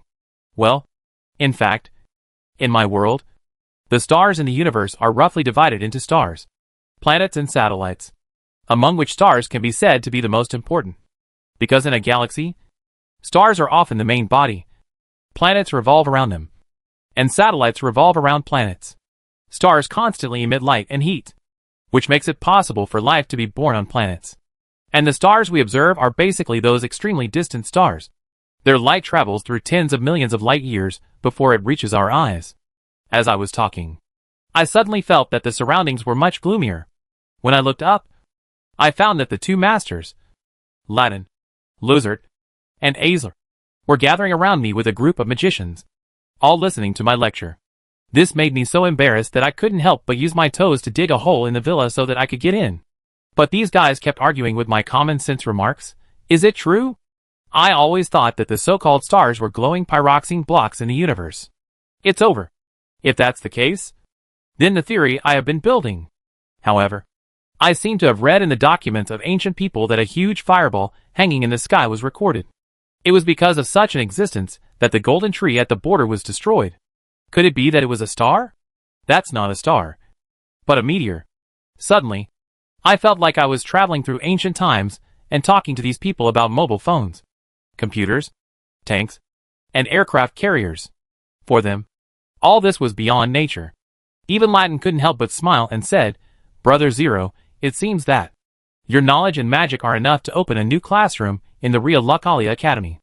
Don't, brother, aren't you afraid of embarrassing me? I couldn't help but droop the corners of my mouth. But Lien smiled and responded, if that's really possible, I hope you can arrange a fixed seat for me. My apprentice. Teacher. Ahem, with your words, I can assert that which Lien you have admitted defeat in this magic duel. Right? As the referee, Latin asked impartially. Lien also nodded without hesitation. Well, I really don't have magic that can deal with the scorching sun and the Big Bang. You can find any treatment you want. The specific restrictions on you, we will discuss later. Latin said, turned his head again, and said to me, Brother Zero, actually before you came to Ria Lucalia, there was a man who had been waiting to see you. But due to this duel, he also thought that it would not be too late to talk after you won. Man? Well, he called himself Sir Baiji. Baiji, after burning the tree, that guy didn't go to the royal city, but came here instead. Why did he come to me? I was full of doubts. Chapter 513 Turning Point. After the magic duel with Celian ended, I learned from Latin that Sir Baiji had arrived at the Ria Lucalia Academy before me, and was waiting for me. With a hint of doubt, I followed Latin through the Azalea Church and came to a reception hall in the school building. I saw Sir Baiji took off his helmet and sat calmly beside a tea table, picked up the teacup, and took a sip. What surprised me even more was that Rodlika and Granny Inya were actually beside Sir Baiji, and even the twin old women. Several old women were drinking tea and talking quietly about something. When Little Red Riding Hood saw me, she immediately came over with a smile on her face. Master Ling, you are here. Long time no see. Rodlika, why are you here too? I was surprised and happy, and couldn't help asking curiously. Roderica explained, since the golden tree burned, I just returned to the round table hall, and found that there were fires everywhere. So the Lord Sir forced everyone out. He also expected that you would come here. So we have been waiting here. However, you still have to duel with a teacher who teaches magic. In order to avoid distracting you, the Lord Sir asked us to keep it secret for the time being and meet you. As he spoke, Lord Baiji also put down his teacup, stood up, walked over and said, although I have expected you to win, I didn't expect that you could actually beat that Lien in the theory of origin.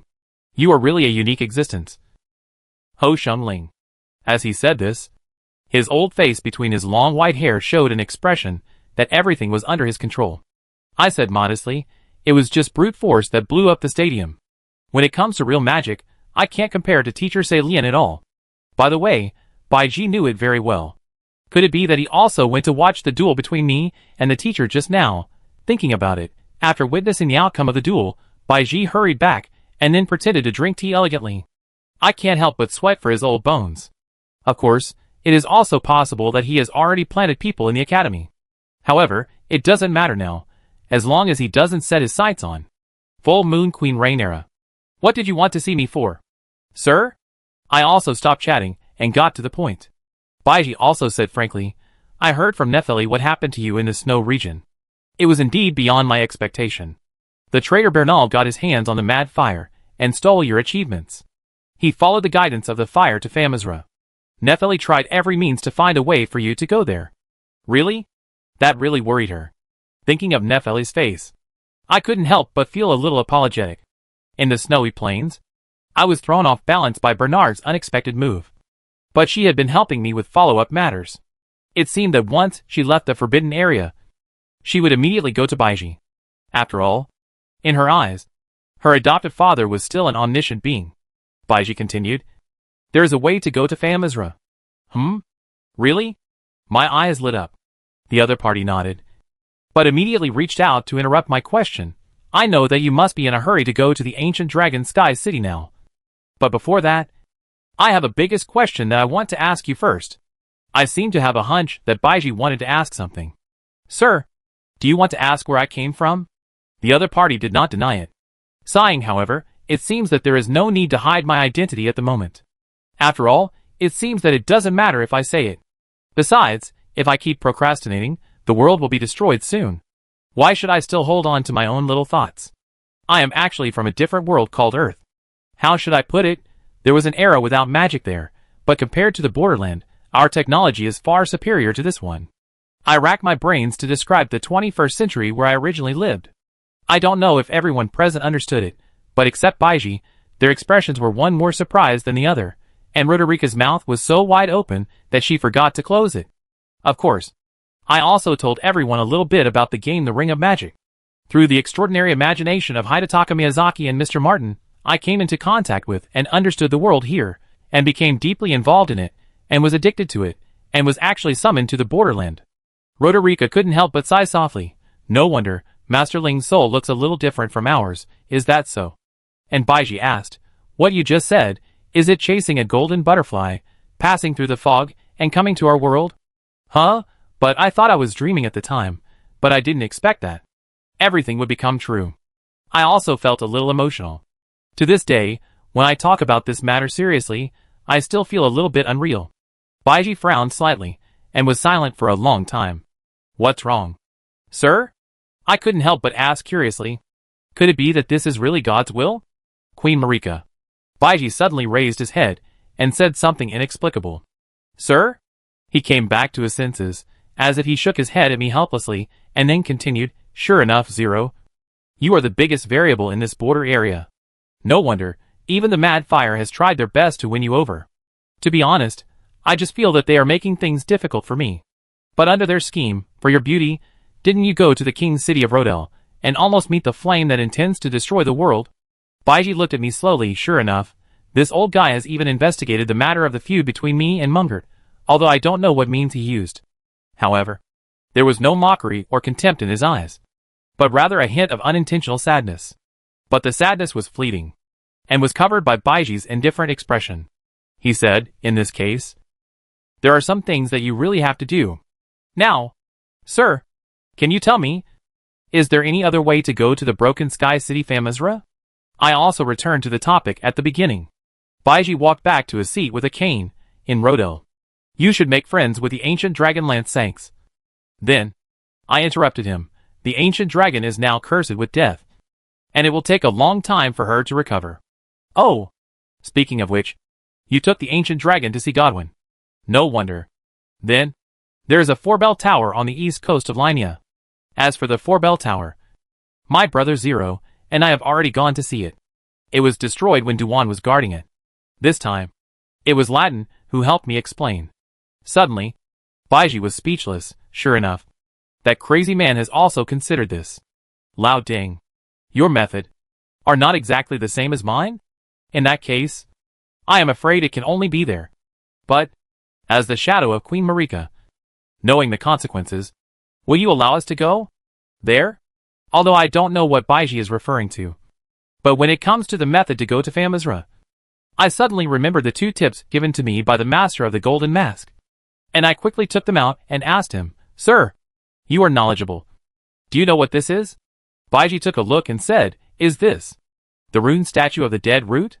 Chapter 514. Many hands make light work. Many hands gather roots. Dead roots? Oh, so this thing that looks like a flower bud and like a golden onion is actually a projection of a dead root, but because the Golden Mask used its own rune to make the statue, it was shining with gold, so I didn't think about the black thing.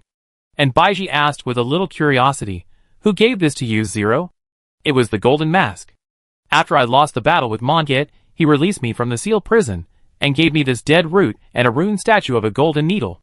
I answered honestly. Baiji frowned slightly, muttering, Golden Mask, dead roots and golden needles. Ah, as expected. Did that master really think so? I still didn't understand the situation, and asked, Sir, these 2 things. Does the master of the Golden Mask want me to go directly to Malachus? It seems that you also know. Young man. Baiji put on his old scholarly style again. At the northernmost point of Galad, there is a beast temple. The priest in it, Gulong, is the incarnation of the shadow beast beside Queen Marika. According to legend, after Malachus defeated the Night Eyes goddess for Queen Marika, he obtained the power of the destined death. And when Prince Godwin encountered an accident, he was ordered to go to the Broken Sky City of Famizra. But, will Malachus tell us how to get to Famizra? So we need all the dead roots on this border.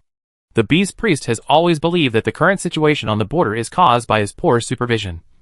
And as long as he eats the wrong tubers produced by the golden tree for the dead Prince Godwin, he can change everything. Baiji speculated on the Golden Mask's thoughts. Perhaps, as long as we collect all the dead roots, give them to the beast priest, and explain the situation to him, Gulon will point out a clear path to Famizra for you. So that's how it is? My brain started to work like crazy. Now, I have a dead root in my hand, which I got from the ruins of Widom in the Yatan Plateau. The rest of the dead roots, the one in Shuehuan village was obtained by hunting Death D. And he and Roger went to the Black Knife underground cemetery later. I'm afraid he has 2 dead roots in his hands. In the middle of the east coast of Linia, near the Great Study, there is also a calling ship. Perhaps we can go there first. As for the other dead roots, if I remember correctly, there is a cemetery in Ninjafu that contains dead roots. The underground cemetery where death descends, in Jameer. It is in Jameer's Heroes Cemetery. There should be 2 dead roots in the giant snow mountain. One in the underground cemetery near the Heavenly Road, and the other in the ruins outside the city of Seoul. The last dead root is at the entrance of the Holy Snow Field, in that strange maze. But it's too difficult for me to collect them.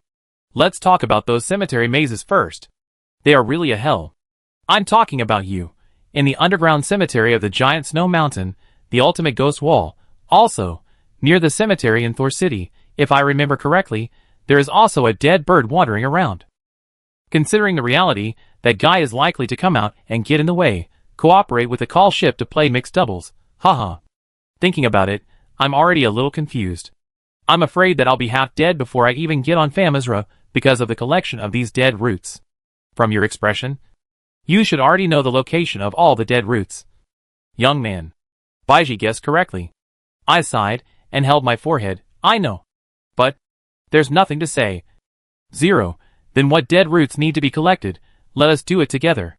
At this time, a familiar voice sounded in the hall.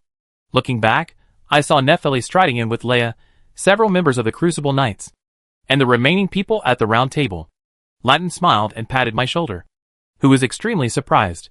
When you came to the academy, I had already informed everyone in Stonewell.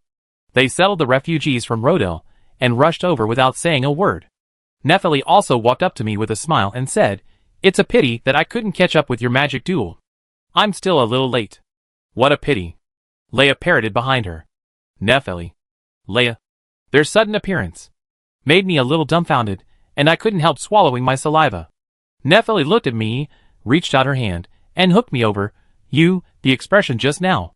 Are you thinking of solving all the troubles by yourself again? On the way, I heard that you challenged the King of Blessing, Mondot, and wanted to receive the gift of insanity? I know you are anxious to go to Famizra, to save your witch, but you are not as anxious as you are, 0. I am also worried about Sister Melina, so 0, let's work together to find a way to save Sister Melina." Leia also clenched her fists, and came to me. Even Latin crossed his arms and said, "Yes, Brother Ling. A sword that is too hard can break easily. You are from the royal family of Kalia. But don't forget that you still have our support. Everyone." A warm feeling suddenly filled my whole body from the bottom of my heart. However, at this time, Sir Baiji interrupted and said, "The matter of the dead roots can indeed be left to them. But there is also that golden needle, 0. You should know what it is. Right? Well, that is the golden needle belonging to the Valkyrie Marenia, which can suppress the insanity." When I mentioned Marenia, I glanced at Latin. Sure enough, the general narrowed his eyes slightly, and a trace of indescribable expression flashed across his face. "But if Malachus can really show us the way to Famizra, there is actually no need for that needle. Right?" I asked curiously. After all, I really don't want to deal with Lian Lian. That is undoubtedly the strongest boss of the Ring of Magic. At the beginning, I was abused by Lian Lian for 2 days before I went there with Brother Teardrop in a wheelchair. I don't want to listen to what she says anymore. I am Michaela's sharp blade. But Baiji shook his head and broke my hope. That crazy fireman is not so easy to destroy. Don't forget, his power was originally separated from you. But it is different from you. I suspect that he has crossed time and returned to this world with you. The crazy fireman Baiji mentioned should be referring to Crazy Fire A Ling. Crossing time. Could it be that? That guy didn't read my memory. But because he is the real king of Mad Fire in the second round? In addition, the spies that I planted in the Blood Dynasty, something happened recently. I heard that many blood fingers are wandering around the border, so we have to be careful in this regard. Baiji revealed another piece of information.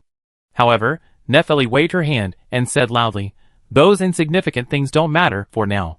We should discuss the matter of the dead roots and golden needles, go to Famizra, and rescue Melina. Yes, we have to rescue Melina first." Looking at the guys who are united, my eyes can't help but warm up slightly. "Oh, 0. Are you crying?" "Huh? No. Don't say anything.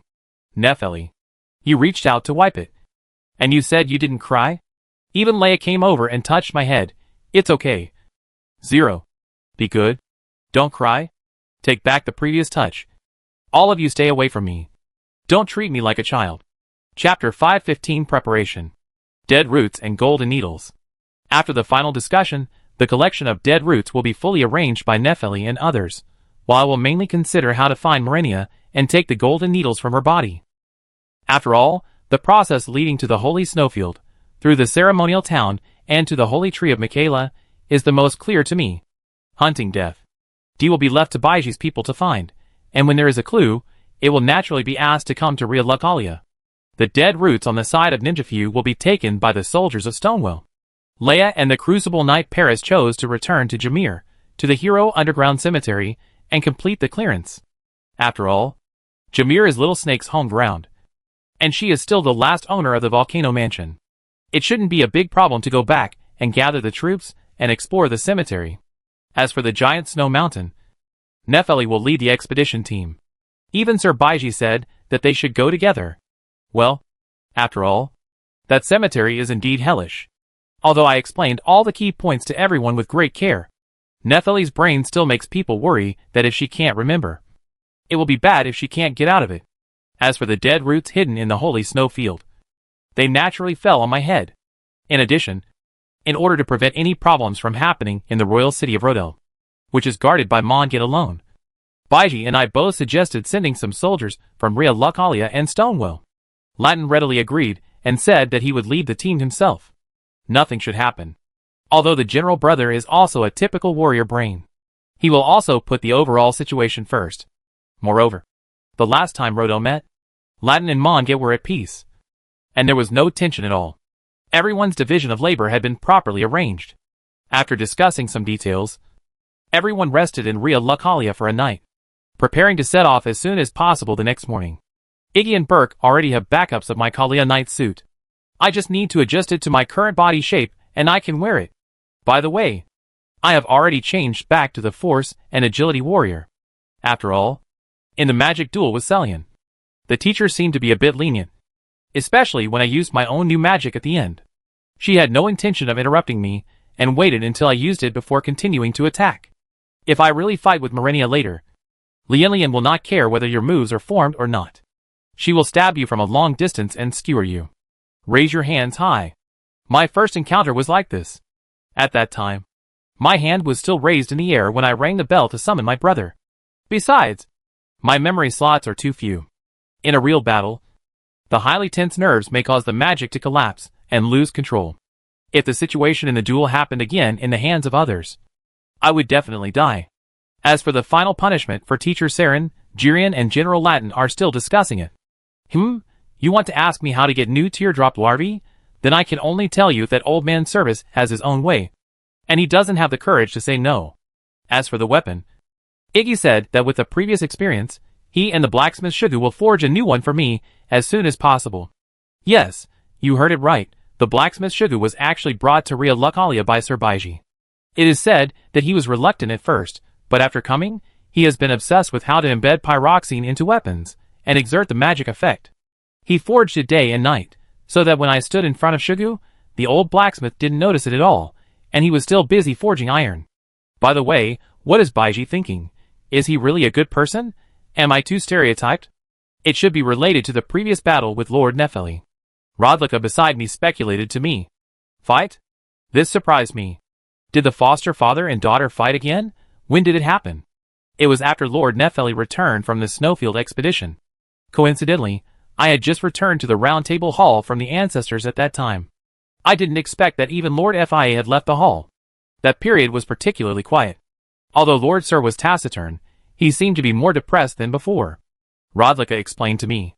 Then, on the day Lord Nepheli came back, they seemed to have argued about something. After that, Lord Nepheli forcibly dragged Lord Sir to fight in the empty hall on that floor. Who can't defeat the gods, who can't defeat the Supreme? As will, should we live like maggots in the shadows? Then what about those people who were abandoned by you before, who sacrificed for the so-called justice? I won't give up, Godfather. Even if I can't become the King of Eldon, I will bring this world to what I want, and, with him, I believe that I can definitely change this world, Even if the gods dare to stop me, I will challenge. Now, you are so disappointing, father. Rodlika imitated Nephili's righteous words. According to her, after winning the battle, Nephili left the round table hall without stopping, I guess, to help me find a way to go to Famazra.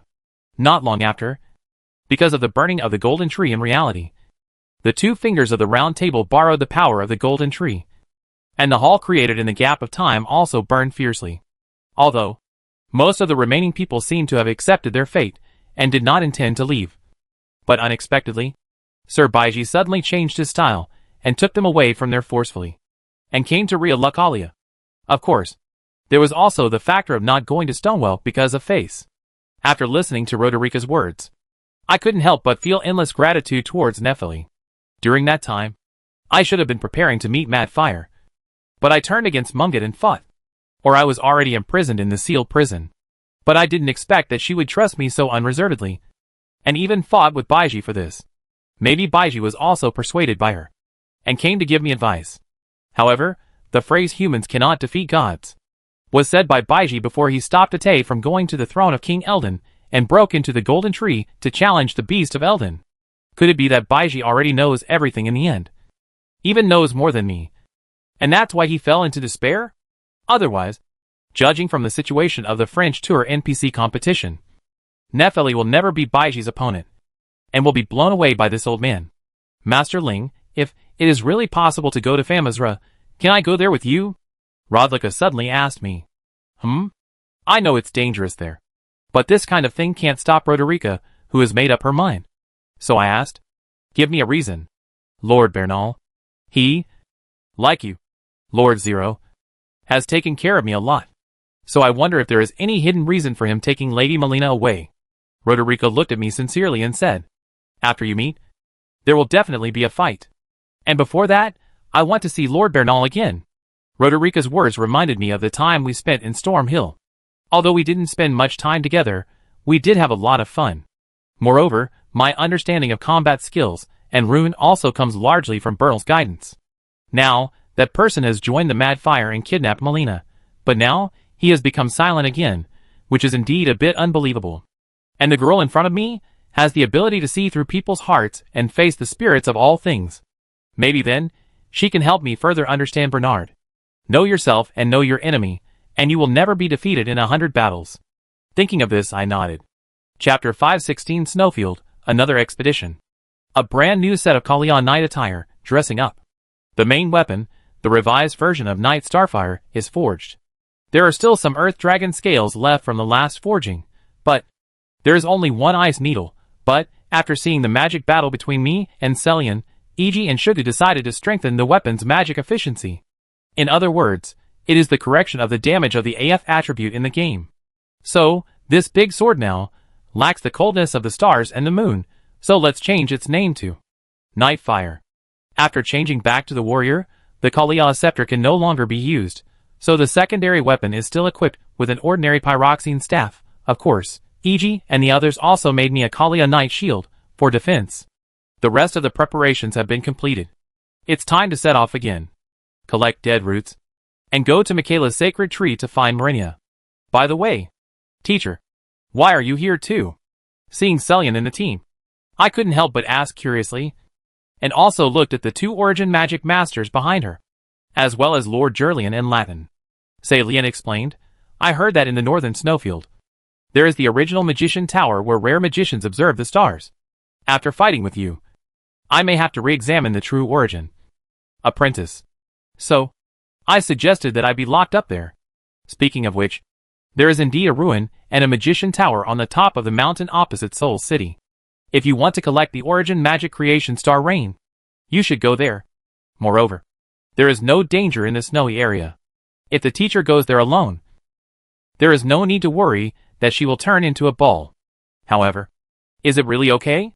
I looked at Jirian and Latin with such eyes. Jerry explained, the snowfield has always been a forbidden area for Golden Rodel, and it is rarely visited by people. Compared with the academy, it is indeed more suitable as a place to imprison witches. But, the two masters also insisted on going. Are Master Yazler and Master Lizard going there too? I was quite surprised.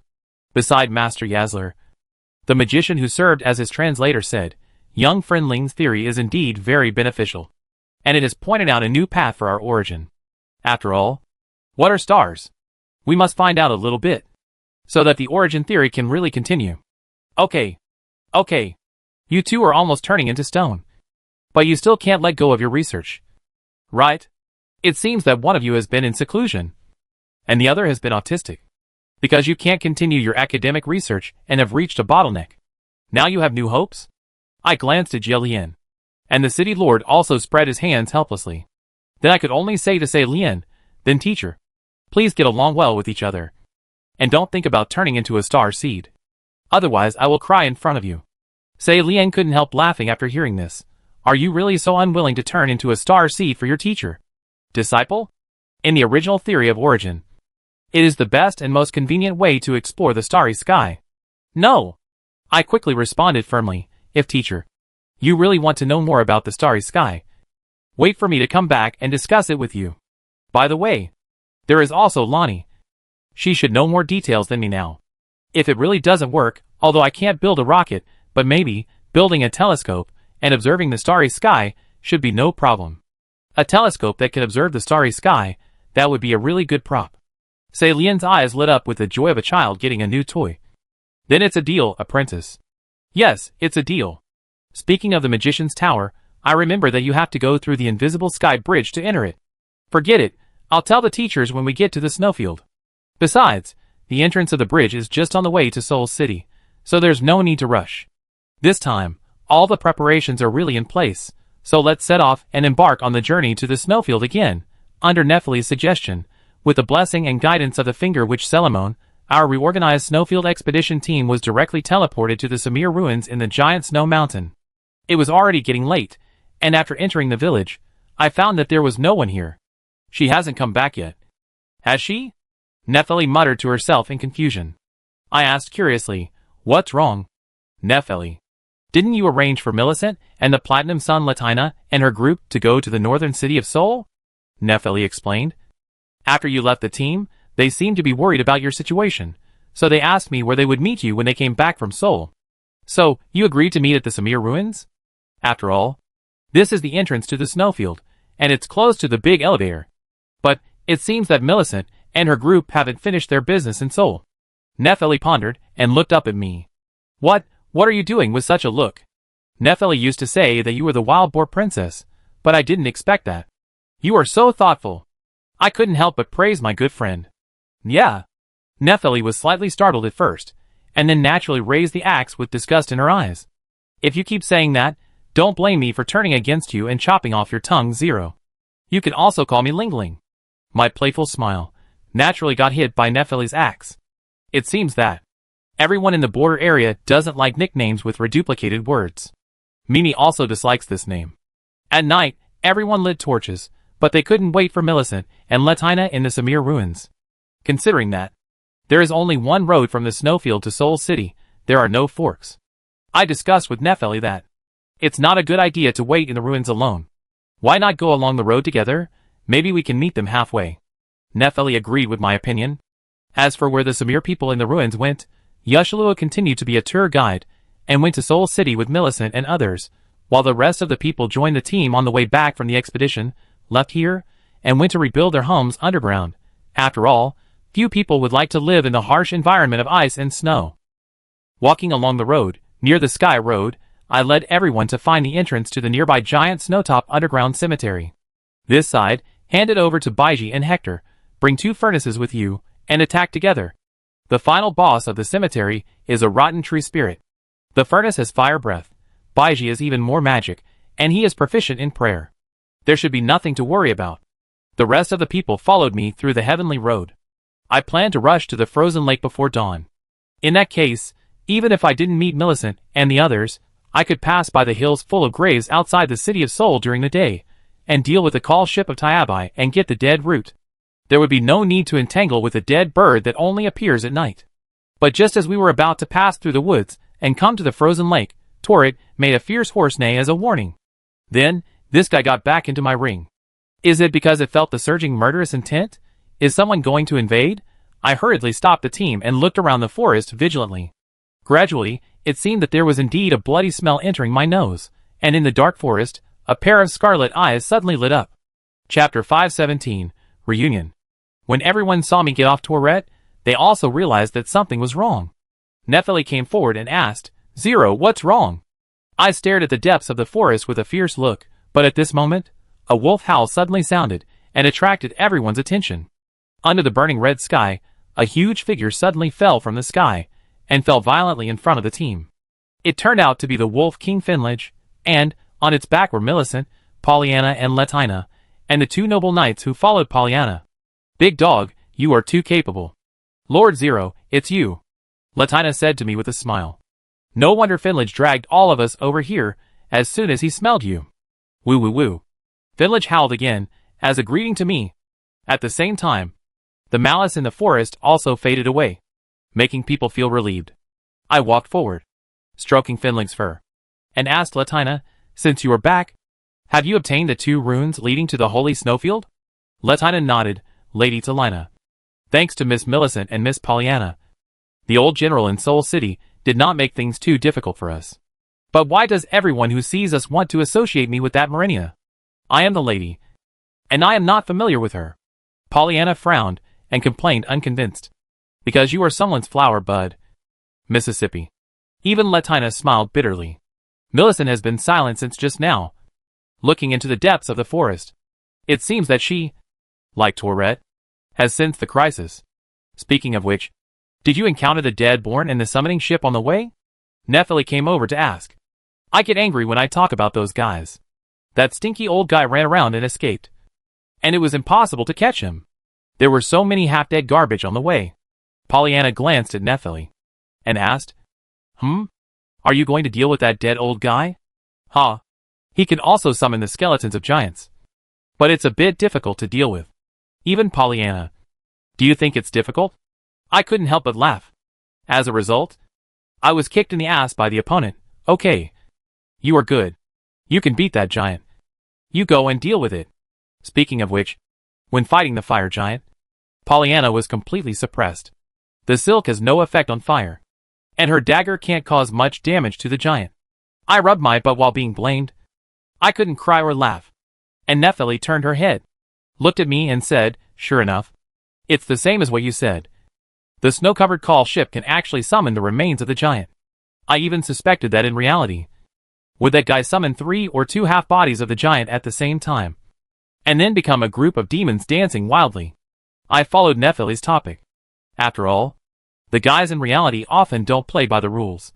For example, the original Water Call Village, the number of people was dozens of times more than in the game. At that time, it was really a big deal for me to go to the Water Call Village alone. However, Nephili, you should try to go to Soul City tomorrow. See if you can get reinforcements, and then attack, I suggested.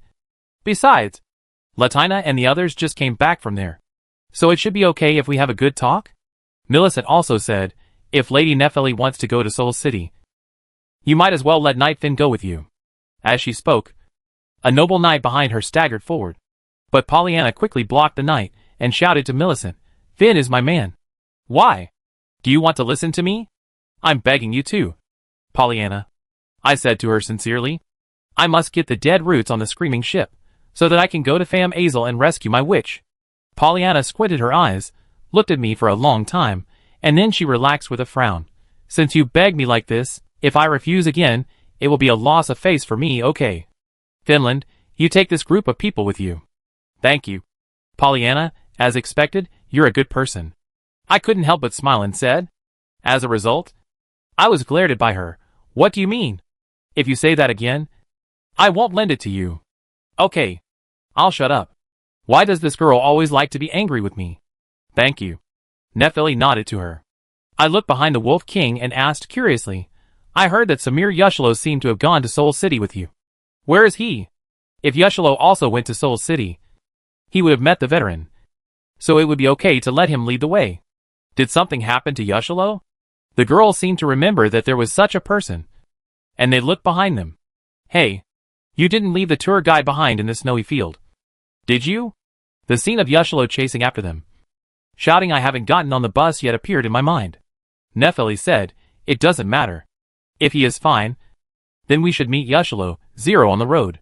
Since the talismans leading to the Holy Snow Plain are ready, you should go there quickly to find Marinia. Yes. I nodded. Afterwards, I went to find Se Lien and others who were at the end of the team, and said goodbye to them. Teacher, keep going forward. And on the hill opposite, you should be able to see the magician tower you are going to. However, you need to find an invisible bridge to get in. If I remember correctly, the entrance should be near the cemetery where the dead were born. Disciple, you really worry a lot, Se Lien said with a smile. In addition, I remembered something, and rang the soul summoning bell to summon the little jellyfish Kulala. There should be a ruin near the magician. If you have time, please take Kulala there. Kulala stretched out her tentacles and pulled me. Although I rarely take care of the little jellyfish, she also challenged the first demigod Greg with me, and she was still reluctant to leave me. I comforted her. It's okay, Kulala. I will come to see you if I have the chance. Your sister is waiting for you in the ruins. Perhaps it was because of the keyword sister that the little jellyfish began to spin and shake its body, circling around me several times, and then floated onto Se Lien's shoulder. Teacher, I'll leave it to you then. Selen nodded. Don't worry. Disciple, may the stars guide you and open up the way forward. Yes. So, after saying goodbye to everyone, I went to the Lord Elevator with Millicent and the others, preparing to go to the Holy Snowfield, take the last dead route, and then go to Michaela's sacred tree. However, after returning to the ruins of Samir, I asked the Wolf King Finlage to stop and shouted loudly to the empty snowfield, "Come out. I know you have been following us. No need to hide anymore." Is there anyone behind? Pollyanna asked confusedly. Of course there is someone. Otherwise, why do you think I didn't summon Tourette? Didn't I want to? Hush. I didn't explain too much to her. Just stood still, waiting for the other party to show up. Sure enough, not long after, on the white snow, a pool of black blood appeared from the shadow of the ruins. Bubbles were bubbling inside, and then, an old face like a lonely ghost emerged. Bloodfinger. Old Man. Chapter 518. A Sea of Blood and Corpses. In addition, something has happened to my spies in the Blood Dynasty recently. I heard that many Bloodfingers are wandering around the border. We should be careful in this regard. Speaking of which, Sir Baiji did mention the Bloodfingers before. But I didn't expect that the old man, the Bloodfingers, who was supposed to stay in the Church of Repose, would follow me and show up here. I thought that Xiao Baolai had borrowed someone's body again and deliberately came to trouble me. Who is this guy? Pollyanna frowned. And Millicent had already drawn her scissor long sword and stared at the other party vigilantly. Just like in the game. The old man didn't say a word at all, and ran towards me at a fast pace. However, before I could draw my sword, Millicent had already rushed forward, and facing the opponent's blade, Sesher slashed at it with his long sword. After a crisp and loud collision, there was a rapid and short sound of hammering. The flash of swords and sabers instantly enveloped the two of them. I was a little worried about Millicent being in trouble, so I quickly pulled out Nightfire and stepped forward to help, and separated the two of them with one sword. The old man had just stepped back, when several insect silks shot at him. He rolled hastily to dodge, but Latina caught the opportunity, and an arrow directly hit his shoulder, but the following arrows were all blocked by him. The next second, Millicent leaped into the air. Combat skill Water Bird Dance. I quickly stepped back, to avoid being affected by Millicent's attack. The old man held the long sword calmly, and even blocked the first two parts of Millicent's Water Bird Dance. You are so good at blocking. Are you the warrior from the wolf next door? The posture bar is so red that it is about to smoke. However, the power of the water bird grew stronger, as Millicent's round dance spun. In the end, a sword energy was directly released, causing the old man to be thrown out. He could not help but stab the ground with his long sword, support himself, take a deep breath, and slightly adjust his physical strength. Millicent had to take a breath after using the water bird dance. But I didn't rush to attack. Instead, I asked loudly, Bloodfinger. Old man, are you coming for me? What happened in the Blood Dynasty? After all, reality is different from games. And people are not machines. There should be no reason for them to rush over to fight me without thinking. Besides, anyone with a discerning eye can see that my sisters are not easy to pick on. It is not wise to assassinate them. The old man still didn't speak. His eyes were like Shura, and a bloody aura began to float on the long sword. Is it coming? The exclusive combat skill of the mountain of corpses and sea of blood. Corpses everywhere. Millicent. Pollyanna. Everyone be careful. I reminded everyone. As soon as the voice fell, the old man rushed towards me again. Millicent has not fully recovered yet. Latina is naturally unable to fight in close combat, and Pollyanna is the kind of person who will not actively help me fight. I can only hold the nightfire tightly with both hands. With the first sword, I saw a surging tide of blood rushing towards me. The old man guessed my preparation to raise my hand for defense, controlled the distance, and swung his sword at me. The physical blade brushed past me, but the sharpness of the blood blade was completely unstoppable. Facing such a move, I could only give up the idea of a head-on attack and focus on dodging, looking for opportunities to counterattack. But the old man's sword was swinging faster and faster. Once he fell into a passive state, he was suppressed everywhere. Moreover, his sword control was also very clever. The slash of corpses everywhere was like a passive skill that could be turned on and off at will.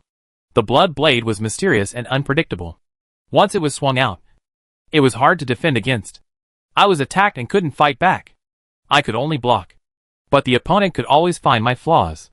If I didn't pay attention, I would have a shallow wound on my body.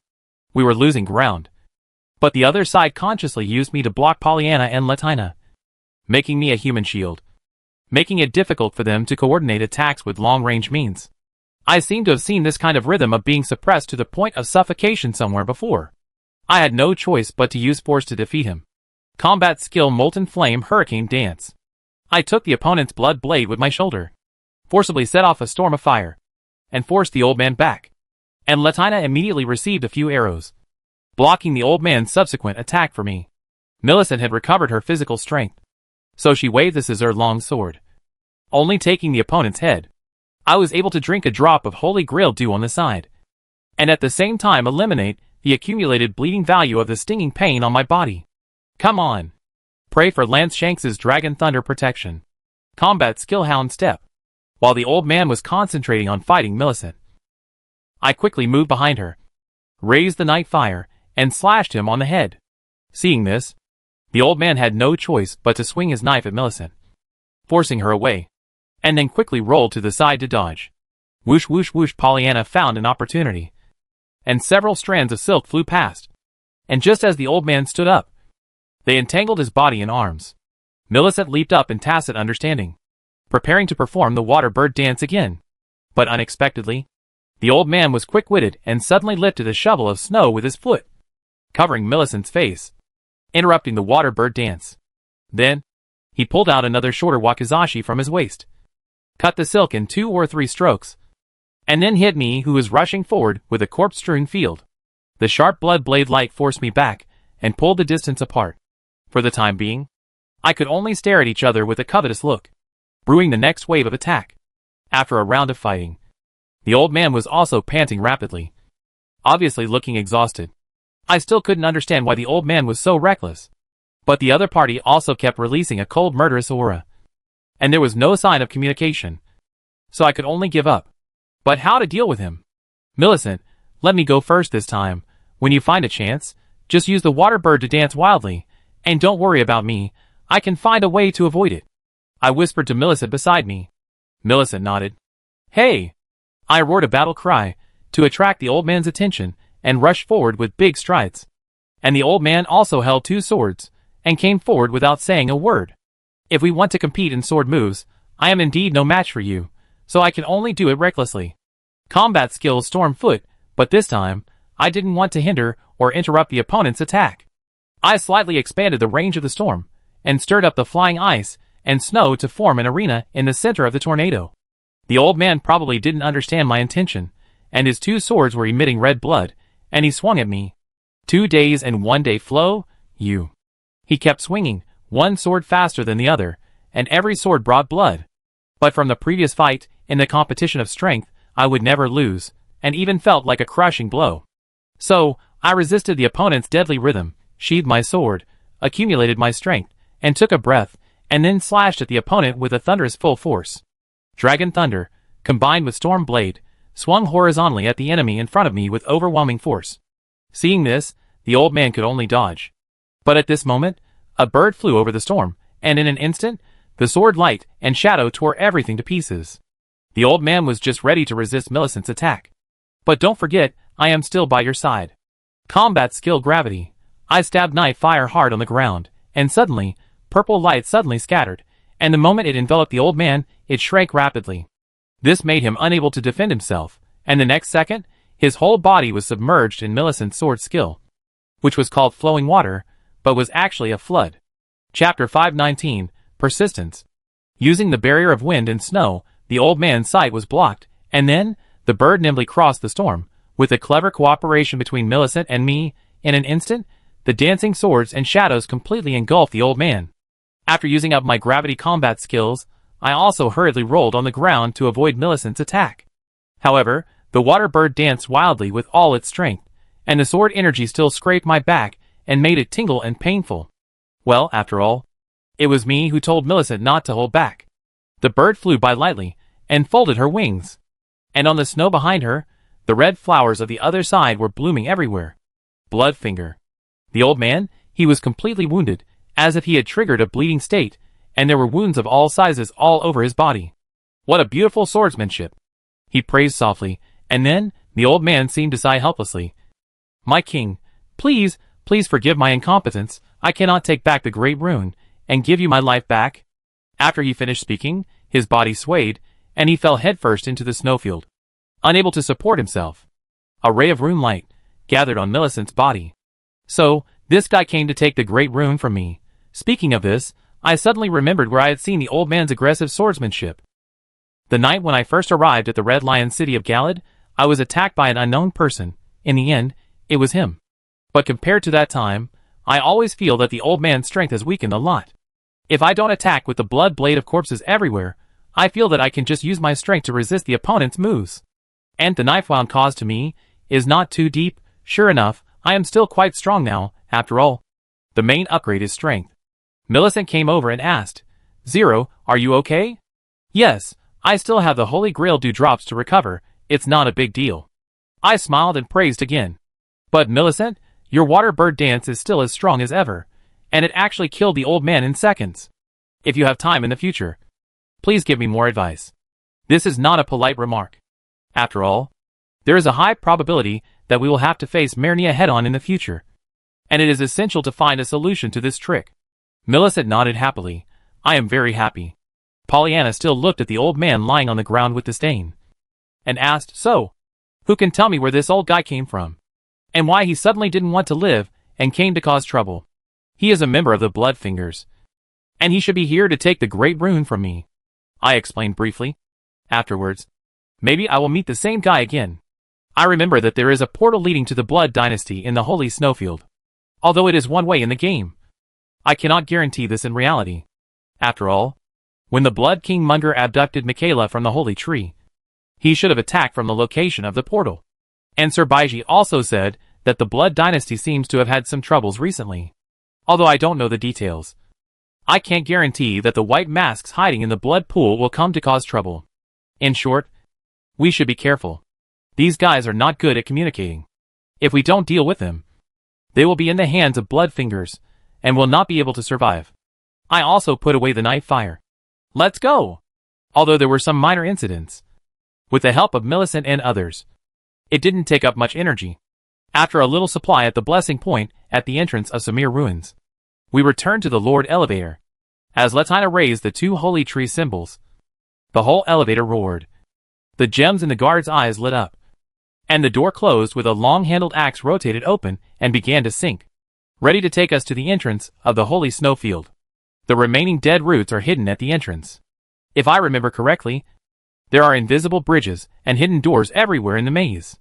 The main monsters are the land-based giant octopus and the evil soldiers, who always like to laugh strangely.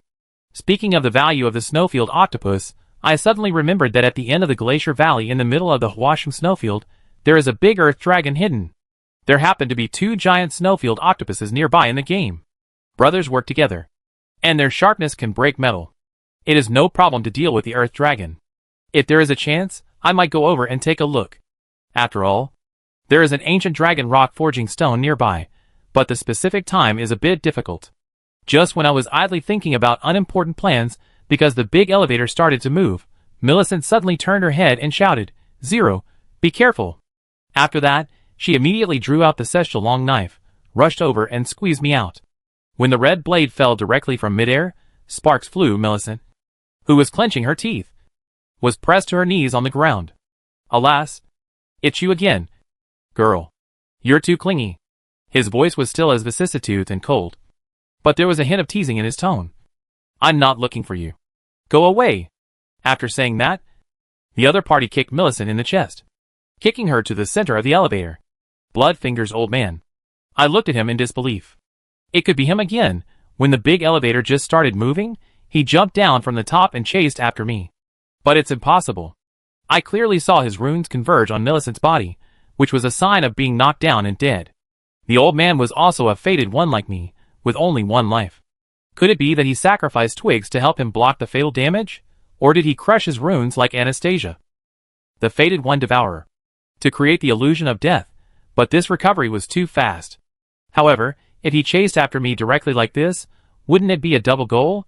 No matter how doubtful I was, the most urgent thing was to get rid of this guy, so as not to make any mistakes on the big elevator. Pulling out the knife fire, I rushed up without hesitation, and swung the knife straight at his head. The old man dodged, without intending to attack immediately. However, his reaction seemed to be slower than before, so I found an opportunity and swept his knife across, almost cutting off his arm. Although injured, the old man also quickly turned the wakizashi and swung it at me. A scarlet blood blade blocked my continued attack. Swoosh, swoosh, swoosh.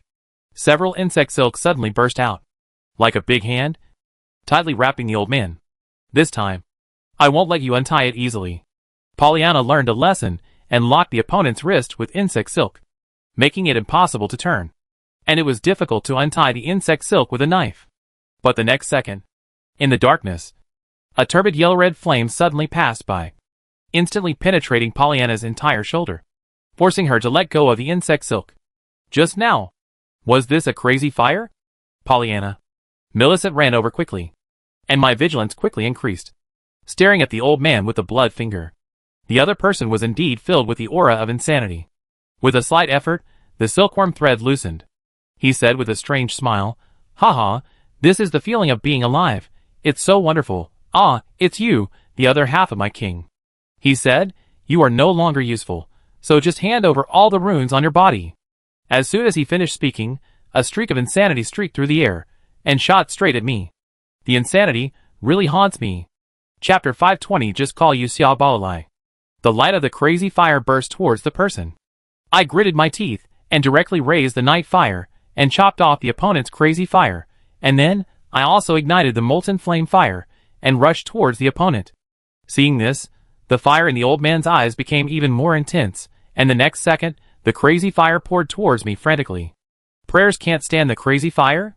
I hurriedly used the hound step, and pulled away to the side, and the opponent immediately raised his head, like a volcanic eruption, causing the fire to splash around, making it difficult for me to get close for a while. Then use my fire and storm to open the way. Combat skills: fiery storm slash. The strong hurricane brought with it the scorching fire, and flew towards the opponent like a long dragon. Seeing this, the old man could only pull away. But the bird spread its wings from behind him, and Millicent was about to swing the long knife at him. Ah! Prayer Xia Baolai's roar. Even if it was 3 or 4 meters away, the heat still burned people's hearts, and the fierce tone was also noisy, and made people's brains ache. But Millicent still resolutely fell down with a knife, slashed at the crazy man, and forcibly interrupted the opponent's roar. The old man dodged, but took advantage of the opportunity that Millicent was slightly dazed by Xia Baolai's roar, and opened his arms like a tiger, and pounced on Millicent. Could it be that the prayer madness spread? "Millicent, come to me!" I hurried forward and shouted loudly. And Millicent chose to believe me without hesitation, and immediately pounced in the direction of my voice, thus avoiding the opponent's attack. Seeing this, the old man raised his samurai sword again, and a red light appeared. He then used a move directly on Millicent's back. Corpses everywhere. I was not willing to be outdone, and protected Millicent behind me. Combat skill: blood slash. With a loud bang, the two blades slashed against each other, collided, and the blood-colored air blades also fell on each other's bodies. which made us retreat and distance ourselves. Ah, it really hurts, the other party said with a breath of cold air. But it should be like this. Obviously. If it was the old man Bloodfingers himself, the warrior of the Reed Land who had fought countless battles, it would be impossible for him to say such a thing. Combined with the location where this guy appeared, there is only one answer. The Mad Fireman. Sia Balalai. I didn't expect that this time. You would actually parasitize on the old man Bloodfingers? I guessed the other party's identity. Oh! The man named Sia Balalai smiled playfully. He was not too surprised, but said, "You are worthy of being the half of my king. You thought of it so quickly." As expected. Sia Balalai. It is rumored that he is the first person in the border area who was infected with the pathogen of mad fire. Because he gave us slanderous advice, he was punished by having his eyes run over by everyone. According to the speculation and research of environmentalists, it was probably this guy's slander that caused the wandering people to be killed underground by the Golden Dynasty. No wonder. He was the first one to be infected by the fire. Therefore, even after death, Sia Balalai cannot return to the tree and revive, and can only wander the world. If someone dies after contracting the disease of epilepsy, this man will come to occupy the other person's body. In the game, this character should have been defeated by Yura in the hands of pure purple Bloodfinger Eleonora. But Yura in reality was saved by me. Although he is missing now. If he had listened to me before, he should be in the Eternal City Nokron under Ninjafu, looking for a way to go to the Scarlet Night Sky. Then again, in addition to the exquisite swordsmanship, it is no wonder that I feel that the old man is weaker than when we met before, because he is carrying such a burden. Did Bernal ask you to come? I asked tentatively. The other party snorted coldly. I, Sia Balalai, only serve the king of mad fire. It's a pity that, although Master Finger liked you so much, you repeatedly rejected the will of fire, and willingly became a plaything of others. Therefore, please obediently hand over the great rune on your body, and offer it to us, the king of mad fire. After saying that, this guy swung his two swords, one long and one short, and strode forward. Millicent, you go take care of Pollyanna, and I'll take care of this guy, I said hurriedly. After all, the flower bud and the crazy fire, the compatibility is not very good. Millicent was affected by the crazy fire's prayer, Shabalili's roar, just now, and now she seems to be a little dizzy, and her steps are light. As for the Wolf King Finlage and Latina, the platform of the Lord's elevator is not enough for the Wolf King to jump and fight, and its keen hearing is also deeply disturbed by the roar. Without Finlage's mobility, the son of Platinum Latina can't move around, and can only look for opportunities to shoot. However, for now, the opponent has not given her a good angle. Here it comes. Shabalili came up with a set of corpses everywhere, and a sharp blade aura, and came straight to my front. But he is not like the old man, whose moves are varied and complicated, and he still has many backups, and the sword skills of corpses everywhere are performed in the way I am most familiar with. It started with a left and right reverse cassock slash, followed by 3 consecutive slashes, and finally a vertical slash of the sword. It was so hard that I couldn't help but be stunned for a moment, and I just dodged and avoided the opponent's set of combos. After the last slash, the caster would be slightly blocked, and I twisted my body without hesitation, avoiding the opponent's attack, wiping my palm with the blade, and turned around to slash with a spinning slash. Then, I imitated the opponent's sword move just now, and slashed with blood, and used it continuously. This forced Sia Balalai to retreat. You also know this move? Of course, didn't your king tell you that? I am an expert in using the power of blood. I smiled confidently, and tried to deceive him. This is a move I developed. Try it next time, I will chop your hand off. Sia Balalai did not refute at all. Could he really be fooled by me? After all, he only lured someone else to occupy his body, but he should not have all the memories of the old man. Then I'll use a few more moves to scare him. Combat skill, wolf attack blood dance. At the speed of the wind, I rushed in front of Sia Balalai, and swung my sword to slash at him. The opponent quickly raised his 2 swords, trying to block my attack, but was forcibly broken by my domineering power. Then, I took advantage of the situation and jumped high. Combat skill, Scarlet Blood Moon Slash. Seeing that the situation was not good, Sia Balalai also quickly dodged to the side, and then immediately performed the prayer Sia Balalai's roar. These moves of yours, your king, have already used them on me. As soon as I landed, I quickly flipped to the side and pulled away. Whoosh. The crazy fire burst out from the sky.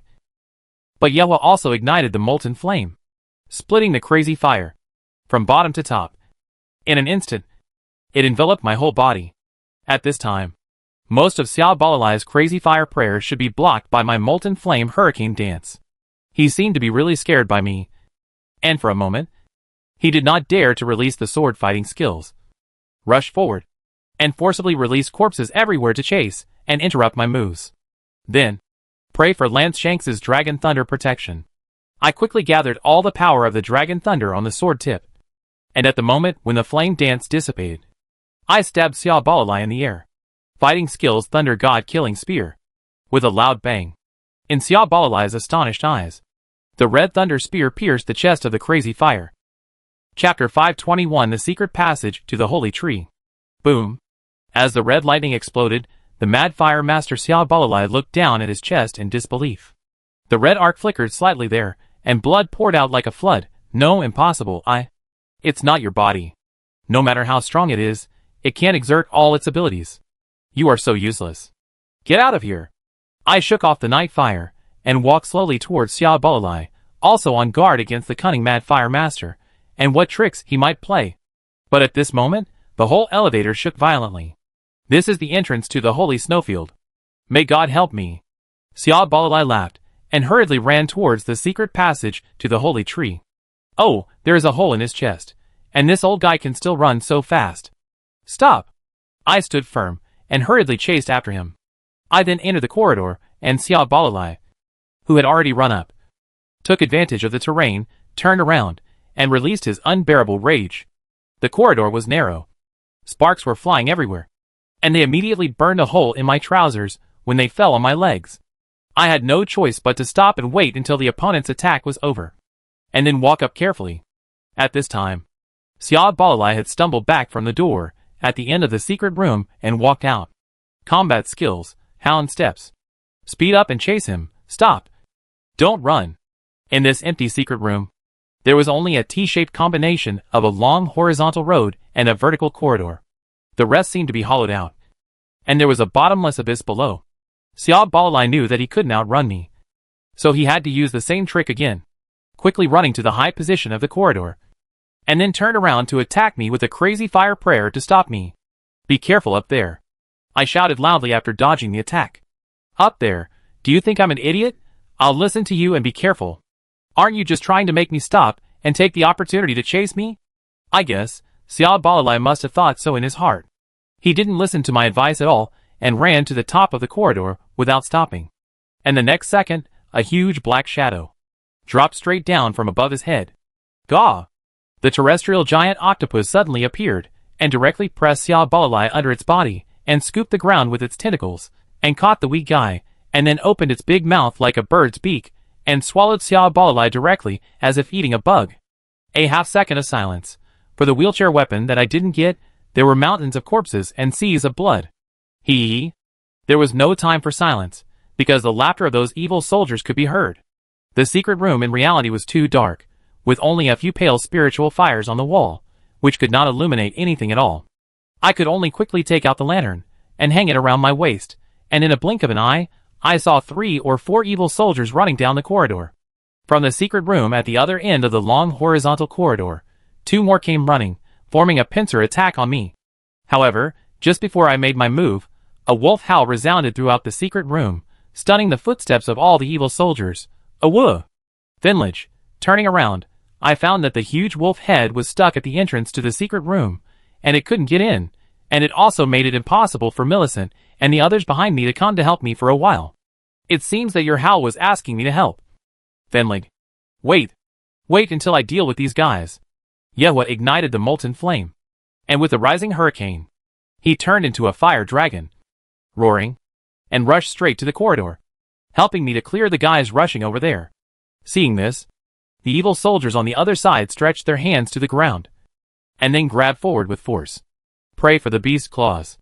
Suddenly, the claw marks turned into vertical shock waves, slashing towards me. I had to roll back. The 2 evil soldiers immediately seized the opportunity, ignited the black and red flames with their weapons, jumped up at me, and prepared to pierce and stab. But don't you think your bodies are too weak? evil soldier, combat skill, storm power, full output, the sudden storm. Caught the two evil soldiers off guard, and they were blown over in an instant, and fell directly into the bottomless abyss outside the corridor. Robert, just as I finished shouting for them in my heart, I heard the sound of a whip whipping, and I quickly dodged and adjusted my position. This time, it was the land-based giant octopus that was swinging its tentacles and attacking me.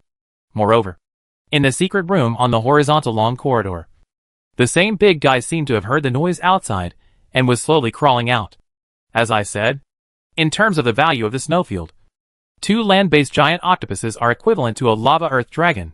This made people swallow their saliva. Finlage, can you retreat first? Awoo! Finlage yelled, and then pulled his neck back twice. But it was useless. It's more than enough to ruin the situation. Finlage, isn't this blocking my way back? In this case, I can only bite the bullet.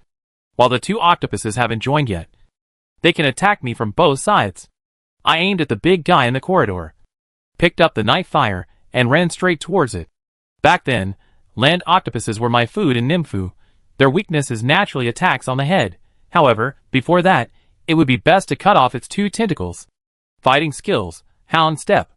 I dodged the attack of the giant octopus, causing it to whip the ground in vain, and then Nightfire brought up a bloody light, and slashed with all my strength with a sword, forcibly cutting off one of the giant octopus's tentacles. Without the obstruction on one side, I strode forward, and rushed in front of the giant octopus's beak-shaped mouth. The opponent just opened his mouth to bite me, but I chopped it shut with a knife, and then, there was another smooth small combo, which made the stinky octopus shrink its head in pain and retreat. Want to escape? Nightfire ignited fiercely, and I rushed forward, and directly stabbed the opponent's shrinking head with a knife, forcing this big guy to retreat step by step, and pushed him to the small platform in the middle of the corridor, and then gradually stopped. After all, the giant terrestrial octopus had completely stopped struggling. So it was actually difficult for me to push this huge creature. And the people in front of me were all retreating because the giant octopus was in pain. Well, at least one was dealt with. I breathed a sigh of relief, turned around, and prepared to fight the second giant terrestrial octopus. Gaw! The noisy shouting came from above my head. I saw that the giant terrestrial octopus used its powerful arms to shrink its entire body and bounce it hard, just like a large cannonball bombarding me. I didn't want to end up like Chapalili, so I had to dodge to the side. Then, the giant octopus fell to the ground with a bang, and the whole small platform was shaking, as if it was about to collapse. Ah! Ah! Ah! I didn't pay attention. There was no guardrail on the edge of my platform. The shaking platform also made me unable to stand firmly, and fell directly. Robert the First was so scared that I screamed loudly, and then my back hit the cold ground. It hurts. It hurts. I sat up while rubbing my back, but I was also relieved that I didn't fall into the abyss. Speaking of which, there was no guardrail on the platform, and there was an invisible bridge underneath, so it wouldn't be a problem if I fell down. God, the sound above my head was heard again, and the giant terrestrial octopus poked its head out from above, and then used its tentacles to push forward. Hey, hey, hey, if you fall down, you'll be in trouble. Boom! I was a little dumbfounded to see that the giant terrestrial octopus also fell on the invisible bridge. Do you have to hate it so much? Under my feet, I couldn't see the road at all, and I couldn't estimate the width of the bridge. Moreover, the invisible bridge had no guardrails at all. If I fell down while dodging, I wouldn't be able to find my body. At this time, there was only one way. That was, run away. Chapter 522 Rebellious Teardrop Brother. If I remember correctly, the invisible bridge below is also T-shaped, but it is a crooked T. The straight line connecting the left and right secret room doors is unobstructed. Then, find the door on the right side of the front. The vertically connected road also has an invisible bridge. I dodged the terrestrial giant octopus that fell from the sky, and ran all the way along the invisible bridge in my memory. In the secret room, the evil soldiers heard the movement, and rushed out one after another. One guy took the lead, swung a long-handled hook weapon, ignited the black and red flames of doomed death, jumped up, and chopped me down. I quickly turned around to avoid the opponent's attack, then swung the night fire and chopped hard, chopped the short guy out, and fell directly into the bottomless abyss. Seeing this, the other evil soldiers immediately threw smoke bombs on the ground. Suddenly, thick fog filled the air, making it difficult to see the road under your feet. Soon, I heard the sound of a whip breaking through the air, which made me quickly dodge to the side. Immediately, 2 more evil soldiers came to chase me from the side. Combat skill, Storm Foot. The hurricane not only interrupted the evil soldiers' pursuit, but also cleared the thick fog around. Then, I saw the octopus tentacles that had just missed the whip, sweeping across from the ground.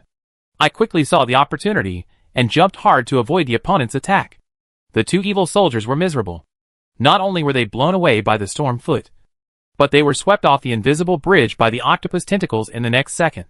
Taking this opportunity, I also found the edge and corner of the invisible bridge. There, the smoke fell down like a waterfall. It was a close call. Looking carefully, if I had taken one more step back when dodging, I would have fallen off the bridge directly. Combat skill, Hound Step. I hurriedly quickened my pace and ran towards the vertical invisible bridge. There is also a secret room in front. I think there must be evil soldiers hiding at the corner ready for a sneak attack. But my destination is not there, but under the invisible bridge, the platform next to the wall at the end. Hey! I jumped over there with all my strength, and landed safely on the platform. But behind me, the shouts of those evil soldiers followed. Combat skill Molten Flame Hurricane Dance. Dare to jump over? I will make you all turn into fire meteors in the abyss. Gah! The roar of the terrestrial giant octopus suddenly resounded throughout the secret room. When I looked up, the huge guy actually swung his tentacles, wrapped around the pillars of the top platform, like a supergiant spider, flying over. This platform is only about 20 to 30 square meters. If you want to call a giant like a giant octopus over, there is no room for it to dodge. If you just twist your butt and shake your tentacles, it will be squeezed down. I had no choice but to immediately climb into the window on the wall of the platform. Inside, there was also a terrestrial giant octopus, and 3 or 4 evil soldiers seemed to see the prey trapped, and they immediately attacked me with a laugh. As soon as I landed, I could only crawl and roll, and I got into the passage on the side of the secret room in a mess. The terrestrial giant octopus does not move fast, unless it uses its tentacles to bounce up. It can quickly close the distance. The evil soldiers' running speed is naturally faster than that big guy, so they are out of sync, and I can defeat them one by one. Pray for Lance Shanks's Dragon Thunder protection. Boom with the explosion of red thunder. The evil soldiers just took the first step into the passage of the secret room, and their heads were quickly separated from their bodies. Only the terrestrial giant octopus is left, which can be easily dealt with. After all, these big guys are just my rations on the coast of Nimgyufu. I found the weakness, and killed them with one blow. After confirming that the rune of the terrestrial octopus was gathered on me, I breathed a sigh of relief, and put away the night fire. Oh my! From the old man with the bloody finger to the possession of Xia Balalai, and the invasion of various troublesome guys in the secret passage leading to the holy tree, there is really no time to rest. However, I can relax a little bit next. If I remember correctly, the final boss of this secret room is the out-of-group mimic Tears. Okay, start taking off your clothes. H.U. To be honest, the snowy mountains are still quite cold. Even with the bonus of blessing, you will still get runny noses if you are bare-chested. So let's hurry up and make a quick decision. Naked and unarmed, I ran along the passage, all the way to the last secret room. Ding-ling-ling. But the strange thing is, after I entered the secret room and stood still for a long time, the lone replica teardrop did not appear, which is puzzling. Could it be hiding in the dark corner, and seeing me come in like this? It was too lazy to replicate itself? It's quite smart. Was it deliberately waiting for me to put on my equipment, and then reshape the body? Then, what if I just take the dead root in the treasure chest at the end of the secret room? Anyway, my goal is that. As for the treasures that the replica teardrop will drop, it doesn't matter. If I remember correctly, it should be Amon, the Black Flame martial arts monk. Speaking of which, why didn't it turn into Amon? I remember the replica teardrop I saw in the Eternal City Nokron before, and it finally turned into the appearance of the knight it had defeated before, and fought with me. Although it was a bit strange, when I opened the treasure chest, the replica teardrop had not appeared yet. Then I got the props for free, which was really lucky. Ding-ling-ling, but at the moment when I picked up the dead root, the soul summoning bell on my waist rang inexplicably, and then a faint blue glow actually broke away from my will, flew out of it, fell to the ground, and turned into a pile of silver tears. Big Brother? I was full of doubts. After the teardrop, Big Brother appeared. A group of gray-black replica tears suddenly fell from the ceiling of the secret room. Then, the two tears were like dough, kneaded together. And then, a cloud of silver-gray mist rose up. And in the mist, a figure stood up. Dark blue Kalia Knight suit, with a black sword on my shoulder. Obviously, that is my daily appearance. My comrade, Zero. The other party pulled out the sword and said, "Put on your armor, prepare your weapons, and fight me." The strange voice that mixed the voices of men and women revealed an indifference and coldness that could not be rejected. Could it be that my tears synchronized the daily data with the outliers and imitation tears here, so that I could transform into this appearance? Helplessly, I could only summon the Kalia Knight suit and Nightfire from the blessing backpack again. However, the blessing point here could not be lit up, and the nearest blessing point that could allow me to summon props was still in the ruins of Samir. It would take some time for the rune light to fly over. Fortunately, the other party was very martial, and did not take advantage of this time to attack me. It seems that the replica teardrop really wants a fair fight. No wonder in this round of summons, she didn't even extract my life force, but seemed to possess the lone replica teardrop here. Can I ask why? There was still time, I asked curiously. And Teardrop Zero also explained directly. We, the teardrop replicas, were born for the king of the Eternal City, and it is our mission to become the king of Elden. My comrades, don't blame me. If you lose this battle, I will also use the skills of the Eternal City to preserve your soul, and I will use your body to become the king of Elden. In other words, brother, you want to take over my body, right? In the dark secret room, a ray of golden light fell on me, and the Kalia Knight suit was put on instantly. I also pulled out the Nightfire, and waved my hand, looking up. But this won't work. Some things must be done by me personally. So then let's fight. Chapter 523, Taking the Lord. Part 1. What I didn't expect was that my big brother Teardrop actually colluded with the lone replica Teardrop in the secret passage leading to the Holy Tree, turned into my appearance, and insisted on fighting me. If she wins, she will even take away the ownership of my body and replace me as the king of Elden. Damn, I really can't keep her tamed. I took advantage of this meeting with Roderica, and I prioritized upgrading the replica Teardrop and the Black Knife Dixie to the current pinnacle. However, I can understand the other party's thoughts to some extent. After all, whether it is the fated one or the powerful person on the border who doesn't want to become the real king of Elden. Besides, in the game, in the deleted branch of the replica Teardrop, the original final duel was like AFA and Big Brother Teardrop. When Nightfire was mentioned, I watched the other party's every move with vigilance. Pray for Lance Sanks's Dragon Thunder protection. The other party raised his long sword, guiding the red Dragon Thunder to descend, and at the same time, I also gave myself the bonus power of the Dragon Thunder. The next second, the lightning was running fast.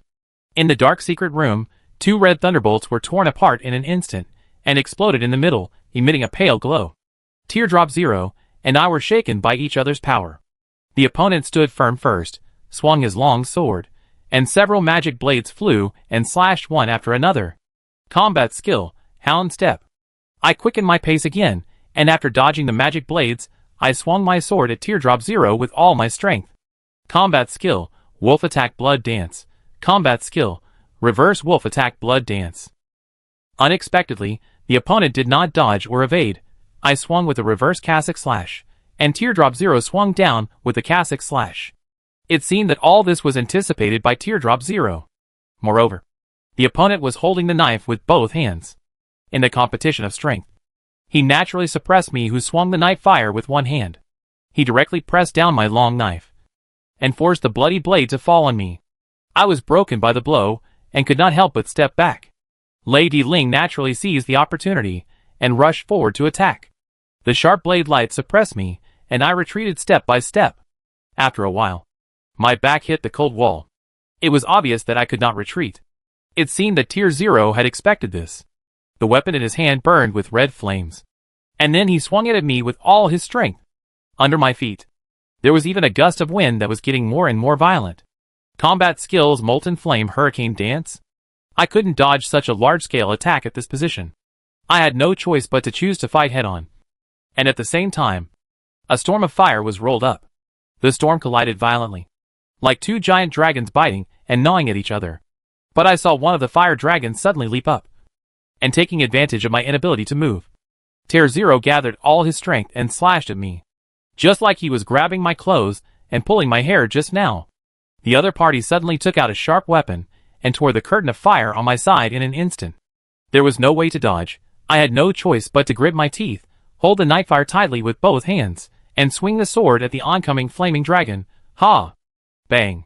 Fire splashed, violent explosion. I just resisted for a moment, and was suppressed by the opponent's strength. Fortunately, I knew that I was not strong enough. I slightly deflected the blade, and I felt like a spring that was bent. Finally, under the overwhelming force of the opponent, I flew to the side, fell to the ground and rolled several times before stopping. Tier 0 has mastered all my moves. Moreover, this guy is like a robot. He used so many moves in a row, but his face was not red, and he was not out of breath. What should I do? Tier 0 swung the sword, and the fire turned into leaping thunder.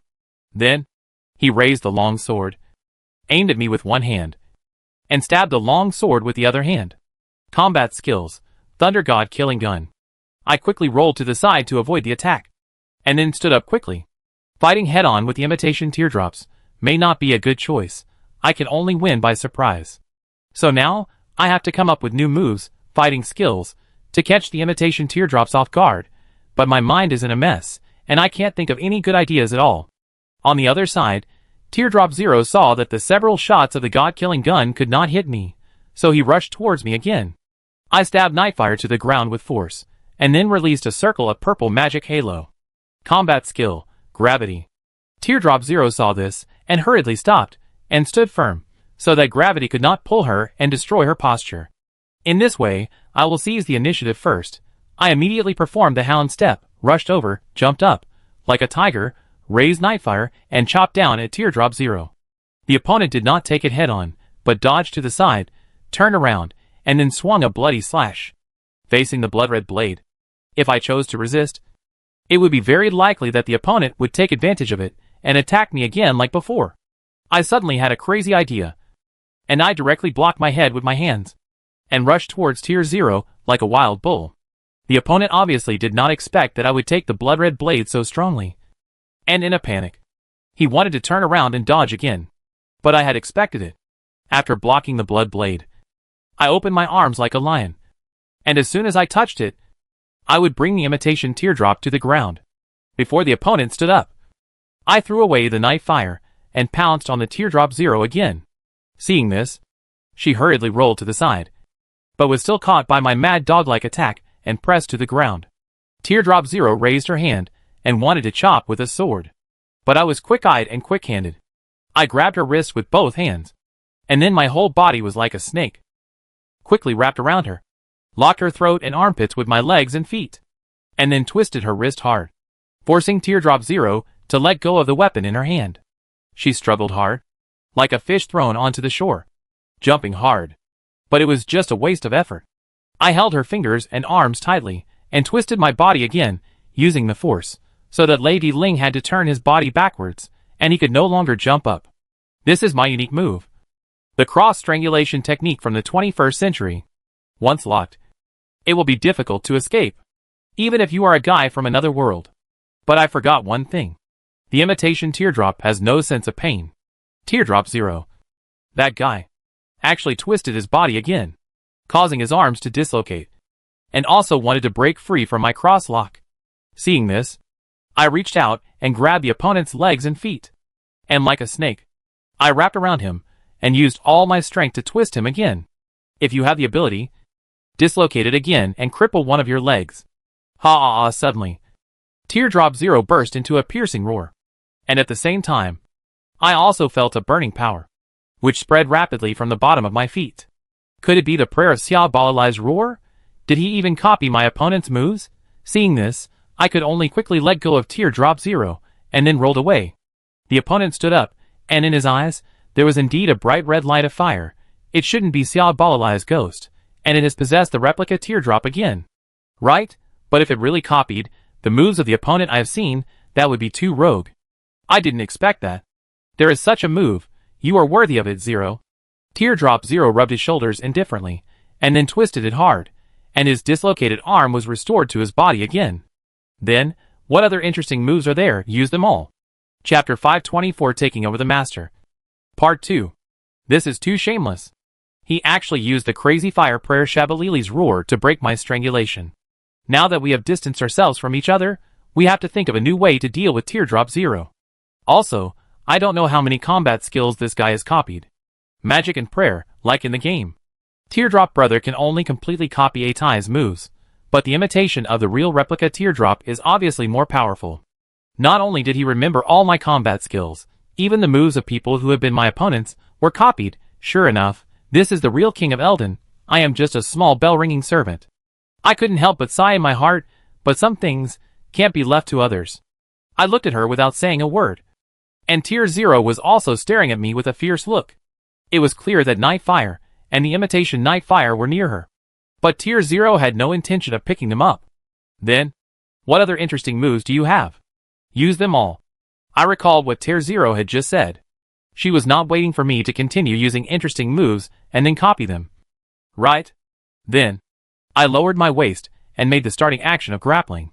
Sure enough, Tier Zero quickly followed my example, bent down his waist, and raised his hands to his chest like a pair of pliers. Combat skill, Hound Step. We rushed towards each other, and almost at the same time, we grabbed each other's heads. But we could only grab each other's hands. Like two bulls wrestling each other. Sure enough, in terms of strength, we were evenly matched. But after stabilizing my body, I instantly converted the force of pushing forward into a strong pull backward, pulling Tier Zero over. And at the same time, I kneed him directly in the chin. This kick, if an ordinary person was hit by it, would not only make him faint, but also seriously injured him. But Tier Zero's face did not change at all when she raised her head. She staggered back and fell away. And as soon as I stood firm, I rushed forward and crashed into the opponent's waist. After knocking the opponent down, I stood up, raised my fist, and punched him in the face one after another. But as mentioned before, the teardrops have no sense of pain. This guy didn't need to defend himself at all. After being hit 2 or 3 times, he took advantage of the moment when I threw a right fist and swung a right fist at me, hitting my left cheek, causing me to roll to the side. As soon as I raised my head, this guy stood up, and then he formed a pair of big tongs with his hands, and rushed towards me with a grabbing momentum. Seeing this, I simply didn't stand up. Just as the other party rushed over, I stretched my feet forward and kicked the other party's calves hard, causing Tier Zero to fall directly to the ground. Taking this opportunity, I turned over and sat on the other party's back.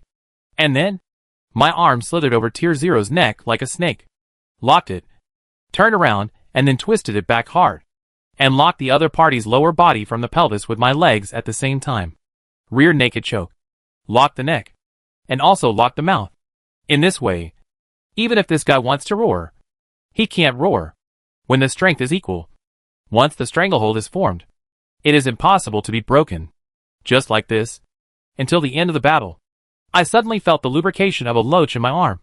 And then, the replica Teardrop Zero turned into a pool of mud and slipped out of my stranglehold. Good guy. During the battle, can it still change back to its original form? But this slime form is also the weakest form of the replica Teardrop. After taking a quick glance around, I rolled over on the ground, picked up Nightfire, and before the opponent could take shape again, I swung my sword and used a fiery storm slash to roll over. Unfortunately, the speed seemed to be a little slow. When the storm of fire lifted the smoke of the imitation teardrop, the figure that was blown to the wall was already a human figure. I shook Nightfire and rushed forward to deal with the human imitation teardrop. I couldn't let my elder brother use her fighting skills at will, so I used the fighting skills of the 21st century to deal with her. After all, those moves were not afraid of being learned. The opponent had just stood up when she saw me rushing in front of her, pressed down, grabbed her waist, and then threw the whole body of Teardrop Zero out, and hit her against the wall again. It was not easy to perform a stranglehold here, so I quickly retracted my hand, grabbed the opponent's left wrist, turned around and threw him over my shoulder, and was about to grab the opponent's hand and perform a cross-lock. But Lady Ling seemed to have anticipated my next move.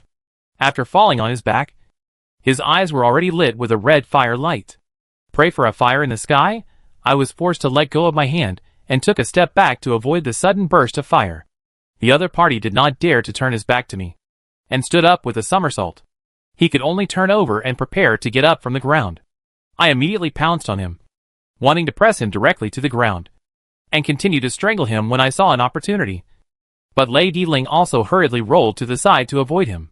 Looking back, we both lay on the ground, like wild animals, staring at each other with a fierce look, and slowly stood up. However, Lady Ling's eyes were more confused than the curiosity with interest before. I guess she was trying to think about how to use my strangulation tricks. So, I lowered my body again, and made the action of preparing to grab at the beginning. The other party also followed suit, and then took the lead and rushed towards me. But you've been fooled. Why do you think I taught you this move first, Brother Teardrop? I deliberately raised my body, exposing my waist to lure the other party to come over and grab me, but the moment she got close to me, I stepped back with my legs, and leaned forward with my upper body, pressed the other party's back with my elbow, and pressed down hard. This not only prevented the opponent from finding a chance to grab, but also successfully occupied an advantageous position. When we both stood firm and stiff, I kneed Teardrop Zero at the waist. The opponent reacted quickly, and quickly used his arms to block my attack, but because of this, I put one hand around his armpit, and tied his neck with the other hand, and buckled, and twisted, and then pulled him back on the spot, and then clamped his waist with his legs to close the defense. Strangulation Guillotine. When the strength is equal, one move is formed, enough to suffocate the opponent completely. And Teardrop Zero was also unable to break my move, and his body could only soften again, and turn back into a slime to escape. But this time, how can I give you another chance? After I got the Nightfire back, I poked it hard on the ground. Combat skill Gravity. Before the opponent finished reshaping, I dragged him over, and then stabbed him through the chest with a sword. You lost, Imitation Teardrop. I twisted the hilt hard, and suddenly, the red of molten flame spread from the opponent's wound. Fighting skills are not combat skills. Magic can be easily mastered by imitation, releasing considerable power. The timing, method, and countermeasures are different, and it all depends on the situation. If you learn but cannot integrate, you can't defeat me. I won't tell Teardrop that I actually learned it from fighting anime and movies. Really? Your world looks really interesting. The replica Teardrop admitted defeat without complaint. Sure enough, you still have to be the king. You want to imitate me too much. In fact, I am not as good as you in the use of combat skills, magic, and prayer. As long as you hold the sword tightly at the beginning, I may not find any breakthrough. I pulled out the Nightfire. But this is a battle. No matter what means, I must win, so that I can move forward and save Melina. The Teardrop fell to the ground, and after a moment of silence, it said before disappearing, perhaps, I should learn from you. And it is this belief, to become the king of Eldon. Although I said so. For us? Why? What is the meaning of becoming a king? We still don't have a clear idea. Sorry to bother you, my comrade. Today, I am very happy. Enemy felled. Chapter 525, Vast Snow. Watching the replica Teardrop dissipate, I tried to shake the soul-calling bell. Sure enough, 2 strands of faint blue light returned to the bell. It should be that the replica Teardrop brought the ashes of the Black Flame martial arts monk here, and joined the Bell family. And a large amount of rune light also gathered on me at the same time. Oh, is it because Brother Teardrop was too bored staying in the Bell, so he came out to compete with me? It's like going to an amusement park. I was so nervous and exhausted, forget it. Brother Teardrop helped me in the game. After so much help, I should forgive her willfulness this time. In this way, I should have completely tamed the replica Teardrop. And from the beginning of the battle, her intelligent AI is much stronger than in the game. If I hadn't dragged her into the quagmire of fighting and strangulation, she would have been really hard to deal with. With a small sigh of relief, I stood up, put away the Nightfire, and walked out. Take the elevator from the other side of the fork in the road outside the door, and then jump down from the window, and you will reach the exit of the secret passage leading to the holy tree. The light of blessing is swaying at the intersection, waving and calling me. I walked over and touched the blessing point to restore my strength and energy. Speaking of which, Millicent and the others haven't come yet. Could it be that Finlage is still stuck at the door at the entrance? Just as I was about to go over to take a look and find a way to help, there was a loud explosion in the secret passage, and then the sound of wolves howling resounded throughout the whole place. When I looked over, Finlage was emitting flames all over his body, and he actually directly demolished most of the wall and forced his way in. That's fine, just don't let this place collapse. Zero, how is it? Did you find the dead root? Millicent asked after seeing me. I took out the dead root from the blessing backpack, and said with a smile, I already got it. Next, let me take you to Michaela's holy tree. Masterling. Before that, can we go to the western end of the holy snowfield? Latina asked me. Oh, your sister seems to be in the church over there. Right. When the time comes, will you take her to the holy tree?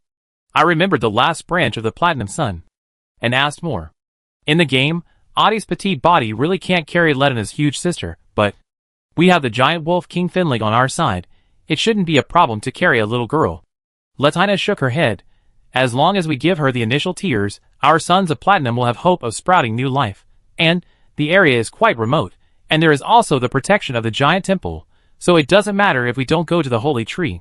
It is true. And think about it carefully, we went to the holy tree, not for sightseeing, nor for taking refuge there to settle down, plus Adi's dog-hating physique, there will be constant fighting once he enters. It will be more dangerous for him to follow us. Well, let's go to help Latina complete her mission first, and then go to Michaela's holy tree. Is that okay, Millicent, Pollyanna? I asked the other two for their opinions. Millicent was naturally easy to talk to. Ms. Latina has helped us a lot along the way, and this time it's our turn to help her. Pollyanna snorted, and was as sullen as ever. You decide. Even if I say it, you won't listen to me. Thank you. Everyone. Latina bowed to express her gratitude. I came close to Pollyanna, and couldn't help but say, Oh, Pollyanna, you tell me. Where do you want to go? Let's think about it together. Of course. If you want to help us explore the way in advance and clear the obstacles, I will tell you the decryption method of Eden Town, which is not impossible. Naturally. I got kicked on my butt? And Pollyanna said angrily, Even if you don't tell me, I can think of a way to go to Eden Town alone. You don't really want to go alone? Don't talk nonsense. Lead the way. In the noise, I went forward and pushed open the back door of the secret passage. Hoo-hoo! Suddenly, the wind and snow roared, rushing towards the cave entrance, blowing people's faces almost frozen. Everyone, be careful. Stay close to Finlage and move forward. Don't get separated. I just finished speaking, and turned around, and the Wolf King was stuck at the door again. It took a lot of effort, and I had to tear a big hole in the gate here, to finally pull the fat wolf out. Next, we went to the abandoned house in the west, where Letina's huge sister lived. However, north is up, south is down, west is left, east is right. Let's follow the road and go this way first. After reciting the direction formula, I waved my hand. Pollyanna immediately asked, Can you do it? It's so snowy. Please don't take us in the wrong direction. It doesn't matter. The exit here should be facing north. It will definitely work. I was confident. But there was no other way. The snow was so strong, it was naturally difficult to tell the direction. Also, this was our first time here, and we naturally didn't have the rune map of the holy snowfield unlocked. When I thought about it, it was all gray, so we could only do it this way. However, I remember that if we went directly from the west through this snowy area, we should reach an ice crystal forest, where the snowfield ringed bears were hiding. When we did that, we should stay away. Be careful, there are strange things in the snow. Suddenly Millicent said, No way, speaking of Chow Chow is here? The rune bear is here so soon? Roar. A loud roar came from the wind and snow. Looking up, I can vaguely see a huge figure, raising its palm, and slapping us. Oh! It's a dragon soldier. Hurry up and dodge to the right. Don't get separated, I shouted. After Finlage dodged the dragon soldier's attack, he rushed forward, opened his mouth wide, and tried to bite him. But the next second, the opponent's figure disappeared in the wind and snow, leaving Finlage empty-handed. What's going on? Where's the monster? Pollyanna was full of questions. But after a while, the dragon soldier's roar sounded again from the left. Roar, go. Go. Go. There's no point in tangling with this guy. And you won't get any runes. I quickly pulled back Finlage, who was about to pounce again, and commanded my companions to retreat. Latina also explained, It seems that these dragon soldiers are the same as the animals in the giant snowfield. They are just phantoms of the soul, guarding the holy snowfield. However, since they are phantoms, we just need to avoid them. They should not be able to catch up with us. They summoned Torrit, took Finlig and others to flee. Fortunately, as Latina said, the dragon soldiers did not chase them. But not long after, Finlage suddenly stopped. A woo-woo. Finlage? I also stopped, holding Torrit. A woo-woo. The wolf was still howling. Latina also explained, "We seem to have stepped into the territory of other wolves and are threatened." Other wolves' territory? Suddenly I remembered that there seemed to be a red wolf from Radagon in the holy snowfield. After being harassed by the dragon soldiers for a while, we have completely lost our direction, and all ran to the east of the snowfield. Millicent also drew out her long sword, and there are the sounds of horse hooves. Everyone be careful. Horse hoof sounds? Could it be the night cavalry? I couldn't help swallowing my saliva. If Millicent is right, I'm afraid we will have to meet the double cavalry of the holy snowfield. But they don't guard the convoy properly. What are they doing here? Woo! Anyway, in the vast snow, the surrounding wolf howls have already sounded. We have been completely surrounded. Next, we can only fight. Chapter 526, Double Attack. Woo! Wolves howled in all directions, and surrounded us. Finlich also stared at the snowy front with gritted teeth, and let out a threatening growl. Latina, you come to Tourette first, I said to Latina, who had difficulty walking, and she followed my instructions without hesitation. In the next second, in the hazy snowfield, a ball of blazing fire suddenly rushed out, and flew onto Finlich, and they wrestled together. Sure enough, it was the red wolf of Radagon. And with the charge horn of the leader wolf, the wolves also rushed over with their teeth and claws bared. Although the gray-white hair of these guys provided a good cover in the flying snow, even if they pounced in front of us, we would have enough time to react and deal with them. The real threat was whisk.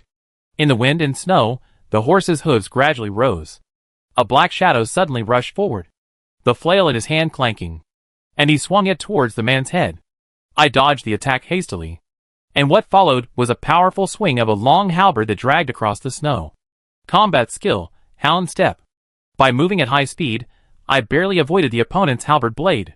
When I turned around, the figures of the two night cavalrymen had already merged into the flying snow. Damn it! In reality, the icy snow in the holy snowfield, the visibility is even lower than in the game. 5 or 6 meters away, it is completely impossible to see clearly. Latina, you go help Finlich. The red wolf's sleep resistance is not high. You can try to attack with Talina's sleep arrows. I hurriedly gave orders. Millicent, Pollyanna, please help me deal with these two night cavalrymen. Yes. Millicent leaned next to me. Since you've asked me for help, I can help you. Pollyanna was still as honest as ever. Thank you. The sound of horses' hooves kept running around us, but we could only vaguely see their shadows in the wind and snow, making it impossible to predict where the night cavalry would attack from. Oh, the annoying ice and snow. If there were no obstacles to vision, the three of us could easily deal with the two night cavalrymen. Just as I was secretly complaining in my heart, the night cavalrymen holding long halberds suddenly rushed towards us from the front. Almost at the same time, the sound of the iron chain of the flail was heard from the back. They surrounded us from the front and back, and the speed of the war horses was too fast. The black shadow just appeared from the ice and snow, and in the blink of an eye, the long halberd was already slashing at my head. I leaned back and retreated, and I heard the sound of the flail behind my ears, and hurriedly kicked my legs, but the flail still rubbed my calves, causing me to fall to the ground. Millicent and Pollyanna both dodged, but it seemed that because I fell to the ground, the two riders quickly turned their horses' heads, and did not circle around to find an opportunity like before, but rushed directly. Data. But at this moment, Millicent seemed to have adapted to the opponent's speed. At the moment when the night rider approached, she suddenly jumped towards the opponent. Even the night riders didn't seem to expect that she could jump so high. She directly flipped over the halberd swing, and slashed the cavalry's mask with a knife. Pollyanna used the combat skill smashing steps again. After dodging the flail cavalry, she opened her hands and shot out 2 strands of insect silk, which entangled the opponent's flail exquisitely. Well done, Polly. Before I finished praising her, Pollyanna was about to be dragged forward by the night riders. She rushed forward, grabbed the insect silk with one hand, and poked the night fire with the other hand to help stop the car. Pollyanna is still a female warrior with agility, but I am now a real strong man. Even the flail knight probably didn't expect that he would be dragged, and he held the flail tightly. As a result, he was thrown off the horse by the combined efforts of Pollyanna and me. Good opportunity. I was about to use the hound step to move forward quickly and give the night rider, who fell to the ground, an execution blow. Unexpectedly, a huge burning fireball was thrown at him, forcing him to dodge subconsciously. Looking closely, it turned out not to be the red wolf of Radagon, but Finrei, who had activated the dragon blood in his body. The red wolf was also afraid of the fire on Finrei's body, and did not dare to attack him closely. It opened its mouth, and suddenly sprayed a stream of magic gravel like a broom. Finrei jumped and dodged flexibly, causing a large area of white snow flowers to be stirred up in the snow. Then, it shook its head, and the rune light gathered and formed a golden halberd, and then rushed towards the red wolf again. The red wolf looked at it, and was not willing to be outdone. It summoned a red magic sword and confronted Finrei. And Latina, riding on Tourette, also found an opportunity to shoot a bunch of lavender arrows at the red wolf. Zero. Pollyanna? Are you alright? Millicent approached, while cautiously watching her surroundings. Yes. However, because Finlage and the others interrupted us, the cavalrymen who were finally dragged to the ground by Pollyanna and me took the opportunity to ride back on their horses and disappeared into the snowstorm again. After one experience, it is difficult to fall for the same trick again. We need to think of another way to drag them off their horses. Or should we focus on one first? I suggested. Yeah. Millicent just agreed, but said in confusion, wait, they seem to be slowing down? I also listened carefully. As Millicent said, the footsteps of the two horses were gradually slowing down. What's going on? Fated, may I ask your name? Is it Zero? One of the cavalry suddenly asked loudly. The one who led the expedition to the giant snowfield above, ignited the cauldron, and burned the golden tree. Zero. You actually know me? I was quite surprised. The other party was silent for a moment, and actually walked over from the wind and snow, and even dismounted and bowed slightly to apologize to us. Since it is you, please forgive our brothers for our recklessness. We thought you were the bloodthirsty people with malicious intentions who appeared on the snowfield recently. So we came to carry out the cleanup. Perhaps seeing that we were still a little confused. Another knight explained. The King of Blessing has ordered that if the fated person named Zero appears in the holy snowfield, we will do our best to help. Teacher Munget? Ah. Speaking of which, the Night Cavalry is a team led by the evil Omen Demon. After the Shattered War, they were assigned by Munget to patrol and monitor various areas. Just like the one in the Forbidden Area, he also helped me to defeat the Black Sword followers guarding the Lord's elevator. Thinking about it this way, what Lonnie said was indeed right. After that battle, Teacher Munger deliberately let me go. Although Munger put me in prison, he probably wanted Vic, who had the same experience as me, to persuade me to calm down. But he actually didn't want me to sink completely, and even entrusted more hope to me, asking me to find a way to solve the problem of the crazy fire. And he stayed to guard the royal city, to buy me time. My heart couldn't help but warm up, and I clasped my fist to the two knights and said, then, please give me more advice. So, that red dog, why don't you stop it? Pollyanna pointed to the red wolf and Finlig, who were still fighting on the other side, and asked. The knight shook his head. It is said that the red wolf was kept here by the golden hero Radagon, and has nothing to do with us. The white wolf is also your companion. Do you need help? No, Millicent said. The winner has been decided. The red wolf was a little dizzy and shaky. After all, it had been pierced by several sleeping arrows from Talina, and Finlig would not miss this opportunity. Rushing forward, taking several shining swords, and then jumping up, it spun in the air, like a falling fire meteor, biting the golden halberd and accurately chopped down the red wolf. Enemy felled. Chapter 527 charged towards the artillery fire. Are you ready? Finlich tore it. Gripping the reins tightly, I asked the wolf and the spirit horse beside me. Ah! Finlich gave a loud affirmative response. Torrit also snorted twice, showing his confidence. Then charge. Dang. Dang. On the top of a mountain in the snowy area, accompanied by the sound of the ancient bell shaking and ringing, beams of blue magic power were like continuous artillery fire, pouring down in all directions. I asked Torrit and Finlich to put all their efforts, and charge towards the top of the mountain. Ah, you want to ask Millicent and Pollyanna, where are the Night Cavalry who promised to help? Unexpectedly, Pollyanna said before that she wanted to solve the puzzle of Indian Town. She was not angry. This girl really wanted to challenge alone. Moreover, her reason was quite reasonable. Anyway, it's useless to have too many people go, since we need to find Michaela's sacred tree as soon as possible. Why not split up and save time? Wait, maybe by the time you get there, I'll have already reached the sacred tree.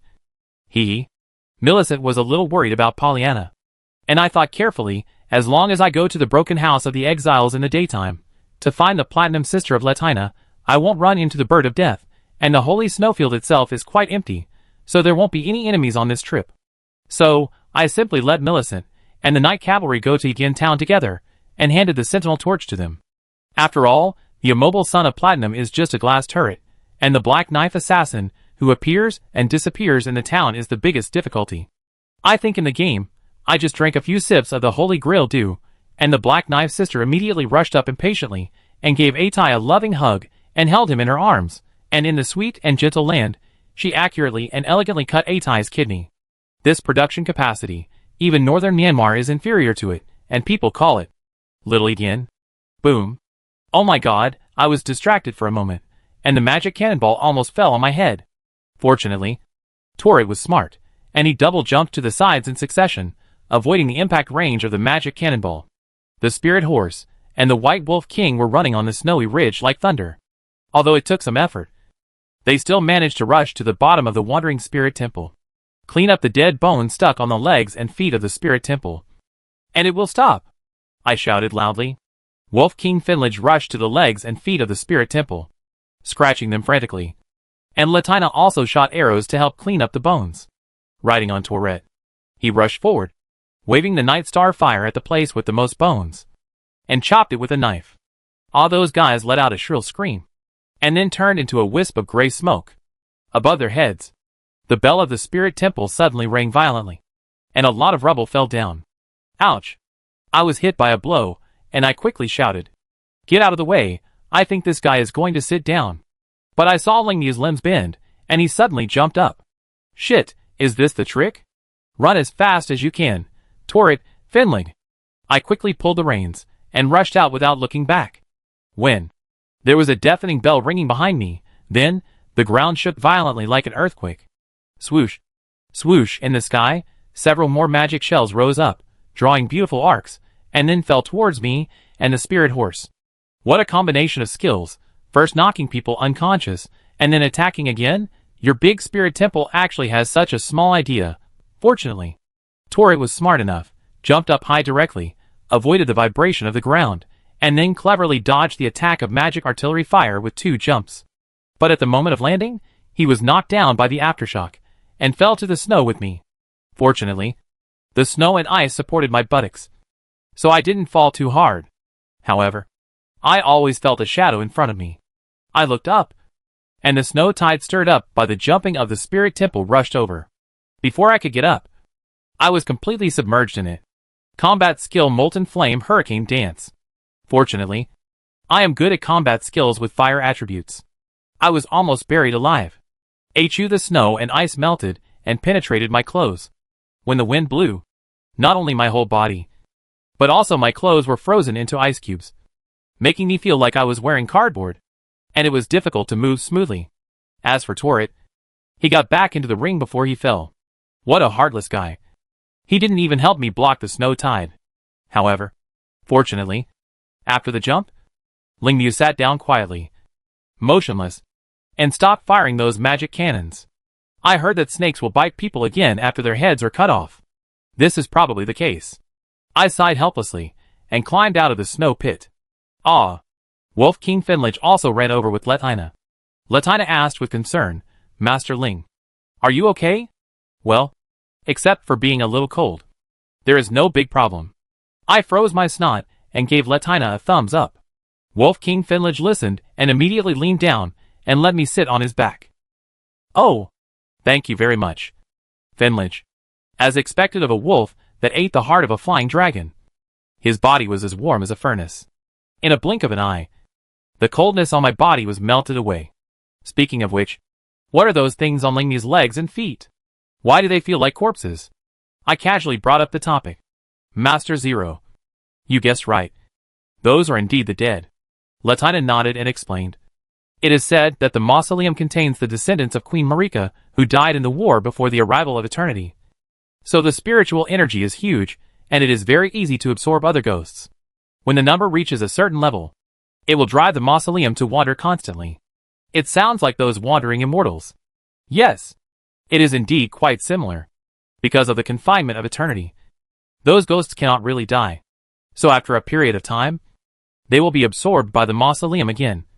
And the mausoleum will wander again. Hey, in reality, can the mausoleum be revived? I remember that in the game.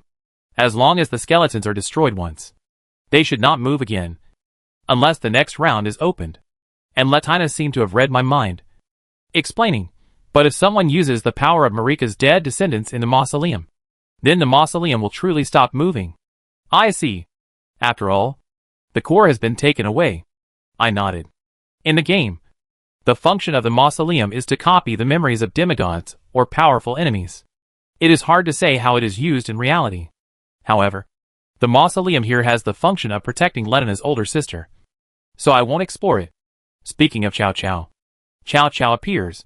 After entering the mausoleum, I saw a huge sun of platinum, sitting in the corner, falling into a deep sleep. I took Latina off Finlage's back and sent her to the knees of the huge sister. Come, huge sister, accept the initial tears, and sprout life for a sons of platinum. Just like in the game, Latina held a pool of silver-gray things in her hands, which turned into a glow and merged into the chest of the large sun of platinum. However, the other party just snorted lightly and did not wake up. Germination of life, but how exactly does it germinate? I asked curiously. But Latina shook her head. Specifically, I don't know either. However, Saint Terina once guided our platinum sons. As long as we bring this power to my sister, then, at the moment when her law is fulfilled, my sister will help us platinum sons create a pure land where we can live like ordinary people and live in peace. She suddenly paused, raised her head, and said to me with a guilty look, I'm sorry, Lordling. You have helped us so much. But the platinum sons did not believe in your faith. That doesn't matter. If it can really be realized, isn't it good? I smiled and called Finlage, King of the White Wolf. Then I'll ask you and Latina to protect her sister here together, okay? Finlage agreed without hesitation. Latina was quite surprised. Lord Zero, my mission has been completed, and we don't need to worry about the things here anymore. I have nothing to worry about, and please allow me to accompany you until the last moment of this war. Thank you for your determination, Latina. I squatted in front of her. However, the Night Knights also said that there have been constant disturbances in the Holy Snowfield recently. I'm worried that someone will come out to ruin the plot and hurt your sister. She is the hope of your sons of platinum. So, stay here and protect her. But, you are also my hope. Latina looked at me tenderly. Hope? It would be best if there were more. Don't worry. I will definitely fulfill my law. And then you sons of platinum will not have to live in such a snowy land, but can live in this world equally with other people. After saying that, I smiled and touched her head. So, you and Finland should be good here. Maybe one day in the future, I will have to borrow your power. Yes, Lord Zero. Latina smiled rarely, like a cold plum in the snow. Elegant and moving. You are the brightest light I have ever seen in my life. Latina, I would like to pray and bless you here. Please accept this. As she spoke, Latina took out a piece of ancient dragon rock colorless forging stone, and there was actually a drop of her frozen tears, which was as bright as a crystal diamond. This is, if you meet other sons of platinum, please use it, Latina said. In this way, they will know everything you have done for us, and will no longer make things difficult for you. Is there such a prop? After thanking Latina, I summoned Tourette, said goodbye to her and the White Wolf Finlig, and headed towards the border of northern Myanmar. Chapter 528 Snowfield Shura Field. After saying goodbye to Finlig and Latina, I quickly left this abandoned house before it got dark, and rode Tourette towards the direction of the ceremonial town. I don't know if Millicent and Pollyanna have successfully cracked the mechanism there. There shouldn't be any problem. I have told them all the matters that need to be paid attention to in detail, and handed them the Sentinel Torch to deal with the Black Knife assassins. Even, there are 2 Black Riders from the Holy Snowfield to help. Breaking through a ceremonial town is not a simple matter. Then, the next place to go is Michaela's Holy Tree. The Holy Tree stage, you come if you are ordered. However, on this side, we don't need to collect everything, just don't go to dangerous places. And then again, we have the Holy Tree Sisters here. For example, the Zuinfu Knights of Sunshade City can all feel the power of the Valkyries contained in the 2, and will not oppose Millicent and the others. So, this trip to the Holy Tree might be surprisingly easy. What should I say when I see Marinia? She nestled at the foot of the holy tree, as if she had been waiting for her brother Michaela to come back. But in the broken war, her charming brother had been secretly taken away by President Nantong, which also prevented the holy tree from taking shape and turned it into an ideal place at the border. The Atai in the game is a dumb person. In reality, if I talk to Marinia nicely, take her to the Blood Dynasty to find Michaela, and give the president a lesson, it should be fine. It's the Golden Needle. After all, that thing concerns Marinia's life. Once I take it away, the suppressed scarlet corruption in her body will definitely break out, and finally lead to death. I don't know if the bond between sister and brother can wake Michaela up from the sleeping cocoon. If it succeeds, after Michaela wakes up, she can help me make another golden needle, and everything will be fine. After all, I brought her sister to save him. With this relationship, there shouldn't be any big problems. While I was thinking about it, Torrit suddenly called out in a low voice when passing the frozen river leading to Yigan town. It began to breathe heavily, and its steps seemed to be stuck in a quagmire. Ah, this is the location. It must be that guy. I also let Torrit return to the spirit whistle ring first, and pulled out the night fire to get ready. After waiting for most of the day, the red shadow still hadn't risen above the vast glacier. I walked forward in confusion. And suddenly, I heard a faint sound of fighting. Curious, I followed the sound, and quietly moved over. I saw a man in white holding a strange red weapon between the towering ancient trees on the glacier river, fighting with the witch I was familiar with who was carrying a large kitchen knife. But it was obvious that the man was at a disadvantage. The red weapon kept hitting, but the witch used the large kitchen knife as a shield to block the attack. She even found the time when the opponent was almost exhausted, and she held the knife with both hands and swung it at the man with great force, forcing him to stagger back and sit on the ground. As expected of Anastasia, the fading devourer, she was as strong as ever. In this way, the battle was almost over. But the man suddenly prayed, and the blood turned into a group of flying flies, which flew towards Anastasia and bit her head. This made Anastasia very impatient. She waved her sword in anger, but of course she couldn't drive away the flies. This is a good opportunity. The man stood up, and was about to take a few steps around, and then he swung the scarlet weapon, and was about to hit Anastasia. But he probably didn't expect that Anastasia suddenly roared. Suddenly, a burning flame burst out from her body, which drove away the flies and insects, and also made the man stop for a beat, but Anastasia seized the opportunity, and swung a knife on his side, and threw him out. Sure enough, Anastasia, like Bernard, completely became a member of the Mad Fire. This is really over. I crouched down, and no matter who the unlucky guy is, I better leave here quickly before the crazy woman finds me. After all, I don't want to cause trouble for myself. I won't suffer any loss of a piece of ancient dragon rock discoloration forging stone. Anyway, Latina has already given me one piece, which is more than enough to upgrade the current night fire. The script can't have that crazy woman chasing me to the holy tree. Ha ha ha. Anastasia's crazy laughter came from behind. Don't be afraid, White Mask Van Lay. From now on, Master Finger will definitely lead you to the holy tree of bliss, and your pain, your suffering, will be relieved by me, and one day from now on, we will become the king of Eldon together. Van Lay? Is that man in white Van Lay? Is he a little surprised? Van Lay, if you want to fight, then fight. Why don't you take out your bouquet and do something else? Of course, I know that the bouquet is actually a hammer-like striking weapon. No, is this the time to think about this? I quietly poked my head out from behind the hidden stone again and looked at Anastasia and Van Lay. The previous beheading seems to have caused considerable damage to Van Lay. Although he struggled to stand up, most of his white robe was stained with blood. He was breathing heavily, and even the hand holding the bouquet was shaking slightly. Why don't you lie down obediently? Looking at your painful appearance, even I feel heartbroken. Anastasia, who was sure of victory, said sarcastic words slowly. However, the crazy woman always regarded killing the fated ones as helping them to get rid of the suffering in the world. It is hard to say whether her brain circuit is really heartbroken. Damn you crazy bastards. Van Lay also took a deep breath, yelling and rushing towards Anastasia again. You bastards. Die! Die! Die! He has completely lost his elegance and reserve. Van Lay-chan. Every time he said die, he swung a bouquet with all his strength. But Anastasia just took a step back and easily dodged it. Ha ha ha. You are the ones who destroyed our ideal country. As soon as he finished speaking, Van Lay was slapped away by the big kitchen knife. Ideal.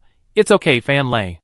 Anastasia slowly walked to the panting Fan Lei, raised the big kitchen knife, and the golden rune light gathered on the blade.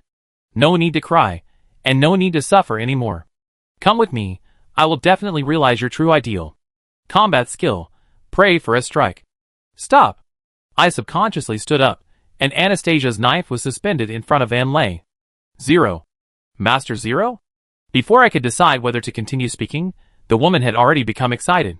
Master Zero, really? Is it really you? Ha ha ha, the man was right. I can find you here. Master Zero, and as Master Zero. Chapter 529. Yendra is not easy to mess with. Part 1. Lord Zero. Lord Zero. Lord Zero.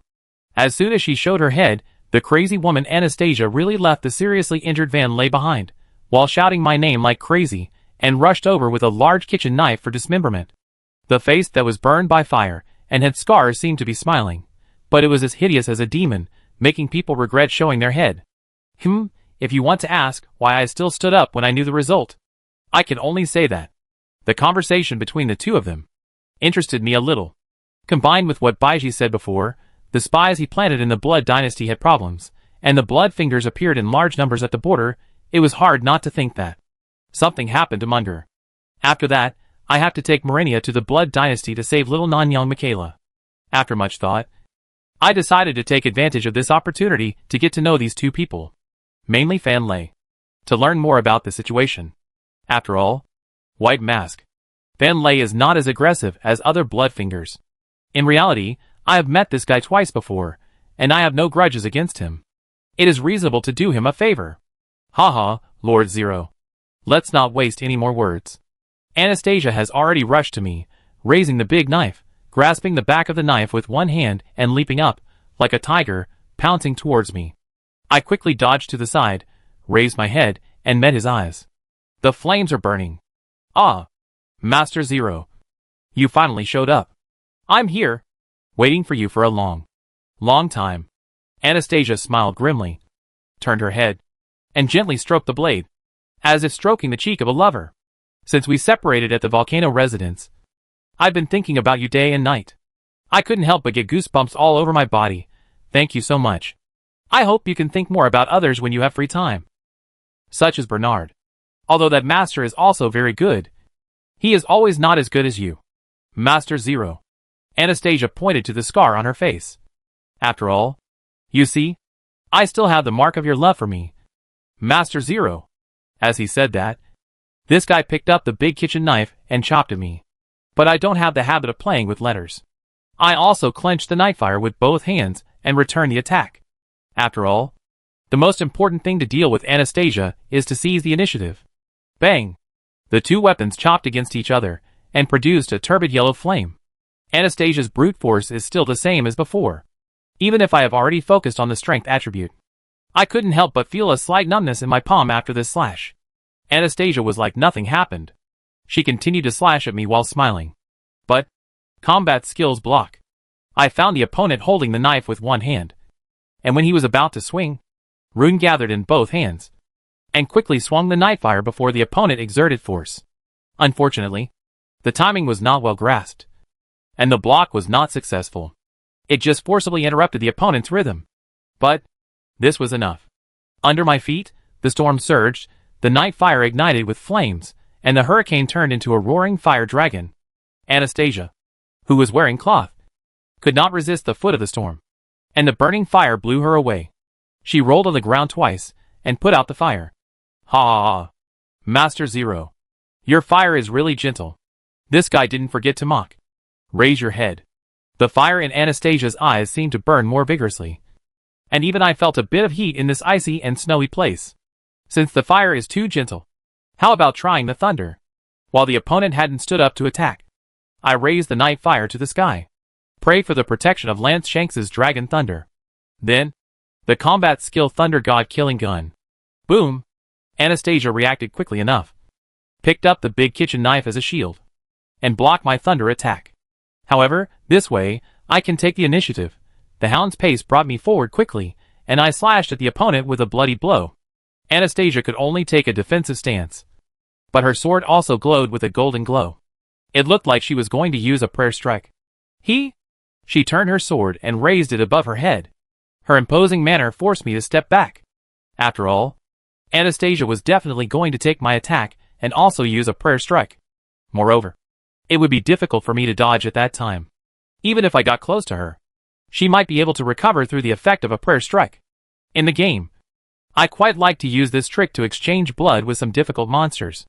But when I dodged, Anastasia's golden prayer seemed to pass a bright red spark. And the next second, it still chopped down in my direction. Boom, boom, boom. I didn't expect that this sudden change would cause the fire to burst out from the cracks on the ground created by the blade. I quickly dodged, but my legs and feet were still stained by the flames. Then, Anastasia was already carrying a blade burning with crazy fire, smiling, and slashing at me with all her strength. I quickly dodged to the side again. Sure enough, her blade swung out a fiery slash. If I dodged carelessly, I might be hit by these two attacks. I also ignited the night fire with a blazing flame. Seeing Anastasia slashing again, I also slashed the flaming blade at her to see whose flame was hotter. Bang! The two flames burst out with pale light, forcing us to step back. The opponent stood firm, and I raised the night fire and poked it hard on the ground. The combat skill gravity. The purple halo spread out, and the moment it enveloped Anastasia, it quickly shrank. Unexpectedly, this gave her the power to leap up and directly raise the big kitchen knife to slash at me. However, if the jump strike misses, the stiffness will be very large. At the moment when the opponent's blade fell, I quickly turned my body to the side, avoiding Anastasia's attack, and at the same time raised the long sword, ready to thrust. Fighting skills, pseudo-dynasty sword skills, imitating fighting skills in the game, and then, the moment Anastasia landed, the red thunder pierced out. At such a close distance, coupled with the stiffness of the body, unless one was a god who could change shape and shadow, it would be impossible to dodge, and Anastasia was certainly not one of them, and she was unable to dodge. The red thunder instantly pierced through one of her thighs, causing Anastasia to fall hard on the snow. Good opportunity. I was about to raise my knife and move forward, but the other party raised his eyes, and looked back at me fiercely. Boom. Woo-ahem. The flames are burning. The burning in my mind exploded, in an instant, as if I were placed in a house on fire. The sky and the ground were filled with red and turbid yellow flames. That turbid fire burned people's consciousness and was lost for a while. This is the reaction of the insanity. Anastasia. Is she so crazy that he can accumulate insanity points just by looking at her? Ha ha ha. Master Zero. Finally you feel my love. In my ears, there is Anastasia's silly laughter. Enduring the burning pain, I opened my hot and swollen eyes. I saw the woman's eyes shining in the snow, and the fiery yellow flame of insanity was always rising from her body. Come. Come. Please accept, Anna. Let me reduce your pain. Eliminate your suffering. Stay with me forever. And become the king of Eldon together.